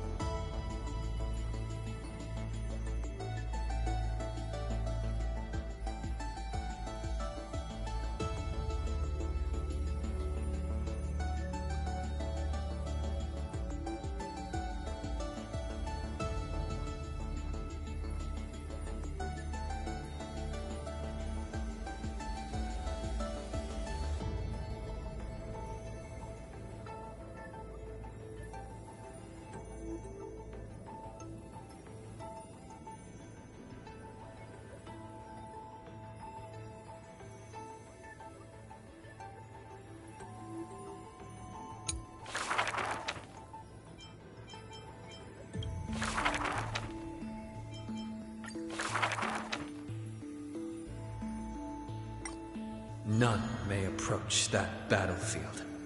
The lone army of Kremnos, an obstacle on the flame chase journey. He ordered his troops to stand aside.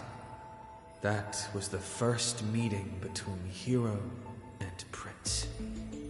The two men fought for 10 nights unceasingly, till the combat drew to its end.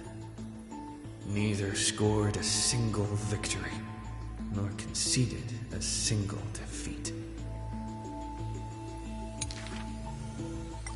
None know why this man's fate is always overshadowed by a lone number decreed.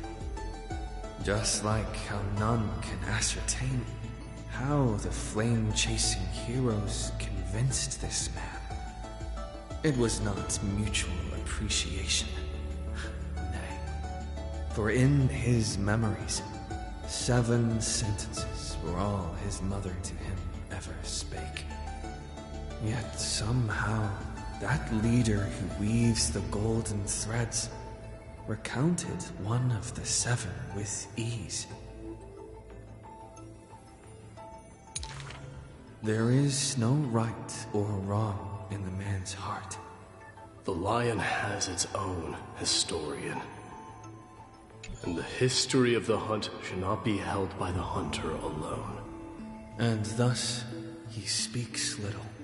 Others once guessed he regards the holy city as his home, for he seeks a land to belong. As the king to his people, it is the first gift to them he brings. But as per the rule with gifts, once given away, the gifter will never repossess this thing.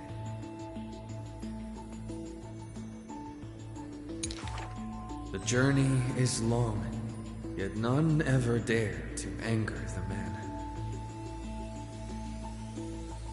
Not because of his unrestrained manners, but because every meal the heroes partook in were all cooked with his peerless skill.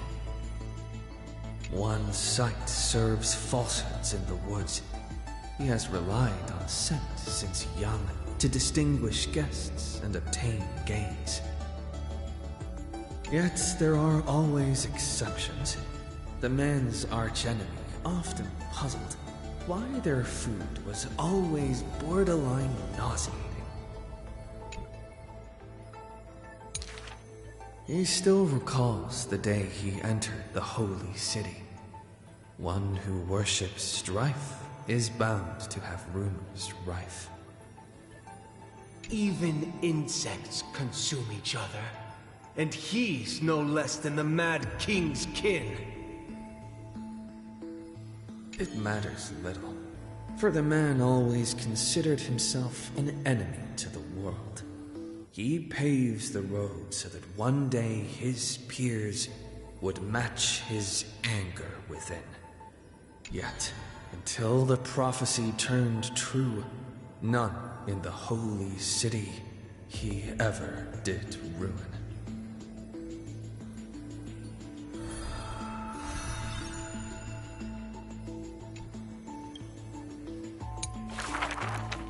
To die for glory is not eternal sleep.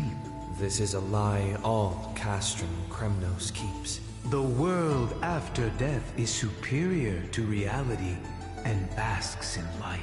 But such vague poems the Crown Prince would not easily believe. Cowards who dare not to look death in the eye. He declared thus on the day he returned from the stream of souls. Longing for a martyr's heaven and reciting self-deceiving stories. His words are sacrilege incarnate, more arrogant than his blood and family. True warriors should treat that paradise with spite. Many followers thus stop, no longer following his steps, for they feel this young man's words, compared to poems, are even more absurd.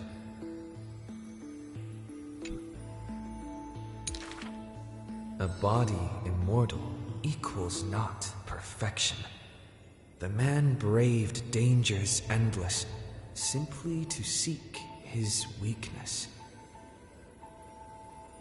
In his greener days with more amateur skills, in crises where death denied him even after kills, he learned why curse is a synonym for blessing, for he saw that visage of terror at life's closing. The man seems unmoved when this past is mentioned. Having braved death 9 times, he who was once lacking now excels above everyone else, still rising. Yet, when asked if he's still as ticklish as when he was a child, he does not answer.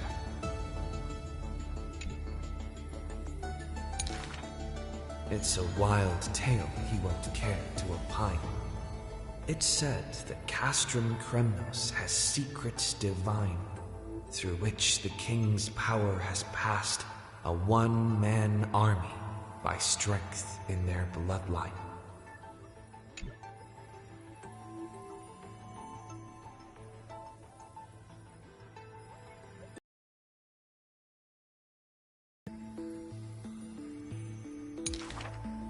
Therefore, a traitor who does not inherit the throne is a king most infirm. As the protagonist hears these words, he refutes not, but openly responds. These are not rumors unfounded, but will they matter if my deeds eclipse those of all other kings, achieving glory beyond?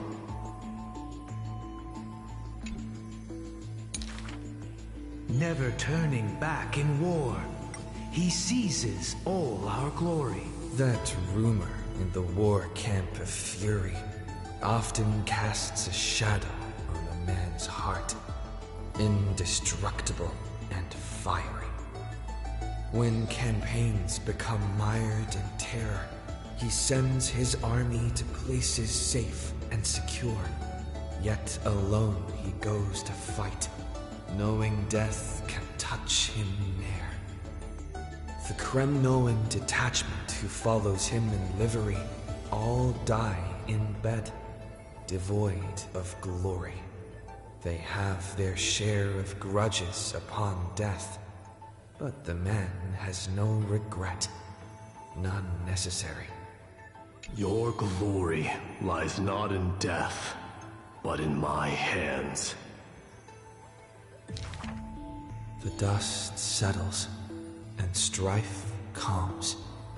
A deathly quiet covers his father's realm, and the man alone returns home. A question seems to sound from shadows of the past around. Did you already walk that flame-chasing road, O King? Atop the throne, the man mutters alone. There's nothing else worthy of the hunt, for I am the blazing fire at the journey's end. As it has been foretold, he killed the king to become a king, and killed the god to become a god. His eternal destiny is to be crowned in blood.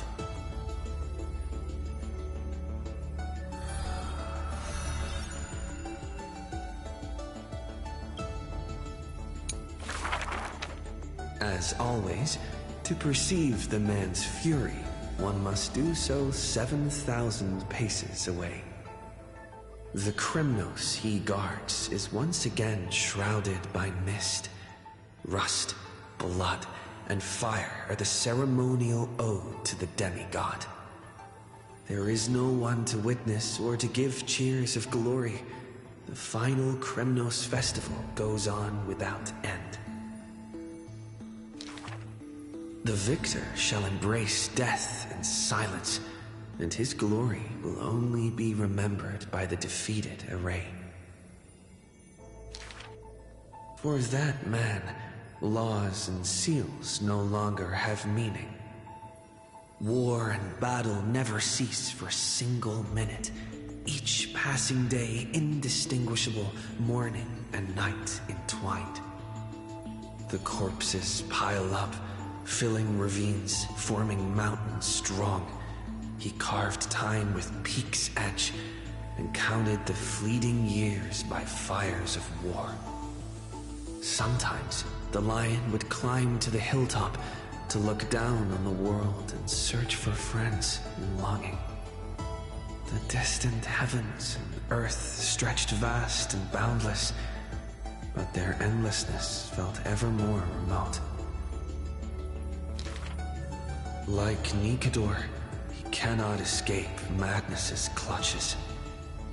Guarding the city alone and embroiled in war, the murmurs of the black tide constantly sound in his ears. Yet a flame soars up his chest every moment, casting light upon the indomitable path behind him. Memories seal the echoes of the past as the man strides into battle, fists clenched fast. He is the wound this world must bear, the new king before whom old gods despair. As stated in Idonia's poems, humans are born with eyes closed to accustom to this world's light, and their sight fades in old age to reacquaint with night's anthems. But the man did not bow to the decay of time, rejecting the lure of death's call.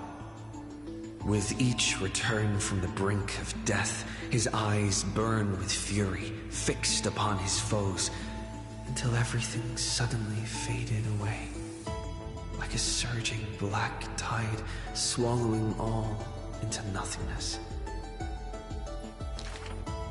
The world dissipates in the roiling black tide's requiem.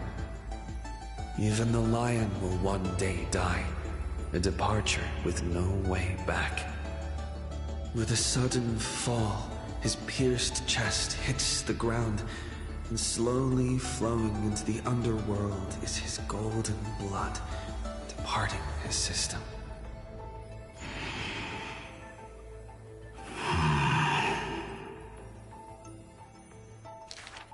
But that gaze, fierce as flame, never dimmed, not even in death, looking beyond those flame-seeking figures, reaching far toward the endless horizon. In the morrow sky, the stars will chant, "The lone king of Chrysos is called mighty. His journey was one of ceaseless, eternal warfare, and behind him, he left a world ablaze with glory."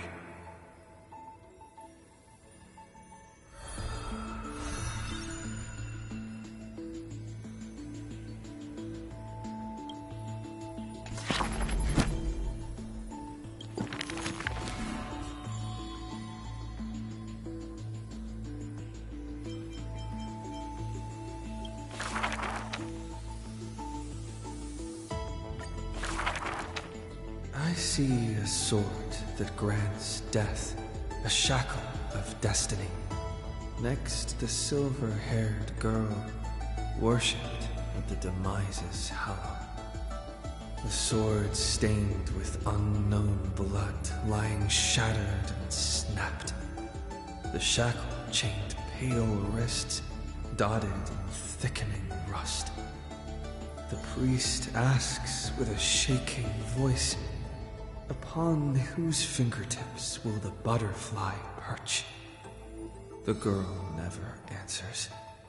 Like death itself, wreathed in silent solemnity. People often say that dying is to meet the palm of the hand of shadow, and dreaming is to be brushed by its fingertips. In the mirages, when the girl petted death, she sees black waterfalls foaming and bellowing, pouring down from a chasm in the sky, where a solitary tower withstands the mighty torrents.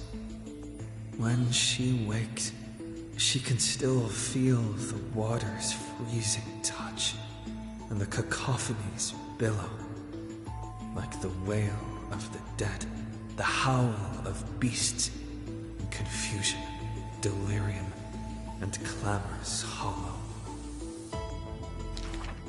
The girl's embrace is not meant for the living. Thousands have entered the eternal sleep in her arms, granting to the dead solace and dignity. She mentions a ferocious warrior feared in battle. She did not go with a smile, but to me she cursed. Oh, life's end, how ugly you are, how despicable. And from that day on, she adorned herself. Her dress, white as a radiant moon, became always dotted with flowery petals. For if death cannot be avoided, so says the girl, I wish it could contain beauty more plentiful. Among the 1,000 ceremonies in life and death, the ones she knows with most intimacy are funerals. One burial after another she presided over, from the angelic visage of a babe passed in the cradle to the despairing eyes of the mother drowning in sorrow, from the scars on a war-battered general's torso to the unending tears pouring from his bereft widow. Yet she remembers not a single living human she had seen. Even in the mirror, she thinks her own face strange, with an alien glow. In the countless words buried in forgetfulness, the only thing she manages to glean is a mockery to fate, a sarcastic whistle. Stay alive. When she cast aside the shackles and stepped beyond Idonia, a deja vu most violent seizes her whole. Did she, perchance, conduct some previous escape? Illusions dance across her eyes. She had once drifted in an endless river, then drove her single boat out of the deluge. She had wandered in the battlefield covered in corpses, then recovered the path back to life. Why must she escape over and over again? She now knows the answer and quivers, for it is a ludicrous surmise. The woman embodying death walks this world only because she knows she must stay alive. But alas, at that time she knows not that death is not the end. It is only a butterfly landing on a withered branch, utterly meaningless, profoundly trite.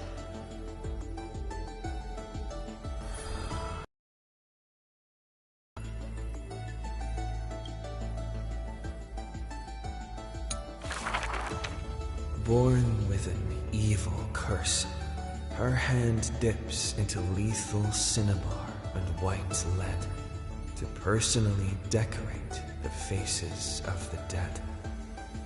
Her skills are said to bestow beauty on anyone, even transforming their appearance completely. Many skills were born out of her seclusion, but it painted her dwelling in a gloomy vision. Only a select few have set foot in this mansion, and the thief and the weaver were two such lucky persons. The girl converses with all items in the house, with specimens, tea sets, and even pillows in profusion, as if she can hear the responses of these non-living things. I have always lived in isolation. Out of courtesy, this is how I practice my words and actions. 'Tis hard to believe her explanation. Her face when talking shows such a gentle disposition that unless she is telling fabrications, she must regard her partners as mere children. Thus, people passed these rumors down. Within the area of her encirclement, all things became frozen, escaping time's increments. It is an exaggeration, that is certain. People only found an ancient lion's head in battle's ruined armaments. Those words are true. The head itself was nearly dead. Though they won in fierce battle, the warriors were powerless to turn the tide. It was the embrace where death dwelled that gave early release from their pain.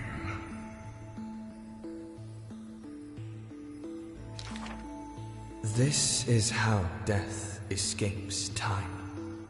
She keeps every final embrace hidden in her immortal heart.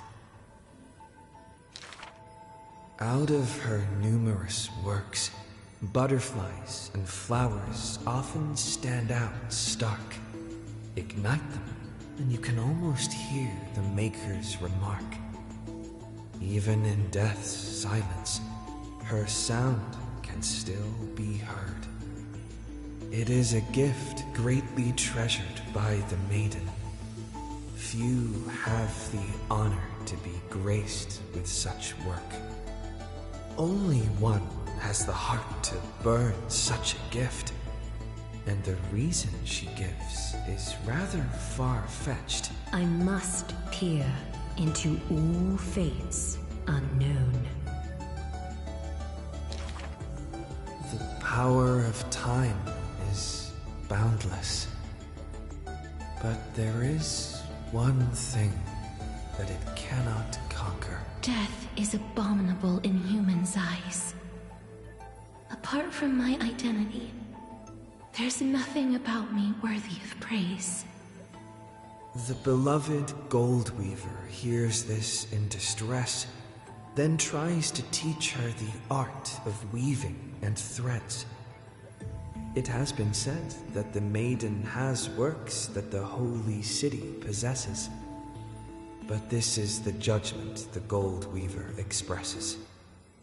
Ah, well, none can know all things, nor be skilled in all crafts. Her works are too early for the living to comprehend.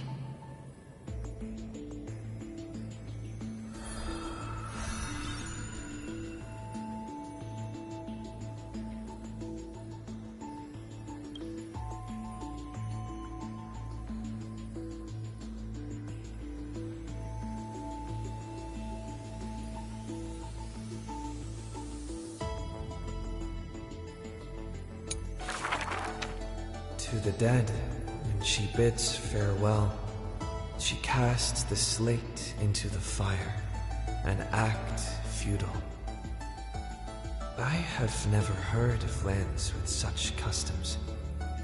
At this time, something drizzles down the slate, full of colors, seemingly tears for the Reaper of Chills.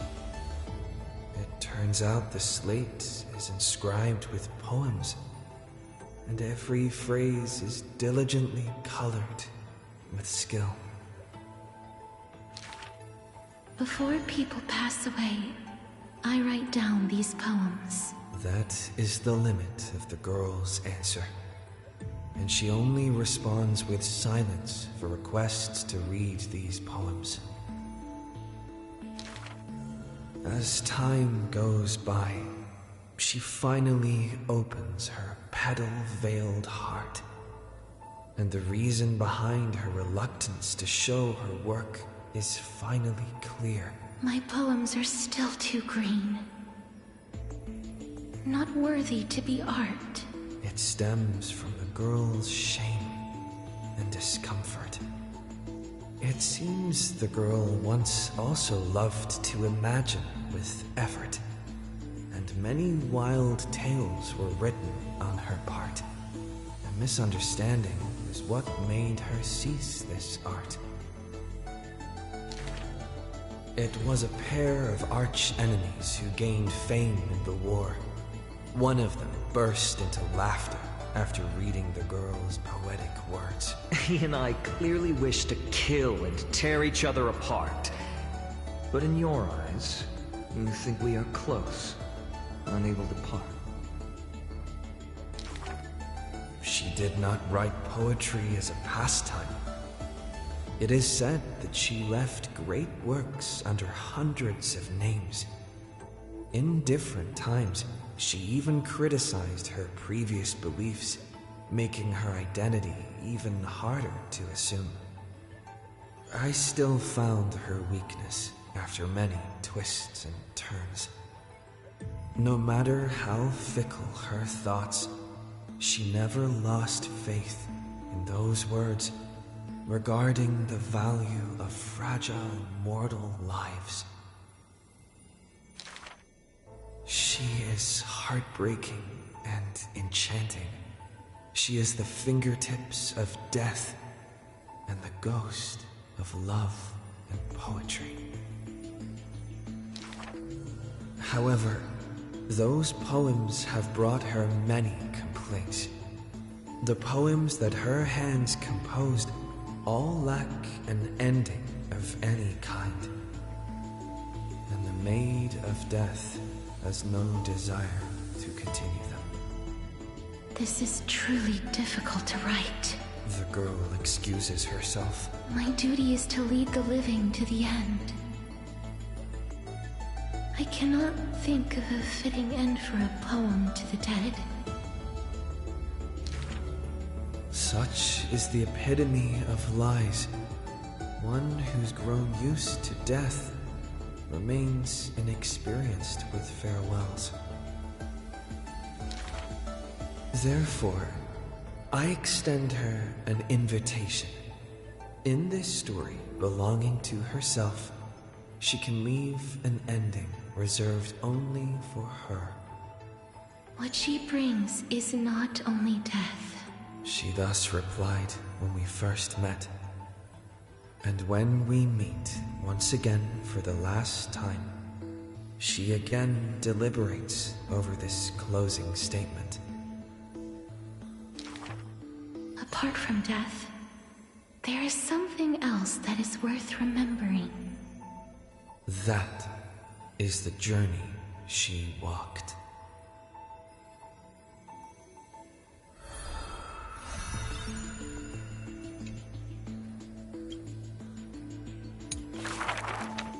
The two girls frolicked in the wheat fields, fleet as doe deer, making ripples in the shallow puddles and pools clear.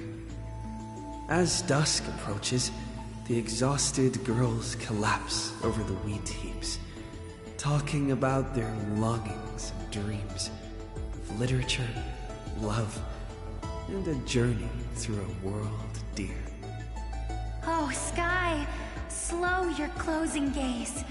How I want to keep this moment in my hands forevermore. On that day, the breeze was warm and gentle. At that time, death was soft and fair. The broken-winged butterfly falls by the window, bringing with it a scent of melancholy. The girl looks outside. The golden wheat fields rolled endlessly, stretching to the horizon. Holding to the chair, she tries to stand, only to find her legs trembling and feeble. Don't worry, Pelixia. Her older sister whispers beside her ear, and on her sister's shoulder, the girl weeps mournfully. And time thus becomes silent, painted with sighs only. When hearing the healer's diagnosis, the girl remained deathly still. Her eyes were already drained of tears, and her heart a wilted grave. Every time she has something on her mind, she would tilt her head and look outside. Her sister follows her gaze, seeing a barren field turned by wind into a desolate gray expanse. Till one day, when the girl looks outside, she sees a dash of dark blue, most brave. It's a flower my sister planted. Like the torrential river of life, it pours into the depths of her heart. The flower is called Antilla, even in the... Or the quiet in my heart, amidst the chaotic choreography. That seems to be its floriography. When the days are warm, the sister would take the girl on long journeys through the flower fields, gazing upon rivers, napping amongst the grove, a discussion hardy. After I die, I want to become an Antilla flower and become the quietness in your soul. A thoughtless word from the girl gains her a wrapping on her forehead most dainty. Do not speak of dusk when you have yet to see the dawn. Dew drops from the petals as wind pulls on the leaves, and the two of them sit in quietude. The girl asks for the means to tend to the garden, and while her sister sounds concerned, her heart is relieved. But the concern is well-founded. The girl tripped and fell into a mire. She gazed directly into the eyes of death in that dark pool, bottom unperceived. I've been the weight upon my sister's wings. Let this be where it all comes to rest. The girl gives up her struggles, only to see a figure pierce through the water's surface. I won't allow you to walk through the dusk alone, or enter the night of no reprieve. Her sister sobs without end, and the girl has to gently hug her and softly relieve. And then, this distant memory turns bleary, difficult to retrieve.